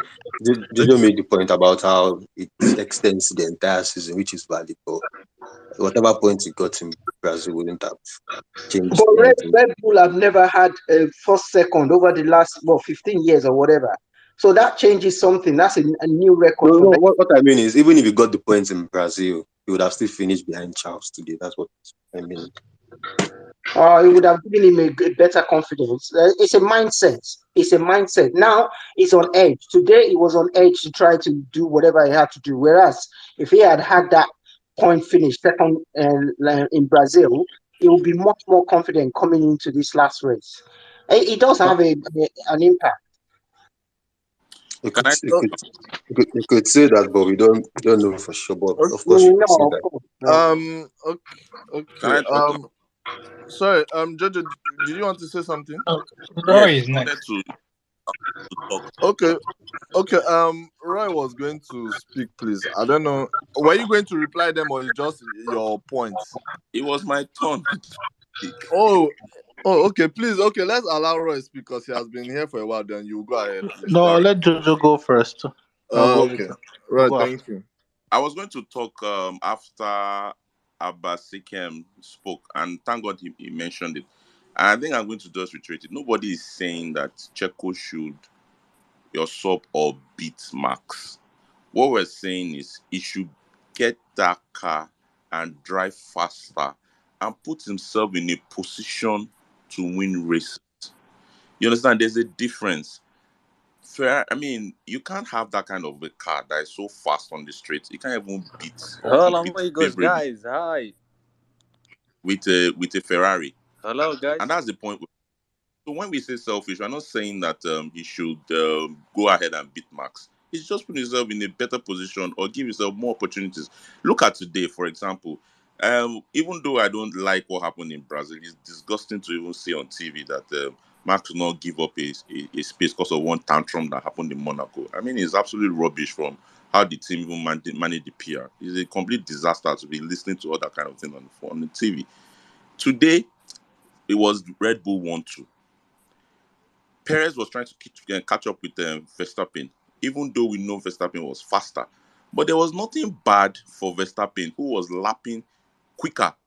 I think it was going about 6:10. If I check the data, I will go back to my app. I'll check. I think it was going about 4/10 or 5 to 6 tenths quicker than Perez.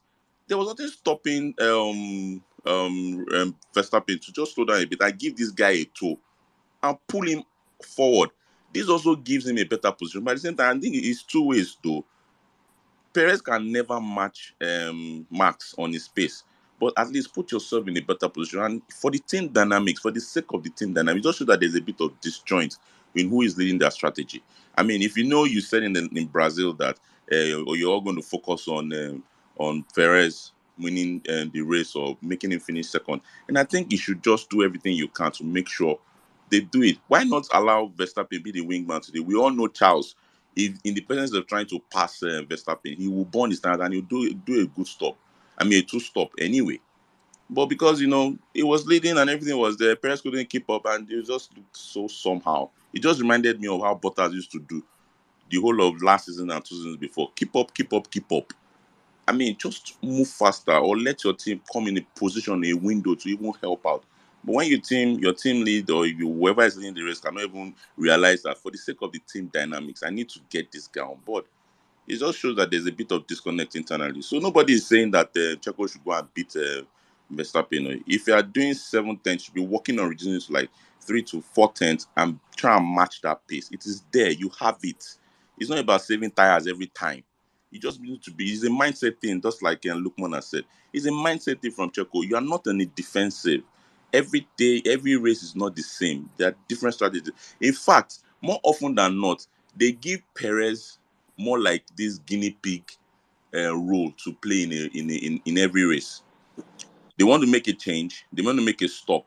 It is Perez that usually goes first. They check out the pace. If it's not good, bam. And you do. And Martin Brundle said something today night like they pitted Perez just too early, just too early, and he could have just walked himself right on that window for Ferrari to be under that pressure to pit again, and it would have made a difference. But the undercut didn't work because he just didn't have the pace. So that's it. Nobody is asking Checo to beat Verstappen. They're just asking him to move faster for the sake of the championship. Thanks, guys. Thank Sorry, you very much. just 20 seconds to reply because I agree with everything you said, and I wasn't saying anything different. I think the thing that's a bit different from what we're both saying is, I don't know, you believe Checo has the ability to do better. Personally, I believe this is the best its ability gets. It's I know, of course, yes, there's races where Red Bull has, of course, a lot of races Red Bull has prioritized Verstappen and used Checo to test things out, but like as you said, if you want the chance, be very close, be in the same window. And people forget how bad things were last year with Perez. I mean the whole Abu Dhabi thing like revived him, at the end and holding up the race. But Perez was crashing out in Q2 like too many times last season. Like he's not just that guy. That's just the reality. It's like the way Bottas was in. Yeah, good driver. Bottas in 2020 he almost didn't finish second. If not for DNS, Verstappen in that Red Bull that was way worse would have finished second, and Bottas in arguably the greatest car ever would have finished third. So they are not just those people. I mean, when I talk about speaking to Lando Norris like about the deal, imagine if Lando joins Red Bull today. I mean, there will still be talk about them favoring Max and all that, but do you think Lando will be lapping 7 tenths slow and or ask him to allow Max to pass? No, because Lando is, in my opinion, is very close to generational talent, is what I say. So maybe Red Bull might not want that sort of dynamic. Maybe it's something Mercedes would like and Red Bull might not like. But it has worked for them, in all the years they've been competitive. Like they've won the constructors, quite an impressive number of times for considering how short their history is. So yeah, I don't think it's a bad thing having number one driver, but if the number two driver wants better, he has to do better. As we've all agreed, I don't just think Checo can do better than he's doing now. Maybe he'll surprise me next season, but I don't think so. Thank you very much, Abasiak. Okay. Please, for this top three things, I'm only going to take the three people I'm seeing now, and then we'll just move on to the rest of the team, which are Sorry. Ridwan. Sorry. I think Oh, it's my Roy. turn now. Yeah. All right. Sorry. Please No, go ahead. no. I just wanted to say I agree with the last speaker. I think in Formula One to stay at the highest level, you don't have to be good. You have to be extra good, and this is the quality that only few people on the grid have. So for me, Perez can't be compared with Bottas as a second driver because Bottas was brought into the team to replace Rosberg. And definitely, he arrived in a team where there was Lewis, who was already a four-time world champion. So definitely he had to work his pace up. And we have seen that in Bottas' lifetime at Mercedes, he only had 2 seasons to compete with Lewis. That is 2019 and 2020. For the 2017, 18, and 2021 season, he was just basically a second driver because he didn't have the pace in the car to match Lewis. Whilst in 2019 and 2020, the car, let's say, was very good above the whole field, but Bottas couldn't still match Lewis. And in the case, we have to think of Mercedes team philosophy that the team needs to win. It doesn't matter who can win, but it's always the team first. Whilst in Red Bull, they have this sort of golden rule that is the first number one driver has to win, which is Max. So if Perez can't match Max's pace, he's never going to get a chance to have a shot to win. So to me, Perez is a good driver. Yeah, he's a good, but he has to have that extra which he needs to be able to compete with Max. And you have seen that Max is a ruthless driver. I think he on the grid he's the most selfish driver, but in a good way. That means he always want to win. And for me, in Formula One, if you want to be a champion, you have to always point to the win. Even we saw in this season, people are saying that Russell finished before Lewis, but I don't think deep down it really matters to Lewis because he's a 7 time world champion. He's not here to fight for the fourth or the fifth position in the championship. He's here to fight for another championship, which is going to give him an eighth world title. So if Russell finished before him or qualifies ahead of him, it didn't really much bother to him because he knew that this year the car was not competitive for a win. So basically, he didn't care. And one thing that I think we are missing in Formula One is that Formula One is basically like a family where we have a father and a mother, which is the FIA, and we have the teams with other children. As normally in a family, all the children complain when they see someone is getting a preferential treatment than the other one, or when the other one is having, let's say, like a nice life compared to the other one. So here comes that the FIA, that is the mother of the father, to able steps in to give the children each children an opportunity to be happy. So we have seen that when Mercedes brought innovation to the car, Red Bull protested like many times. I don't know if you've watched the Drive to Survive season. That Christian Horner said something which was funny at that time, but I think he said it because there were the camera. He said that whatever Mercedes was going to do, they were going to protest. So this means that he saw that the Mercedes were fast. There's no way they were going to catch up with them with the development of the car. So every time that Mercedes brought something, Red Bull was there to protest. Ferrari was there to protest. Mercedes came up with the DAS system, and who were the first people to protest? That was Red Bull because it was giving them an advantage in the time warm up. So the FIA had to take that advantage from the following season, which was 2021, to able to make the other teams happy because Mercedes was having a great advantage with the race pace, so the other team has to catch up. And they didn't have the time to develop the DAS system, so they had to get it taken away from Mercedes. That is how in a family, when we see that maybe our brother or our sister is having something better than us, we go and mourn to our parents, our mother or father, and maybe our parents take it from our brothers so that at the end we all become the same. No one is having something nicer than the other. Or if it's possible, it gets shared among us. So to me, Mercedes had a bad season because they basically got their car wrong. That's what happened this season. They got it wrong, and they spent most of the first part of the season trying to solve the bouncing, which really didn't help them to find performance. And they began to find performance once they understood what the bouncing was related to. So to me, it's just basically simple. They really had a bad season, and I think next year is going to be interesting. But also, the same time, we mustn't forget that Red Bull has already had an advantage, which means they can continue developing from what they have learned this season. Whilst Mercedes, even though they have learned something, they have to basically redesign their car.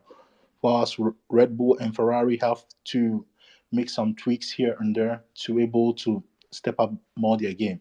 So it's going to be a little bit challenging for Mercedes even next year, and I don't think they're going to turn up with a car that is half a second faster than the rest of the field. So I rest my case. Thank you. Thank you very much, Roy. Guys, so it's 7:50. this space is going to end in about 40, 45 minutes. So please if we're still going to Ridwan, Daniela, and Adiba, please let's um be quick when speaking so that we can just quickly touch on the other teams and then we just end it for the day. Ibex, please I see your hand up, but let's drop this message. This top three. I think we've hampered on them enough. Let's just go to the rest of the grid if you don't mind. So yeah, I did read one. Do you want to go ahead? Then Ella, then Adebayo in that order. Thank you guys. So, okay, can you hear me? Yes, Okay. boss. Okay.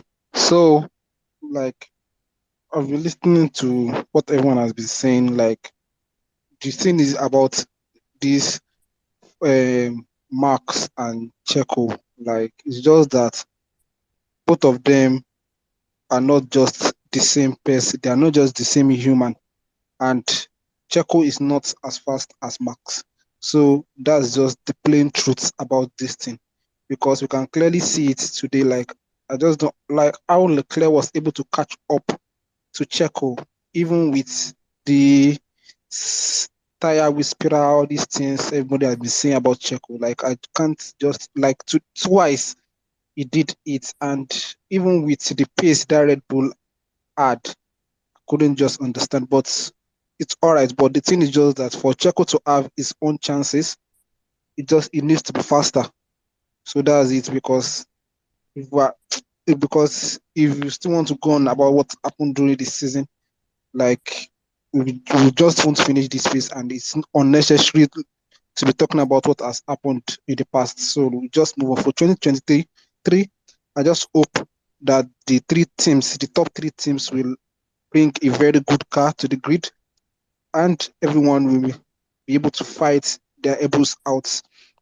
And that is when we will see who is superior, who is better, who is good, and everything will be clear. So I just feel like everyone should just do well. And my own, what exactly I'm just coming on to ask is that, is there still any technical regulations coming for 2023? Because I think, if I'm not mistaken, uh, I read or I heard from a podcast that Red Bull, like, they will have to rebuild I think they will raise the ride heights and make some few tick. I'm not sure, because I had Christian saying that maybe they will have to rebuild this car in another different style or something like that. So maybe I'm just asking if there is any technical regulations coming up for 2023.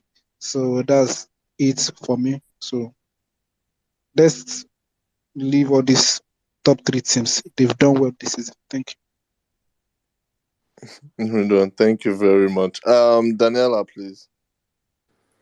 Thank you. I've just seen a tweet, an interview from Toto. He said they are going to put the W13 in the reception at Brackley and Brixworth to remind everybody how difficult a season can be. Hopefully that will be motivation. But hey, can you imagine having to look at that car every day after this season? Definitely well done to the top three teams. They have all tried their very, very best. Looking forward to next season for the rest of them, for what they are going to bring. All the people who are manufacturing the cars, they should all take note of their learning and what they've brought to the season. Hopefully, Mercedes will be able to bring a few more upgrades next season, and the car won't be. They'll be able to fix the key issues that they found this season, so that we're not going back to the same place again. But we move forward. Thank you. Thank you very much. Adebayo. Yeah, so briefly, I knew I bashed this guy the last time. Yeah, but just to also buttress something. Yeah, this guy's driving style, that's Checo, right, is much suited for tracks that has predominant slow speed corners, right? Because naturally today there was no way in which, I don't know, right? There was no way in which Leclerc should have taken off time off him, right? And with the strategy he was on today, I mean Checo, it should have literally won. It should have literally been P2, even without the assistance or toll from Max Verstappen. Yeah, and if you check right, based on fact and figures, right, if you check the tracks in which Perez dominated this season, right, the tracks in which um predominantly slow speed corners, right, Monaco, Singapore, right, right, um, and it's not his driving style, right. It's this kind of a guy that going into corners, right, it takes less speed going to each corners, right, exit from each corners as well. It takes minimal speed out of those corners, right? And I don't think he has been able to like adapt it so much well on tracks that has medium or high speed corners, right? I think he also like drives similar to the way he drives, right? So um now comparing someone like that with a guy like Max that a guy like Max with his driving style, with the way he exit corners with some insane level of speed, now comparing that with someone that would be on, I just don't see any way in which it would definitely level up, right? And I still repeat it, right? Checo didn't get P2, right? Based on himself, right? I don't think he never needed any help to get the P2, right? Mexico, he could have finished P2 in the race if he drove exceedingly well, right? He didn't even get to the DRS of Lewis Hamilton, right? And Lewis Hamilton, the gap to Max Verstappen was more than 15 seconds, right? And here's the other guy, he couldn't even get into the DRS of Lewis, right, in that race. Today, right, if someone was saying they have something about having confidence, probably 3 point ahead would have given him confidence.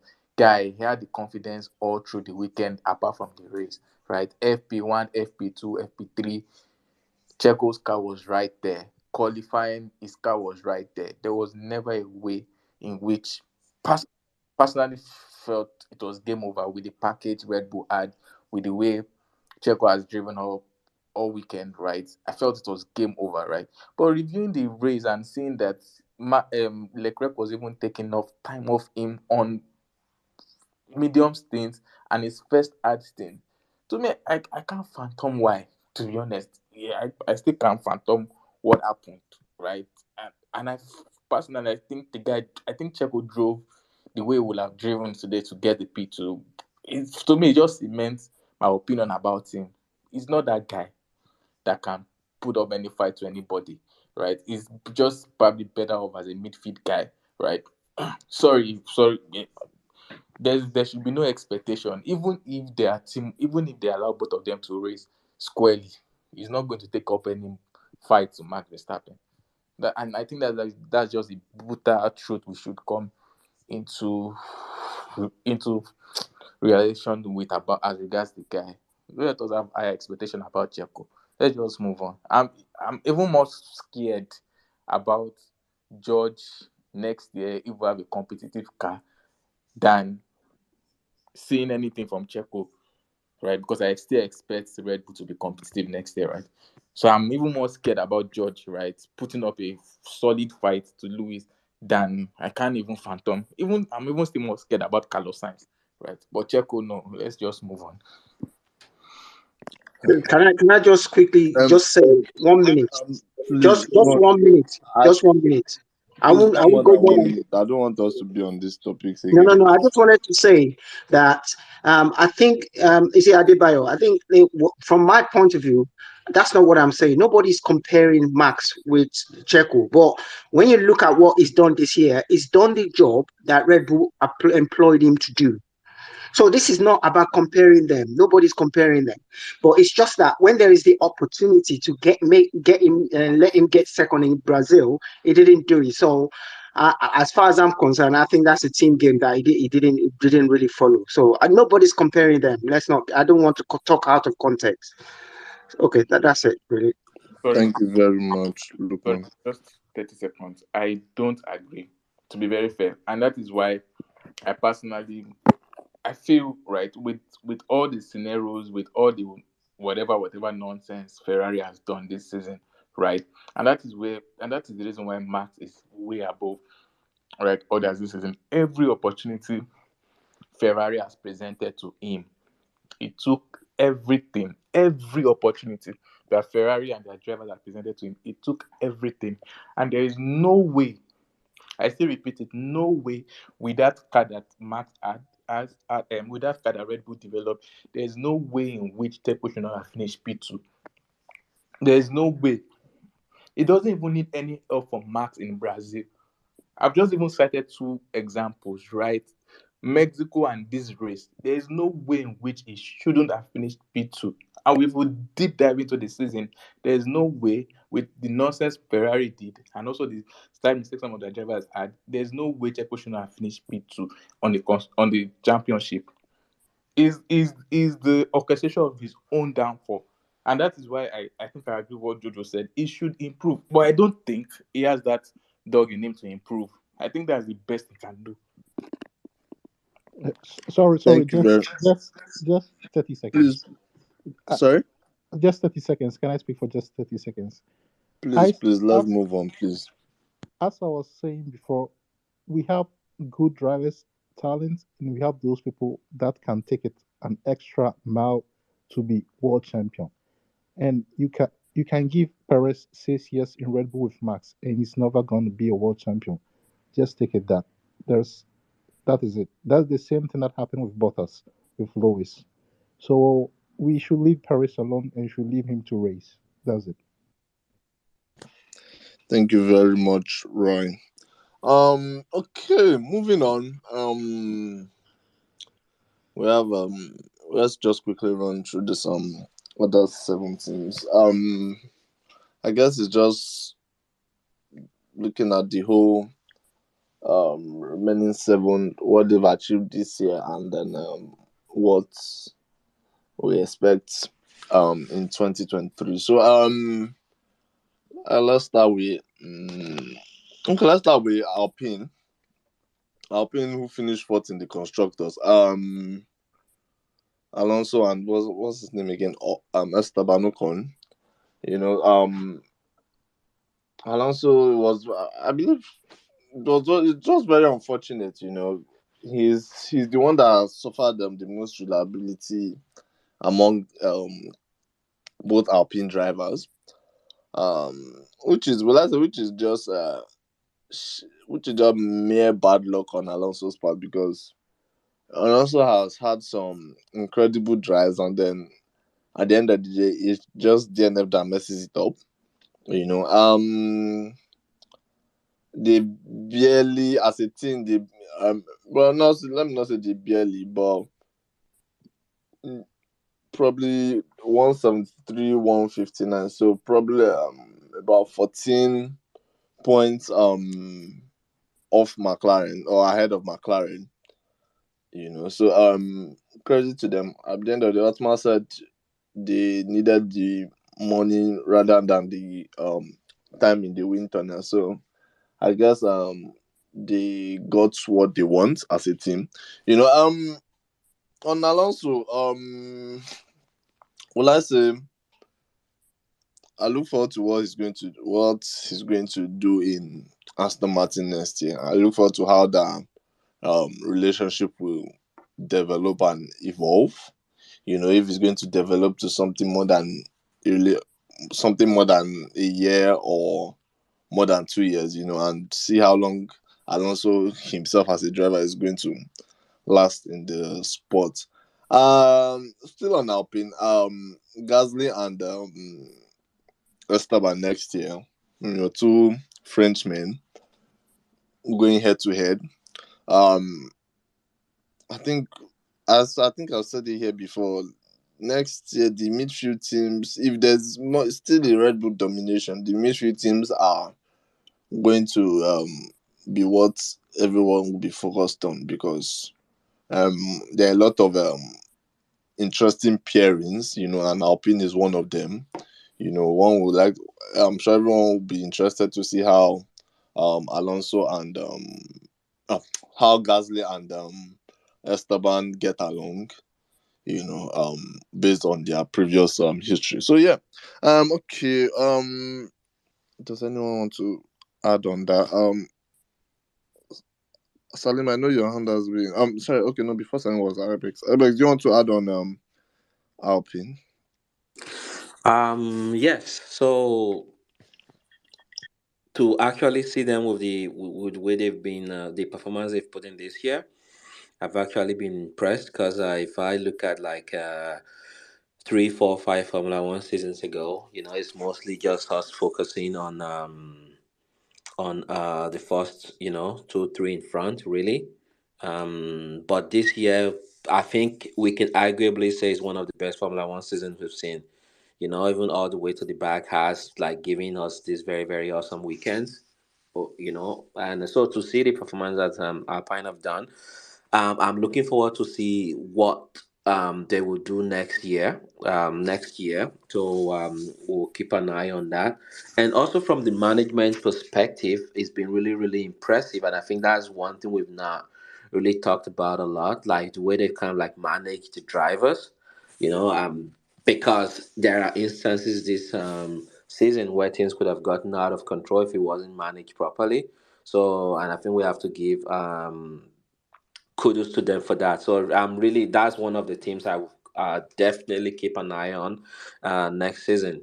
And also for you, Mr. Ost, we really appreciate what you've done this Formula One season. This is one of the ones I've really really enjoyed to be able to come here and talk to the community.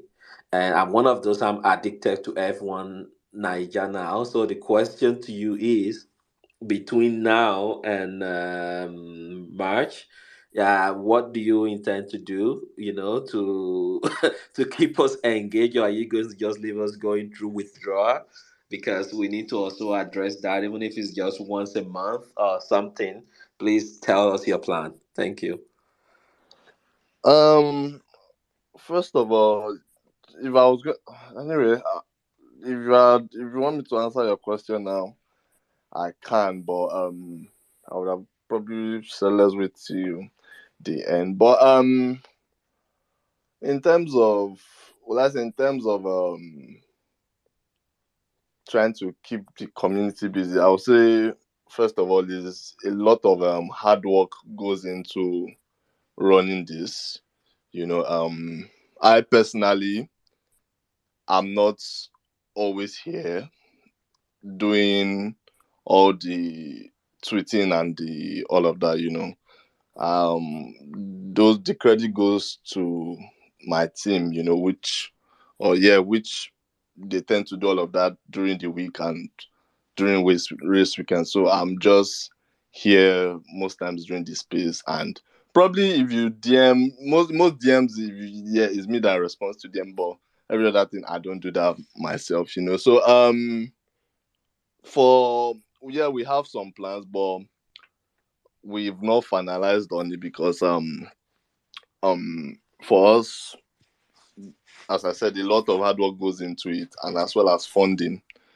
So many of the things we want to do, are kind of restricted through funding, but at the end of the day, we try our best to do what we can with what we have. And then a big thank you to many of you guys who donate, because we are not big on people donating to us or people coming or asking people for financial support, but we do the best with what we have in house and try to make the best of it. So in terms of what we are going to do from now till March, we do have some things lined up, but at the end of the day, many of us, well, I say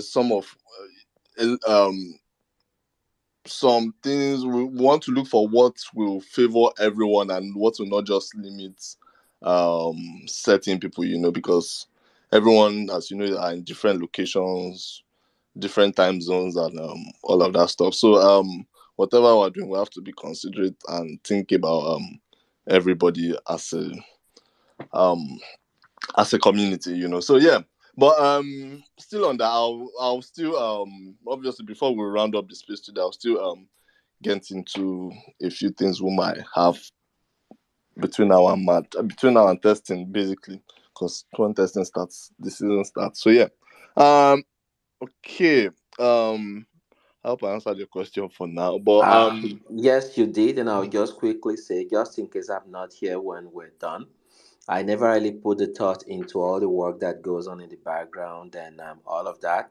So, and I'm one of those, I would normally put my money where my mouth is. So, regarding the funding, I would reach out to the team regarding that, and I would like to be part of the community that makes that at least easier for you guys to be able to do what you do. So, I would reach out to you directly.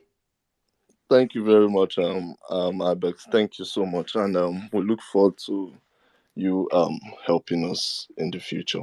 So yeah, okay, let's okay, still on I don't know if you gave your thoughts on our pin already, but okay, let's correct me. I can't remember, but did you give your thoughts on our pin already? I believe you did. Okay, Yes, I yeah, did. you did. Yeah, you I did. talked 'Cause- about management, how the yeah, team taking care of the drivers, and I'm looking forward to seeing them next season. yeah. Okay, can we Salim, do you want to speak about our pin, please? I don't speak about Okay. opinion. I just wanted to say, I think Abba Siakeme, I don't know whether he's here. I think he was talking about like Latifi and how Latifi might go to another series and do something good. Latifi will never do anything good in any series. That's just what I wanted to say first. Because like when you look at the track record, you can see all the other drivers on the grid like have been champions in other like lower categories like F2 and F3. Latifi, even what do you call it? Go kart. Latifi didn't win anything. He's not going to win anything in IndyCar. Yeah, that was one. And yeah, I think like when you guys had the session on Hulkenberg, I'm very sure you guys must have like slandered the hell out of that guy, right? But for me, like my take on I wasn't here that I think that day. Like my take on Hulkenberg is that he's a very excellent replacement for Haas. Like for what's his name? For the Schumacher, the young Schumacher, like the guy has had too many mistakes, too many errors, too many crashes, and I think like a whole episode of the race on YouTube, they like made a whole session analyzing how like Schumacher has had more crashes than even Mazepin, right? So for me, like honestly, yeah, the guy didn't have any podiums, but like when you look at his ability to bring the car home, his ability to consistently like get points, for me it stands out. And like I think Hulkenberg is like the 20th point scorer in Formula One, right? And that says a lot for someone that has had like a midfield car his whole career. So yeah, that's all I wanted to say. Thank you. Thank you very much. Well, on Hulkenberg, yeah, in as much I personally wanted Mick there, on Thursday I was not in any support of Hulkenberg coming back, but after well, I say after much detailed thinking and pondering, I actually said, okay, it's actually the best because who else are you going to put in the seat? So I think that he's obviously the best option. But for Mick as an individual, like or rather as a driver, what he did, the contact he had with Latifi, just shows why Gunther decided to ask him out. Because some things are not just necessary. You cannot. I think if we're being very honest, we cannot. Money is involved at the end of the day. We cannot be saying, "Oh, make," because he's the son of a champion. The man we are calling champion, his record has been broken by someone else already, or rather, the record he sets has been broken by someone else. So it's more of let the past be in the past and let's focus on the present. And then I think for Mick, as an individual, he had a lot of pressure. Both the pressure he didn't have the pressure he had last season, this season, because last season he had the blanket of Mazepin covering him, and then it was just these two rookies that don't know what they are doing. But shout out to Russia, shout out to Putin. You know, no, well, I'm not praising them. I'm not praising Putin or Russia, but yeah, with Brother, him, you're allowed to praise anybody you want to praise. It's yeah, a safe space. with him, Mazepin was when I say Mazepin was asked and or rather forced to leave the team, and then Hockenberg is back. So when I say Hockenberg is Mazepin, Magnussen is back. Yeah. So when I say for Mick, it's quite unfortunate. We'll see how that pans out with him. If he's unfortunately for him again today, Logan Sargent finished P5. So meaning any chance of Williams considering him is short. So I think that reserve driver role is probably the best thing for him. Him hanging around the paddock, there will always be. Well, I say there will always be a possibility. There will always be a chance. And then hopefully that name and the backing behind him is still very relevant now and in the nearest future till when he gets his seat. Because that's all I can say for Shumi. But yeah, okay, Adebayo. Then I read one. Then we'll have a look. Yeah, for me, as regards Alpine, I feel like we probably didn't have like to see the true potential of their car all season because of their reliability issues. We could just put up a little bit of beats here and there, you know. So my opinion about them would just be hopefully during the winter break they're able to get on the issue of their reliability issues and fix it for next season. Because I think next season it might be competitive for them to get P4 because I literally feel McLaren will have a much stronger driver pairing than what they had this season, and they might not be able to get away with their reliability issues, right? Then as regards us and Mick, I seriously feel like as well didn't really handle the whole scenario well, right? Yeah, the logic makes sense, but I don't think they handled the scenario well because there was like a paddock rumor, which I think seems true, that in summer break, right, Williams approached Mick Schumacher for they approached Mick, right, as a after Piastri signed, after it was clear that Piastri was going to McLaren, they approached Mick, and also I think they also discussed with Gunther as well, but the assurances Gunther gave was more into the line that Mick was going to get the seat at us, right, and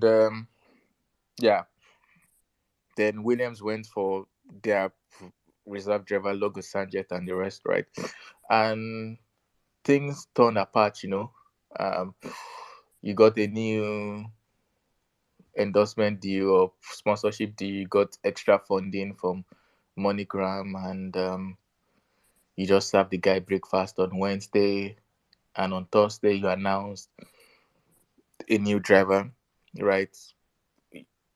You might look at it from the driver perspective, from my perspective, right?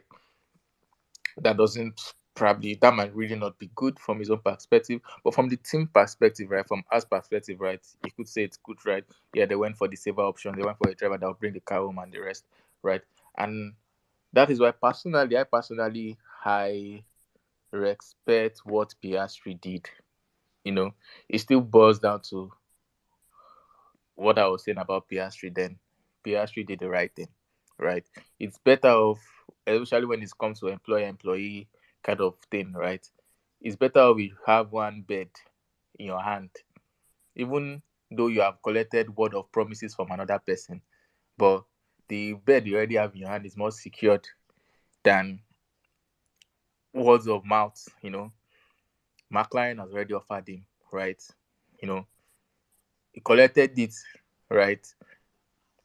And Alpine didn't sort themselves out. So again, if you look at all these things, right? I don't know.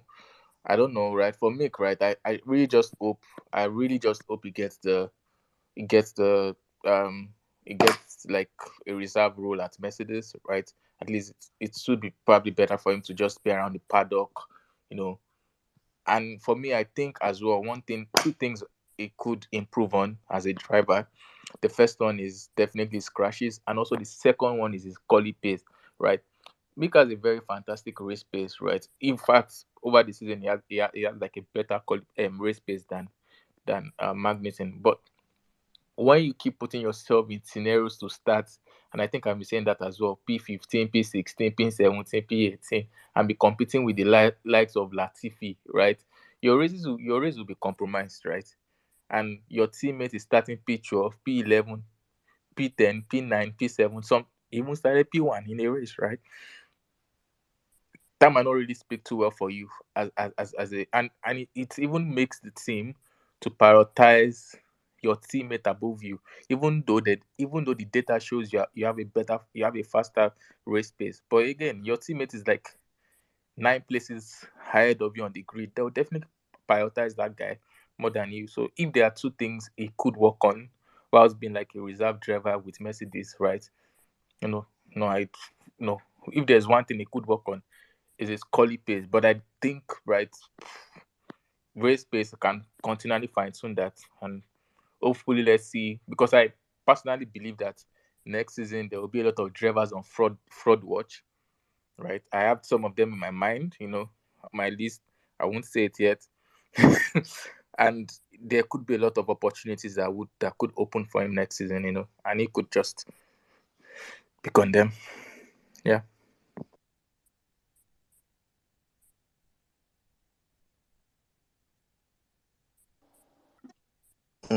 Thank you. Thank you, Adibayo. Okay, let's have who was I believe it was is it Lukman? Lukman? Yeah, thank you. Yeah, first of all, Alpine. I think Alpine will be really interesting next season. It's going to be if it's going to be fireworks. First of all, if you think about Ocon is really ambitious and is now going to be the team leader. I think at some point he sat one season out and he didn't have nowhere to go. I think it was a reserve driver for Mercedes or something like that. And so he probably wouldn't want to lose that opportunity, and he would want to stamp his authority within that team. And also he doesn't. I've heard that he doesn't get on with Gasly. And so when Gasly comes along, unless they can sort it out pre-season, there's definitely going to be fireworks because Gasly's got points to prove. He's also suffered at the hands when he went to Red Bull. Obviously, didn't do very well. So he probably doesn't want to go backwards. He also is very ambitious. So he's going to be fireworks within Alpine, and it will be interesting to understand to see what the team dynamics will be. But I think that actually that gives us more something to look forward to as observers. I think it's going to be really good. I was also thinking about Alonso. Not sure how he's going to get on in Aston Martin. Given that he's got Stroll, I'm not quite sure how to rate Stroll. So Alonso and Stroll combination. That's going to be quite interesting. I know Alonso is good wherever he goes, but I'm not quite sure how they're going to go. So that will be another interesting one to look forward to. Unfortunately, I don't rate Hockenberg at all because he's been in the business for a long time and he's never had a podium. So I don't really. I mean, okay, he's going to Haas, so maybe that. I mean, Haas is not a big team, so maybe that fits in. I'm not quite sure it's the best option. I think Ricciardo is the best option, but obviously Ricciardo refused. I think he probably didn't take up the offer. So in my, I'm a bit. It's a bit debatable whether it's the best option. When you think about it, maybe there's nobody else they could have gone for. So yeah, I'll park that one there. Um, and finally, just to say that, yeah, F1 Niger, I only found you guys not long ago, maybe probably a couple of months ago. I was surprised because I think you guys do a very good job. So well done to you, and more grace to your elbow, really. And I really enjoyed every time I come to your space. It's really good. So anything I can do to support, I'm happy to. So that's it. I'll pack it there. Thank you very much, Lukman. I really appreciate your words. Well, okay, I guess I'll just make well, maybe after this space. But yeah, let's move on. Read one. Oh no, read one. Let's have Daniela. Ladies first, please. Don't be Daniela. I mean, thank you. Thank you very much. Talking about Alpine, as I said a few weeks back, definitely the drive to survive people, they should just look for one camera and just pack it at Aston Martin. Just pack because what? What a bass goes that one is going to be at Aston Martin with a billionaire boy and his sugar daddy and how it's going to work out. So they should just pack one drive to survive camera right at the Aston Martin at all times, always switched on. They should just be following them. Alpine said bye-bye to Alonso. Alonso is trying to make a comeback. We are waiting to him to come to do the backing to come back. So we are waiting. It didn't go well at Alpine. He's going to Aston Martin. We know Alonso's history. Today he DNF'd out of the race. Very unfortunate. I very sad for him. But we'll see what happens. Alpine, they are trying. Obviously, the two French pairing, Pierre Gasly has officially divorced Nick Yuki Tsunoda. Their relationship has come to an end. It's very sad. Everybody is crying, but Yuki will be okay. You'll be okay. They'll still be around. So I'm sure they'll be going for their dinner and their lunches. So or they'll be seeing each other. It's not like it's the end of the road. So Pierre Gasly to Alpine. Very interested to see how him and Esteban Ocon work out well. Alpine has moved up and improved their P4. They definitely want to keep that status as best of the rest. But Otmar Safna is their team principal. So we'll see how it goes. It looks like when they are reading contracts and signing things, that team, they announce things that aren't true. It's a they're also trying to do like mini scandal where they are. So we'll see what happens to Alpine. In terms of Aston Martin, obviously I've spoken about them. We'll see what happens. AlphaTauri is the feeder team for the drivers. I don't know. AlphaTauri finished P9. I think, which is lower than they did last season. So finish P9. Obviously, AlphaTauri is the team that Red Bull uses to lure unsuspecting drivers to destroy their careers. Has used them as potential, test mates for Max Verstappen. It doesn't work out well, aka Albon, aka Pierre Gasly, who has now left. So anyway, we'll see which unsuspecting driver they've catch them. Nick De Vries. In fact, I want to say this: they used ways and means to get Albon to go and enter inside Williams to be doing spy. Is this my own conspiracy theory? Every time people come, some people bring facts, they bring opinion. Me, sometimes I just like to do devil's advocate, bring my own conspiracy theory. They have put Albon there as a spy, and Toto say it's a lie. My God is big. So through revelation, through scripture, we have also put Nick De Vries in that AlphaTauri to see what Helmut Marko and all those people are saying. De Vries, they just don't think that because the mechanics bundled De Vries and threw into the Yas Marina, he's still very much a part of our team. He's even in all the picture, he's still inside. So please don't be deceived. Nick De Vries, our able 007 agents. We'll be looking forward to reading your reports because we also see the scandal in this place. We just need to have one pair of eyes. Obviously everything has to be above board. So, maybe this media, like I said, conspiracy theory, our team, we are honorable. So maybe true, Nick De Vries has just gone to to join the AlphaTauri people, but you never know. You never know. You never know. So over there to AlphaTauri, he'll be there with Yuki.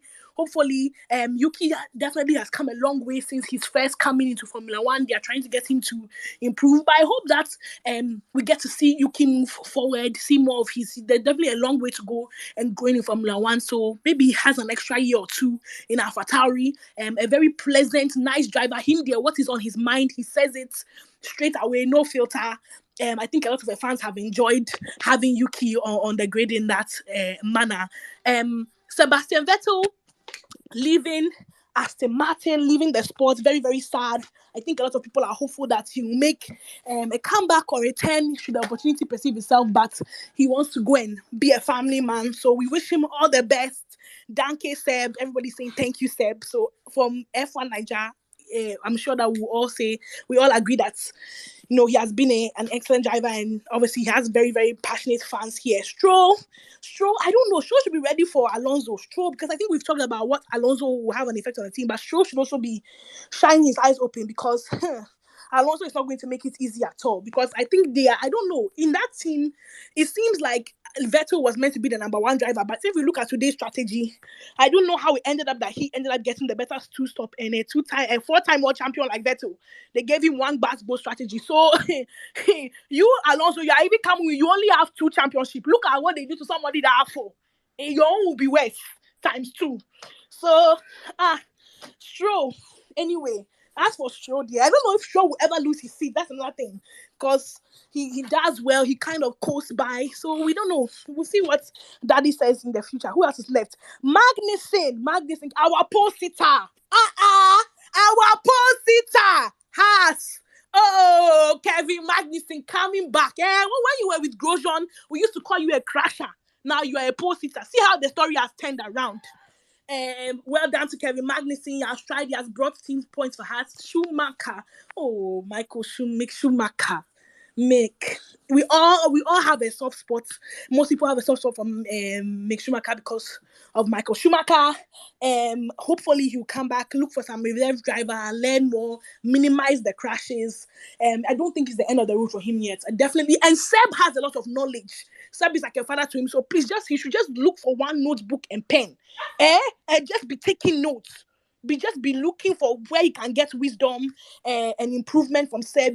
Obviously Seb did the same thing to Michael. Oh, what But advice? Daniela, don't you think? Pardon? Sorry, what did you say? Is my time going? Sorry, don't you think it's too late now for him to be taking notes?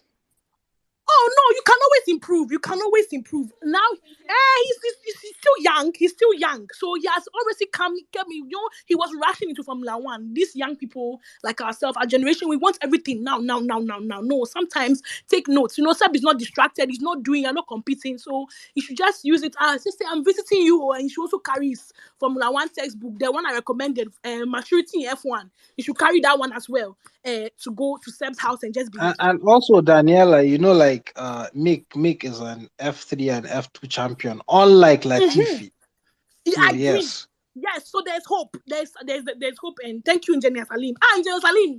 Oh, I'm going to miss this space, especially all our fellow Mercedes fans. I'm going to miss all of you, pa. And who else is left? I'm going to miss you the most. Albon. I'm losing my 2 eyes to look at that Alex Albon. Him and his very beautiful girlfriend, they think that because they are smiling at us, I suspect him, pa. What are you doing, Williams? What is your motive? Maybe he just wants to use it to improve. Maybe he's also trying to get out of the clashes of Red Bull. Maybe he's trying to escape and using us as refuge. We don't know. We remain to be seen. But I want to see some George Russell skills from you. George Russell is your friend. So maybe let's see some improvements. He seems like a really nice guy. All of them. I'm using my one eye to look at them. Latifi gone. Is that everybody? I've gone through everybody. Zhao and Bottas. Alfa Romeo. I skipped you people. Alfa Romeo. They have tried Bottas.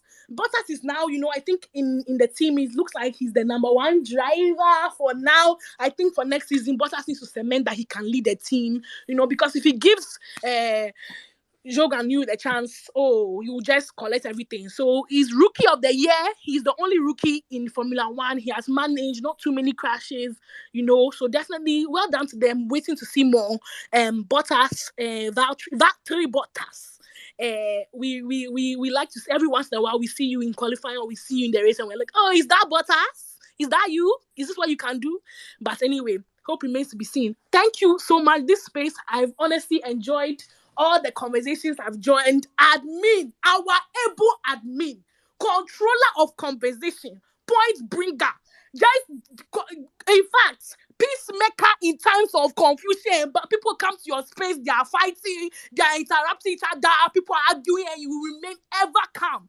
The proper FIA, the FIA can learn from our admin, manager of conflict. I will ask for admin, then we have to give the applause. Please, everybody give offering.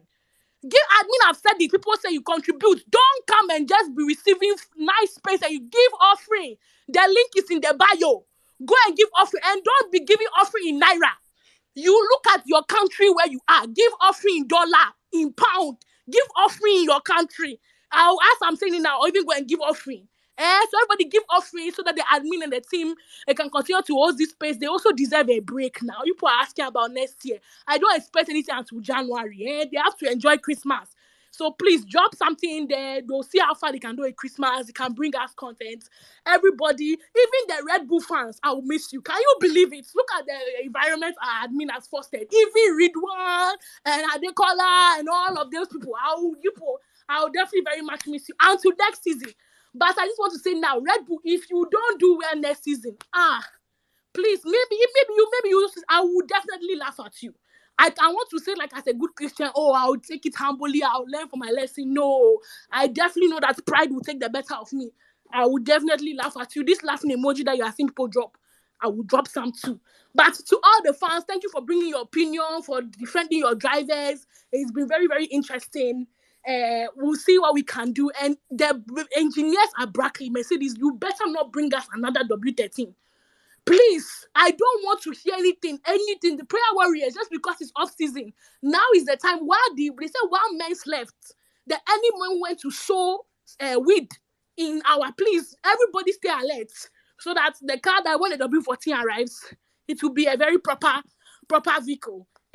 Yes, I've driven very much. This season has been. I won't say it's the best or it's been anything, but it's been interesting to watch. I'm hoping next season there'll be more battles. It would be very nice to see Mercedes, Red Bull, and Ferrari all going for it, eventually resulting in a Mercedes victory and winning drivers and championship and stuff. But still, it doesn't mean that we don't want the battle, you know. A few years back, they asked Lewis, what haven't you done? He said, I haven't won a race in every single season. So I'm hoping that either next season or the season before that, Mercedes will just look for one rocket ship, one powerful engine, everything powerful, power unit, back, front wing, back, everything just proper. Then when we enter every race, we should just come and be collecting. With this, that's even for him, even if that season is the one he has to retire, that one he will just clear everything. Then collect fastest lap, collect everything. Mercedes pit crew. We have been watching you. Even last year, we're watching you. You must stop. Can you not see Red Bull pit crew? 1.2, 1.9. What is it? Is it every day 3.4? 5.6? What? Pit crew. You want us to do morale for you? Pit crew. It's like you are the one who have to do the fasting. Don't make me be talking. Our strategist. Open your ears. Listen to Louis. Listen to George. Be flexible. Can you not see your Hannah at what's her name? Even the lady at Red Bull. She every time they are even praising her good strategies. So you people should go and see. Use no employment. See what you can do. Also be learning from your teammates. Look at plays. Don't off season. Don't just go and eat Christmas turkey that is not seasoned. And you'll be saying turkey and mash. Look for some powerful meals and be eating, so your brain can have enough energy to compute everything that you are doing. But yes, Red Bull fans, I didn't want to say it, but I'll just be a good Christian and say congratulations on the congratulations is even suffering to come out of my mouth. Let me try. Congratulations on your constructors and drivers championship. Your champion, your cost cap champion, your human error champion, they have delivered for you. Your team, they have tried their best. It's okay. Congratulations, well done. You can hear that there's really no excitement in my voice, but at least I've tried. I've said congratulations, well done to you. We look forward to next season. Mercedes return. We want to return in style. Don't disgrace me. Don't allow Ridwan and these people to come back and say, Daniela, you were here last season, and then don't allow them to disgrace me. I don't want to be cooked. I want to do the cooking. I don't want to be any meat they're cooking soup. So, yes. Thank you so much. Imadi, our able co-host, always challenging Engineer Salim, giving headache. Thank you. We see you for all your work. Engineer Yemi, thank you for always coming back and defending us. All the Miss Ibex, Miss Cat Rock, and everybody. Thank you so much. I yield the rest of my time. Thank you. Daniela, thank you very much. Thank you for everything. Really appreciate your words and your compliments. Thank you so much. Okay, read one, please. Go ahead. Thank you for waiting as well. Then we'll have another bunk thereafter. Okay. Like I've been laughing since. So about Alpine, like Adebayo said that the true potential of the car, like, has been downplayed by that rubbish Renault engine that they've been using. I think that car is very good. The car has got pace, but the engine just can't last at all, and reliability is usually just a problem for them. And I think next season they won't be able to get that P4 like that. McLaren also will be back, and I feel like Aston Martin also will also fight with them. I'm expecting Aston Martin to be very, very strong in that midfield battle next season. Like, I expect them, unless, like, I've been saying it since a while now. Like, I'm expecting them to be a very good midfield team. So, and they should not just do anyhow during the summer. They should build a very good car. Those engineers they got from Mercedes and from Red Bull, I feel like they should be able to produce a very good car for them to compete next season. We will have a very good fight. And Fernando going to that team, I actually don't know how it will work, but to surely work. It worked with Ocon. Let's see how it will work with Stroll also. And Gasly leaving AlphaTauri. Thank you for everything you did this season. Everything. So I'm not sure, like, just let me just wish you well. Don't let me say any bad thing about you, because you are still human, like you are one of us. So you are still, I'm not sure whether you still be part of the Red Bull family like Albon, but maybe you are living generally. So just go and shine at Alpine, and you, like Ocon also, you guys, like, I just pray they should just give us some little taste, like all these during the time of Checo and Ocon, all these things they give us that time, and they should just give us some drama in the season. So for those three teams, Aston Martin, Alpine, and McLaren also, I feel they'll be very strong next season. I just hope their car is not that difficult to drive, because I feel that car is the most difficult car to drive on the grid. I think so, because I just feel like they should build a very good, and that Oscar Piastri also. That guy has one very cold eyes like that. That guy will be very brutal, because that guy also, I think, he will be good next season. So I'm expecting a very strong midfield battle between those three. And AlphaTauri, like, I don't know exactly what went wrong this season. Today it is brakes. Tomorrow, like, most especially this season, it has been about brakes issue. I just don't understand. Maybe it is because it was Red Bull that was developing all these brake dots for the, maybe they changed. I'm not even sure about all these things that the senior team can actually build for the junior team, because I'm not sure why exactly they're having brake issue all throughout the season. But Yuki actually did well this season. No unnecessary. I don't think except from Singapore, because, and I can actually give him a pass there, because that is his first time in Singapore where he crashed. Even legends also crashed in Singapore, so I can't really find him worthy there. But I feel like this season he actually did well. For me, based on the track performance, I'm not sure about the statistics, but I think he did well than Gasly. So, but but I don't think he scored points than Gasly. But I think he actually did well. So I'm very happy with his improvement. So, and as I just feel like Mick leaving, if Mercedes can actually employ him, I think he should jump and sign that contract instantly. That would be very good for him. Let's see what he will do next season. And what Adebayo said about them, what Adebayo said about them telling Mick that they will actually give him a contract. Maybe I think for me, my point of view, I just feels like they brought a new package to Hungary, and that was the last race before the summer break. And I think the brought for Mick, maybe the thought Mick will actually push that car, and nothing happened, and the car just became like they didn't do well also. So I just feel like us also they will actually do well this season. And I'm expecting them to do well next season with the sponsorship they've got. And for Alfa Romeo, like maybe Alfa Romeo, what happened this, I just felt like it's just exactly what happened with Ferrari. Also, they developed at the beginning of the season. At the remainder of the season, they didn't actually develop, but then getting that amount of money, also they should be able to develop throughout the course of the season. I think that what I add is that's how they used to do.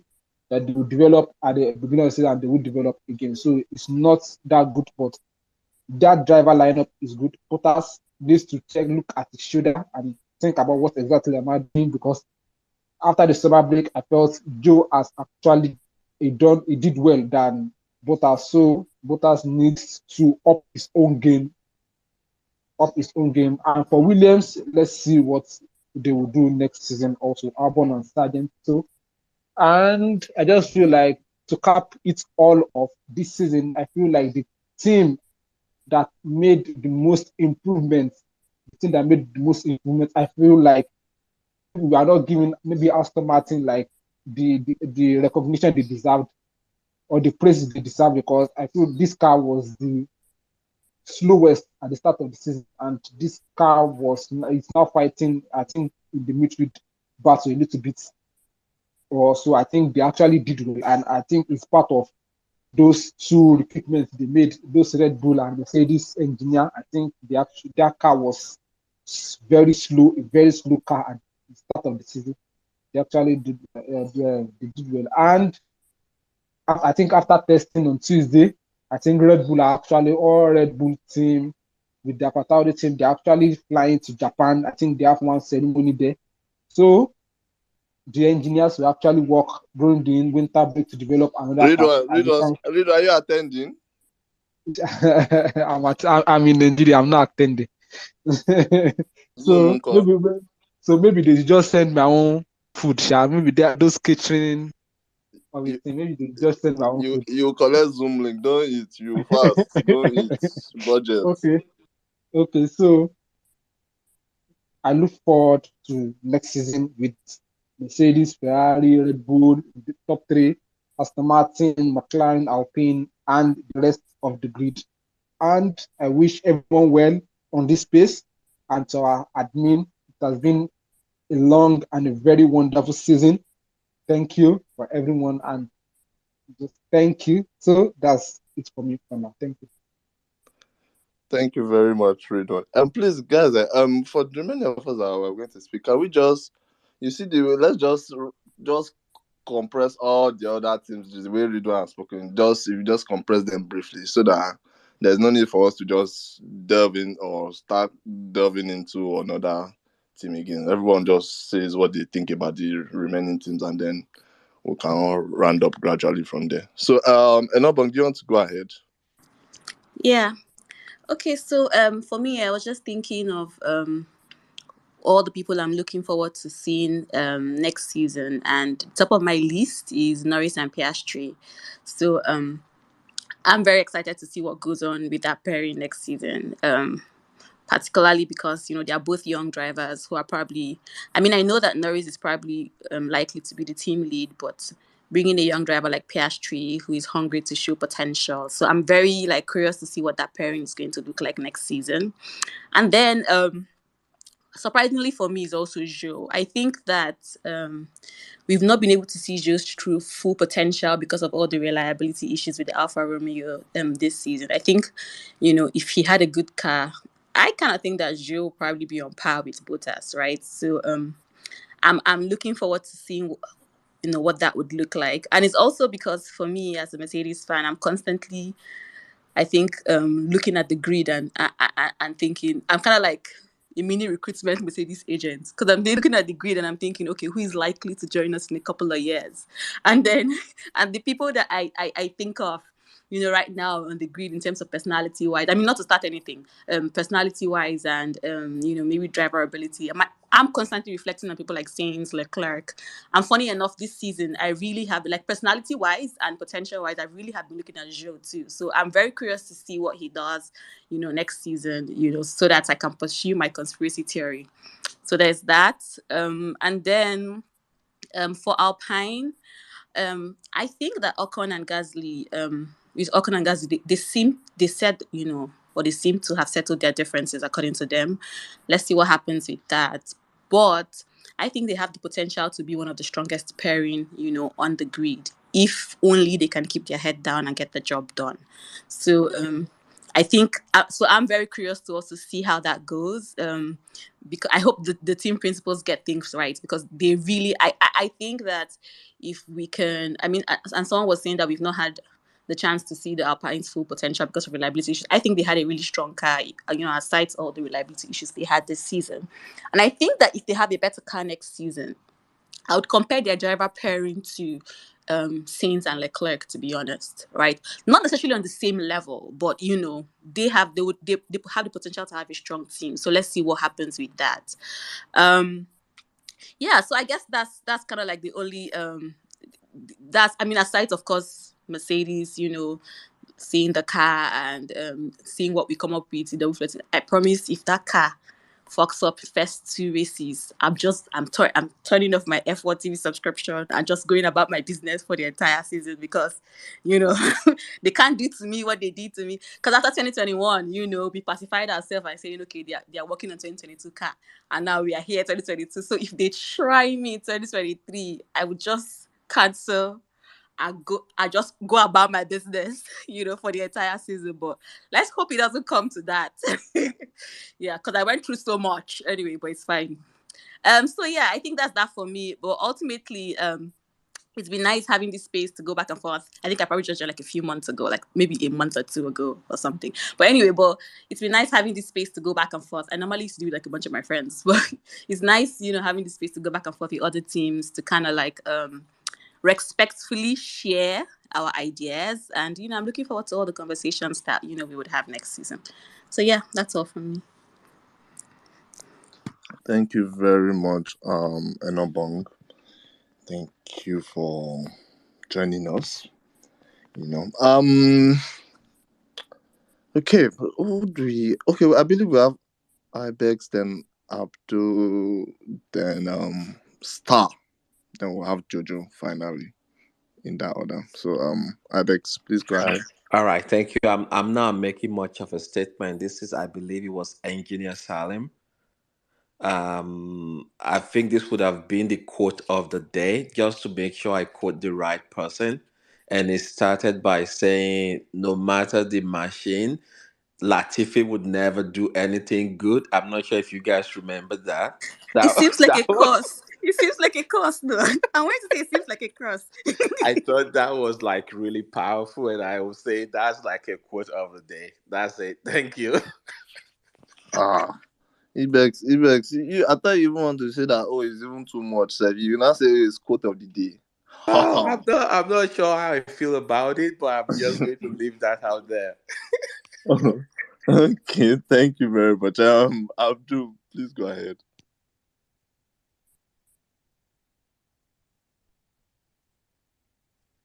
Oh, hi. Good evening. So while listening to Daniela, I mean, I started laughing because, um, wonderful speaker. She made points, but in all her cooking, we need to rein it in.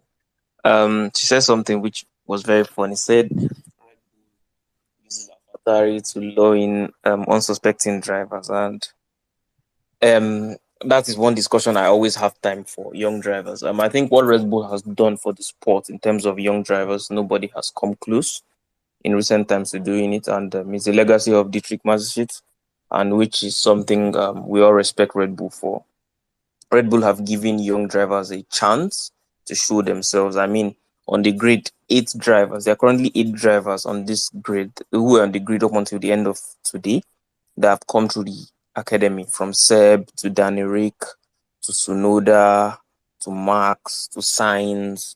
I mean, they all came through. If they had been in any other academy, I mean, we saw how, look at how Alpine mismanaged somebody who is looking like a generational talent. So, and it's something, if I have a younger brother now who is into racing, I'll try as much as possible to get him into the Red Bull program, because there is an opportunity for you to step up to F1. If you go into Mercedes Junior program, I'm really, really sorry for you. The Frederick Vesti boy in F2, I know Adebayo is here, good. Adebayo, I know you're beginning of that boy. That boy should just leave and try and find another place, because there is no hope, there's no future for him there. And that is just the plain truth. So the best bet, the best shot of even moving to F1 has to be a Red Bull driver program. And the driver program giving, that's 2 seats on the grid, 2 seats on the grid for a driver, for 2 drivers to showcase themselves, be in F1. And if it doesn't work for you, if you don't make it to the senior team in Red Bull, you can still go around. Coming to De Vries or Albon first. Albon came from AlphaTauri, went to Red Bull, and he lost his seat, but still, Christian Horner fought for him and ensured that he had a seat in Williams over Toto Wolff, who was keeping Nick De Vries just in the paddock, and that one will just put earpiece on his ear and be doing reserve driver roles. Red Bull again, or AlphaTauri again, the Red Bull family gave Nick De Vries something that Toto Wolff could not give him in years. He gave him a seat on the grid. The guy was already preparing, because Mercedes packed up their Formula E enterprise. The guy was already has already gotten another seat in Formula E, and he already said goodbye. But they gave him something Mercedes could not give him. So if you want to even talk about, nobody should even talk about the Red Bull Junior program in a negative way, because what it has given to drivers, the opportunity, I mean, if you are in a Red Bull seat, even if you are in a seat on the grid, even if it's for one season, you'll be able to show, okay, I can do this, and it gives you a seat around. So many people have moved on from the program. People like Pierre Gasly now, Carlos Sainz, and look at how where they are. But that opportunity to propel themselves is what the Red Bull Academy gives. So look at how they almost mismanage Pierre Gasly. Look at Jack Doohan of Alpine. Guan Yu had to run away from Alpine to save his career. So all in all, it's something I'll forever respect Red Bull for, the opportunity they give to young drivers to come in, showcase yourself. And if you're good, you are good. It's clear. If a young driver is good, it's clear. You would see it. So that's just that on the junior program. Thank you very much, Abdul. It's good to see towards the end of the space you still want to hit your rivals at every angle. You know, that's No, what you call no, that's what no you call hits, a no hits, true no hits. warrior. No, I give you a credit. You're a true warrior. You don't pity your opponent. You finish them off. Good. I like that. We Anyway, just go for the juggler all the time. yeah, That's the philosophy. yeah, excellent. Anyways, thank you, Abdul. Let's hear from Star, please. Hello. Thank you for letting me speak, brother, and bringing me up. It's my first time joining this space. What do I think of this season? To be honest, watching this last race in Abu Dhabi, I don't know how it felt for anybody else, but for me, my stomach was turning. It was going back to last season. Last season, what happened in Abu Dhabi has traumatized me for the rest of my F1 life, I think. So for me, it was just watching it again and going through those emotions. It was really, really sad, because I am a Mercedes driver. I am a big Lewis Hamilton fan. So it was quite difficult, just knowing what happened and all the reports that came afterwards. So yeah, that was this specific track that I just have that feeling towards. In terms of the season, for me, the season's been okay. Of course, I'm a bit biased. I'm a Mercedes fan, so I wouldn't say it's been a great season for us. I think Mercedes, from where they've started at the beginning of the season to where they are now, have made huge steps forward, and that's good. I actually think they are a bit more ahead of where they think they would have been at the end of the season. So that's a good thing for us. I think in terms of this new concept, in terms of the cars, for me, the reason why the whole change happened was because we wanted a closer teams in terms of the points. I think we got closer racing, but I don't think we got closer teams in terms of the outcome of the season, because I'm looking at the constructors standings and there is still, top three teams dominating, maybe even one team dominating so much more than others. And then other teams are just somewhere in there. So I think the concept hasn't really brought the teams closer together in terms of points, but we did get closer racing in terms of following each other's cars. Like, it was a bit more easier. I think one of my sisters who was speaking was Daniela, said she wanted Mercedes to improve their pit stops. I don't want that, Daniela. I'm sorry if I'm pronouncing your name wrong. Because if Mercedes are improving or looking at their times in the pits, that means Mercedes are slow. The reasons why they've never really, worked on their pit time as much as Red Bull is because they were so good they can make that time up on the track. So if we get a Mercedes next season improving their pit time, means we've got slower Mercedes. I don't want that. I want them to be really fast out there. And because that's where Red Bull used to make up their time. So I want Mercedes to make up their time on the track. I think another great point is the FIA this season. I think we've got better FIA. I think more consistency, cleaner racing, much better than last season. Still, they're not perfect, but I think from what we watched last season in terms of the governing body to what they've now, the management we're getting from them, it's better, much better cleaning racing, much more consistent decisions. So I'm happy with the FIA.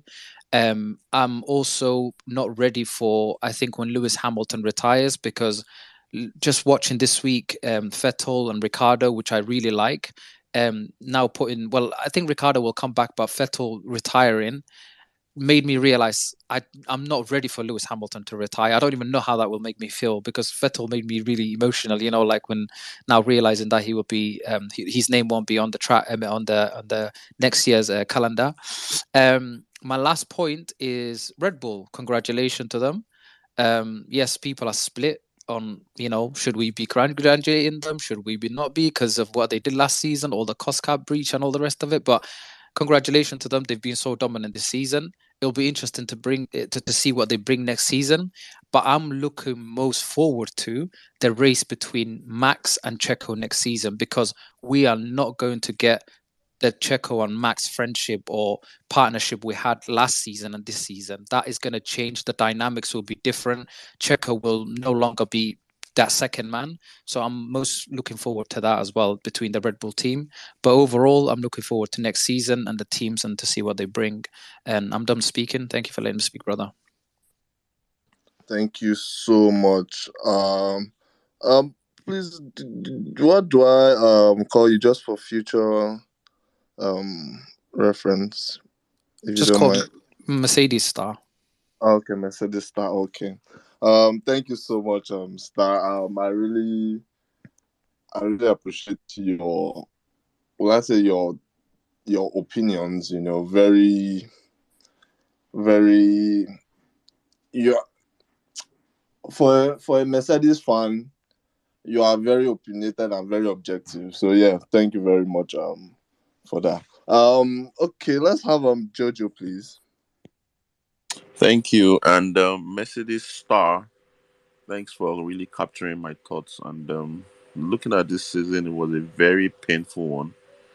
Like I tried to do in my intro, and it was very humbling, disappointing.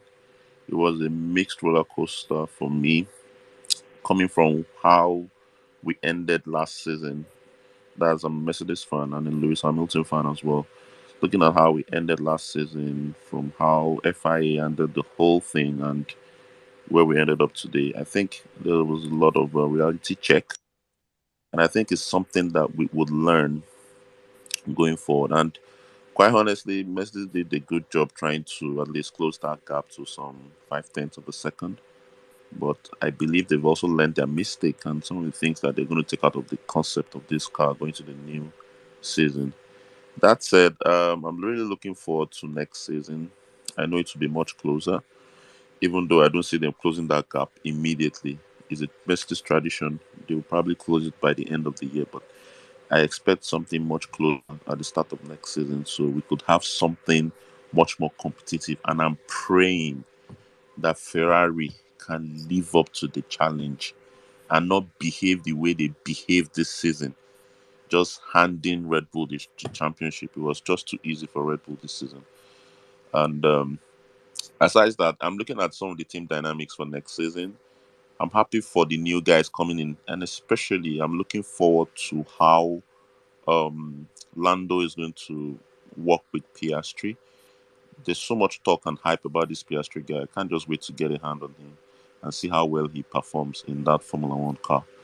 That said, I'm also happy with Alonso coming back to Mercedes engine.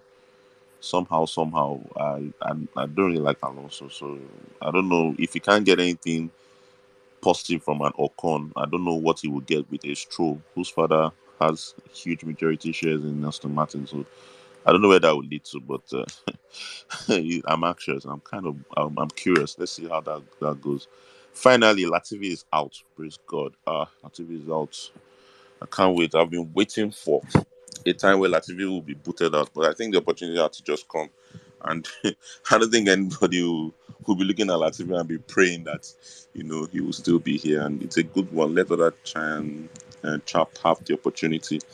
I also think that there's something about FIA that I think they can look at adjustments towards the next set of regulation change. That's in 2026. On this cost cap thing, I don't think it particularly worked this season because one would assume that it's supposed to bring the teams together, but still no. The top guys, the top three or top four guys have the best engineers. You can afford to pay them.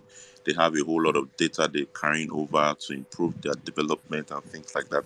So there are still many years ahead of some of those guys. So maybe just like they've tried to cut the dominance of Mercedes over the years, they can begin to cut the dominance of the big teams so that we can have a much, much more closer racing.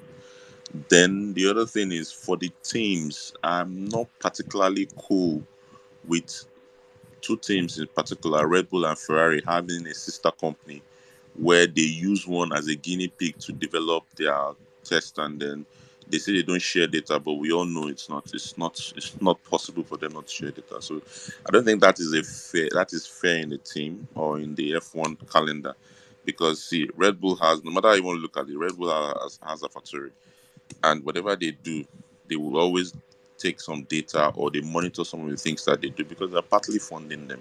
Same thing with Ferrari. You have them with Alfa Romeo or with Haas in terms of engine, and the other as a baby company. So it doesn't really favor the entire grid lineup for constructors like Mercedes, who have to rely on Williams, or Red Bull, who have to churn out chunks and chunks of drivers through their own sister company and then develop them. So, in a way, I think somehow FIA should be looking at all of these things holistically for the next regulation change so that, we can have a much more fairer competition, because the money in F1 is huge. And I don't think some constructors will want to just take quiet over a long period and just assume that, everything will settle out. I mean, sort itself out. But that's just one to have in mind. Overall, I think this season was fairly okay. I think I enjoyed the first half of the season compared to the second half. The first half was much more dramatic. At some point you didn't know who would win the race, whose engine was going to blow up, whose car was going to bounce more, and things like that. Second half, everything just went on autopilot, and it was just boring and boring. But it is. Let's see how the next year will look like, and I'm really looking forward. I'm wishing my team the best, hoping that we're able to fix some of those errors, and then we can have much, much more closer and tighter competition at the top. Thanks, guys. I'm out. Thank you very much, Jojo. Thank you for your contributions. Okay, just quickly, does anyone want to add anything just before we round up? Yes, our new friend Mercedes Star. I was going to say, how do you feel about Star Cedis instead of Mercedes Star? How do you feel about that? So if we call you Star Cedis, what do you think? That's why you just go and change person name. The person tell you that that's his name. You feel that that is your own that is much better. Oh no, I I think don't mind, brother. I don't. I think it's cool to have a Star Cedis in the team. You know. No, I don't mind. I don't mind. Alrighty, thank you. Okay. So yeah. First of all, oh, okay. I see Hassan's on hand up. Hassan, please go ahead. Yeah, I just wanted to say that I would miss Latifi because, like, as a strategist, you look out for, oh, this guy is still on the field, we might get a safety car. And it's a big loss to strategists, like in F1 as a whole. So, what are we looking out for now? I mean, Mick Schumacher is gone and Ricardo is gone. It's kind of like a mess. Safety cars, red flags, you can't really predict them anymore. It's just sad. But yeah, it is what it is. Anyway, Hassan, this is interesting. Who would now take that P20 position? You know, because for It's Alex Albon. It's Alex Albon. anyways, Hulkenberg. there's Hulkenberg, there's Magnussen. Then anyway, the house guys. Let's see what MoneyGram Money can do. You know, yeah. Okay, Daniela, you want to add something? Sorry, I forgot about McLaren, Lando Norris, and Piastri. Dare to Survive should also put camera inside McLaren there. Piastri, for all his stamping on Instagram, I want to confirm that I'm not racing with Alpine. If you come and do bus boss, if you also come and be spinning and following Mazepin and be doing crash, Schumacher, it will not be well with you. Oh. So I'm hoping that and also Lando Norris. There's a lot of Lando Norris slaggers. People who are every day they collect Lando Norris, just drag him through perpetual mad. Please, he should come and use this opportunity to see what he can do against a rookie. Hopefully, McLaren can give them a good car. And Lando Norris, we can come to a definite stand whether he's part of the drivers that we think they have a future or he's just by the wayside and he's being all the other teammates are some way. But Piastri, Piastri, for us, I just seen as Daniel Ricciardo has also left, he's their only Australian hope. So he also needs to come and support and give the Australian fans some form of entertainment. That's what I want to say. Thank you very much, Hassan. Yeah, I wanted to say that Lando Norris has nothing to prove. He's a good driver, we know this. I mean, look how he did to Daniel Ricciardo this season, last season. It's insane. Lando Norris, Daniel Ricciardo is a 10-time or is it 8-time race winner that was at Red Bull and all of that. And look at what Lando Norris did to him. It's Oscar Piastri that really has something to prove. And we'll see how it goes next year. I don't think Oscar Piastri has the mind games that Lando Norris has. I'll keep on saying it. Lando Norris is a snake. He's devious. He's everything. And I don't think Piastri is ready for what's going to come for him. I think Lando Norris is a younger Lewis Hamilton, if I'm being honest with you. But this one is just more toxic than you can ever imagine. Can I just say that I know you said that about PS3, but the point is you have to remember his manager is Mark Webber, and that guy understands mind games. So I know we don't know him yet, but believe me, he is going to play mind games with Lando Norris. You know, it's coming from an experienced driver who's dealt with Vettel on the mind games. And so I don't think you should just think that he doesn't play mind games. I think he does. Also, And I look at think how he he will. Alpine, putting his name out. My guy just didn't even go behind us. He just came out Exactly. and said it. So I'm waiting patiently. I'm so curious. And the way they were looking for Mark Webber to confirm the news, and they said he's in Australia, he's sleeping, his phone is off, he has switched off. Exactly. Said no connection out of coverage area. The snake are fitting the wire. The spiders here, they have just cut the internet connection, everything. No, mind games loading. Exactly. The crazier thing is that Oscar Piastri was in simulator. the day before it happened. I think that's something else that is also amazing. So I think I wanted to I just want to add that I like that we have so much faith in Perez, being I know we've mentioned being like, oh, he's elbows out next season. I mean, I hate to bust elbows bubble. That guy will come back next season and be the exact same person this season because he has mouths to feed at home and there's inflation. So um, let's just maybe we shouldn't get our hopes up. I think he'll be the exact same person, but I really would be looking forward to a Perez, we can go back. We've always gone back and forth about his driving ability, but I'm looking forward to a Perez, who would maybe be a little bit more audacious than he has been this season. I really don't think we should expect anything much from the guy. I mean, he has to feed his family, so it is what it is. You need to go and read his contract. He's not going to do anything more than a second driver. Exactly. So that's what I would not say. Yeah. You guys should not don't expect too much. That's exactly what Yeah. he's. So, and Perez seems to me like kind of person who would just. I mean, look at after all the tantrums he did last year. Here we anyway, That's but why just me, I said I'm a Perez. I'm not a Red Bull fan. I'm not a Max Verstappen fan, but I'm a Perez sympathizer. That's all his fans can do for him now. They can just be doing with sympathies. You should look for with sympathies Christmas card, with love, get well soon, those kind I of think things. the most important thing for Perez, if I was his manager, maybe slash therapist, I would tell Perez that you just need to find a way to accept the situation that you are in and find outlets and mediums to cope, because if this is what you've signed and this is the only way you can be in F1. I mean, at least for now. So I think Perez is a good driver. I think if the seat open, and he's willing to go. But why would you go when you're in the strongest seat in the house? So So I think if I was a therapist, I would just find an outlet, maybe bungee jumping, zip lining, something to get your adrenaline running.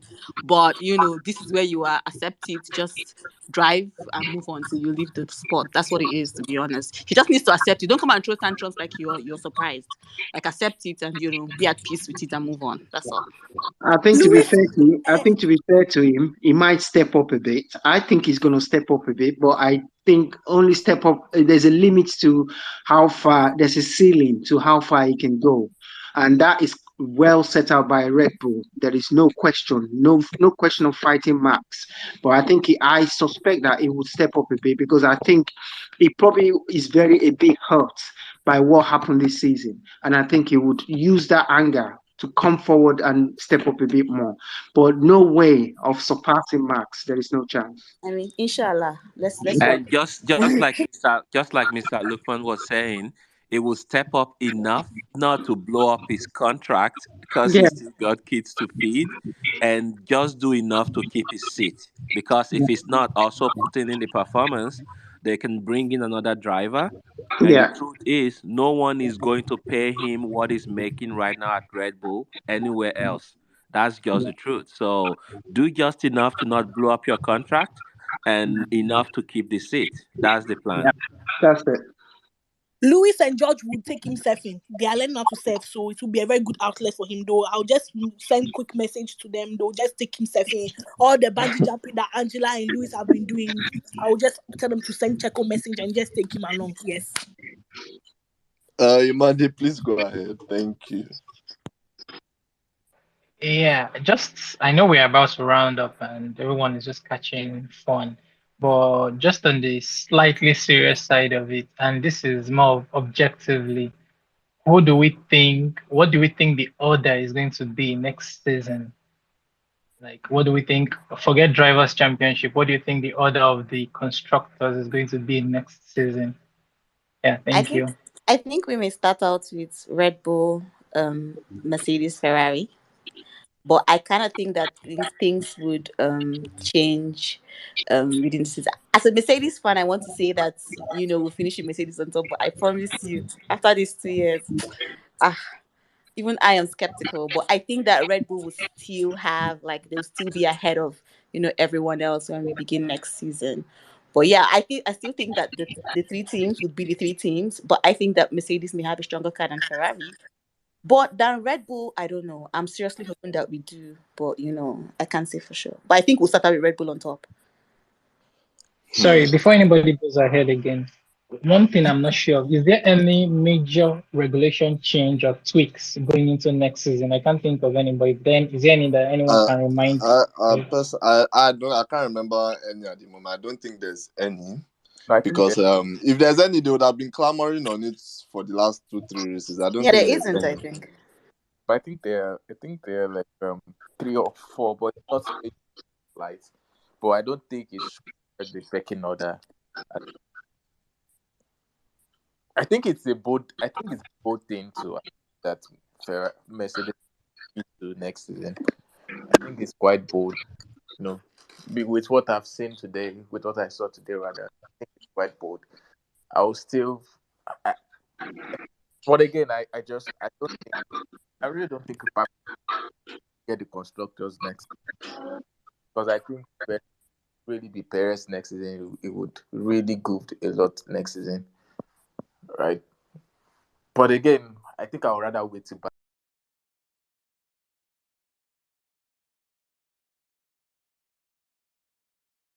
Bahrain testing first before to place it. But you know one thing about Bahrain testing that you can never testing. You never really know in testing because everyone is on different fuel loads. Everyone is running one program or the other. So that's the thing about testing. So I think testing is for me. I would wait until was Albert Park. That's or Qatar. Which one? Which of the no Qatar? Sorry, Albert Park. Albert Park. So we have Bahrain. Bahrain is first. So Albert Park because you see Bahrain, then you see Singapore, and then you was I believe was track track number 3. But what I'm trying to say is that these three, or rather the first 4 tracks, have different characteristics, so you might not be able to say, okay, this is the pecking order, but I'll probably wait until the season starts. So yeah. Why are you playing it safe, admin? Throw question to the wind. No, so they'll come and drag me in next year. You have to All prevention right. is better than cure. If admin doesn't want to go in, I'm coming in with my own prediction. So with the way this season ended, I'm going to still go with Red Bull, and then I'll put Mercedes right in there. And then because we know that with this Ferrari engine, if they turn it up 100%, it will blow up. Let's just not fool ourselves. That thing can only run 80%, 85%. 100%, it blows up. And as long as Omar Simpson is still in the pit wall strategy, they're not going to get it right. So putting those two things together, I think Mercedes has got a chance to be second. And if we're close enough, depends on the game that Perez brings to 2023, we may end up being in there to get the championship. Max may still win the driver championship, don't get me wrong, but the constructor, because if we're finishing second and third,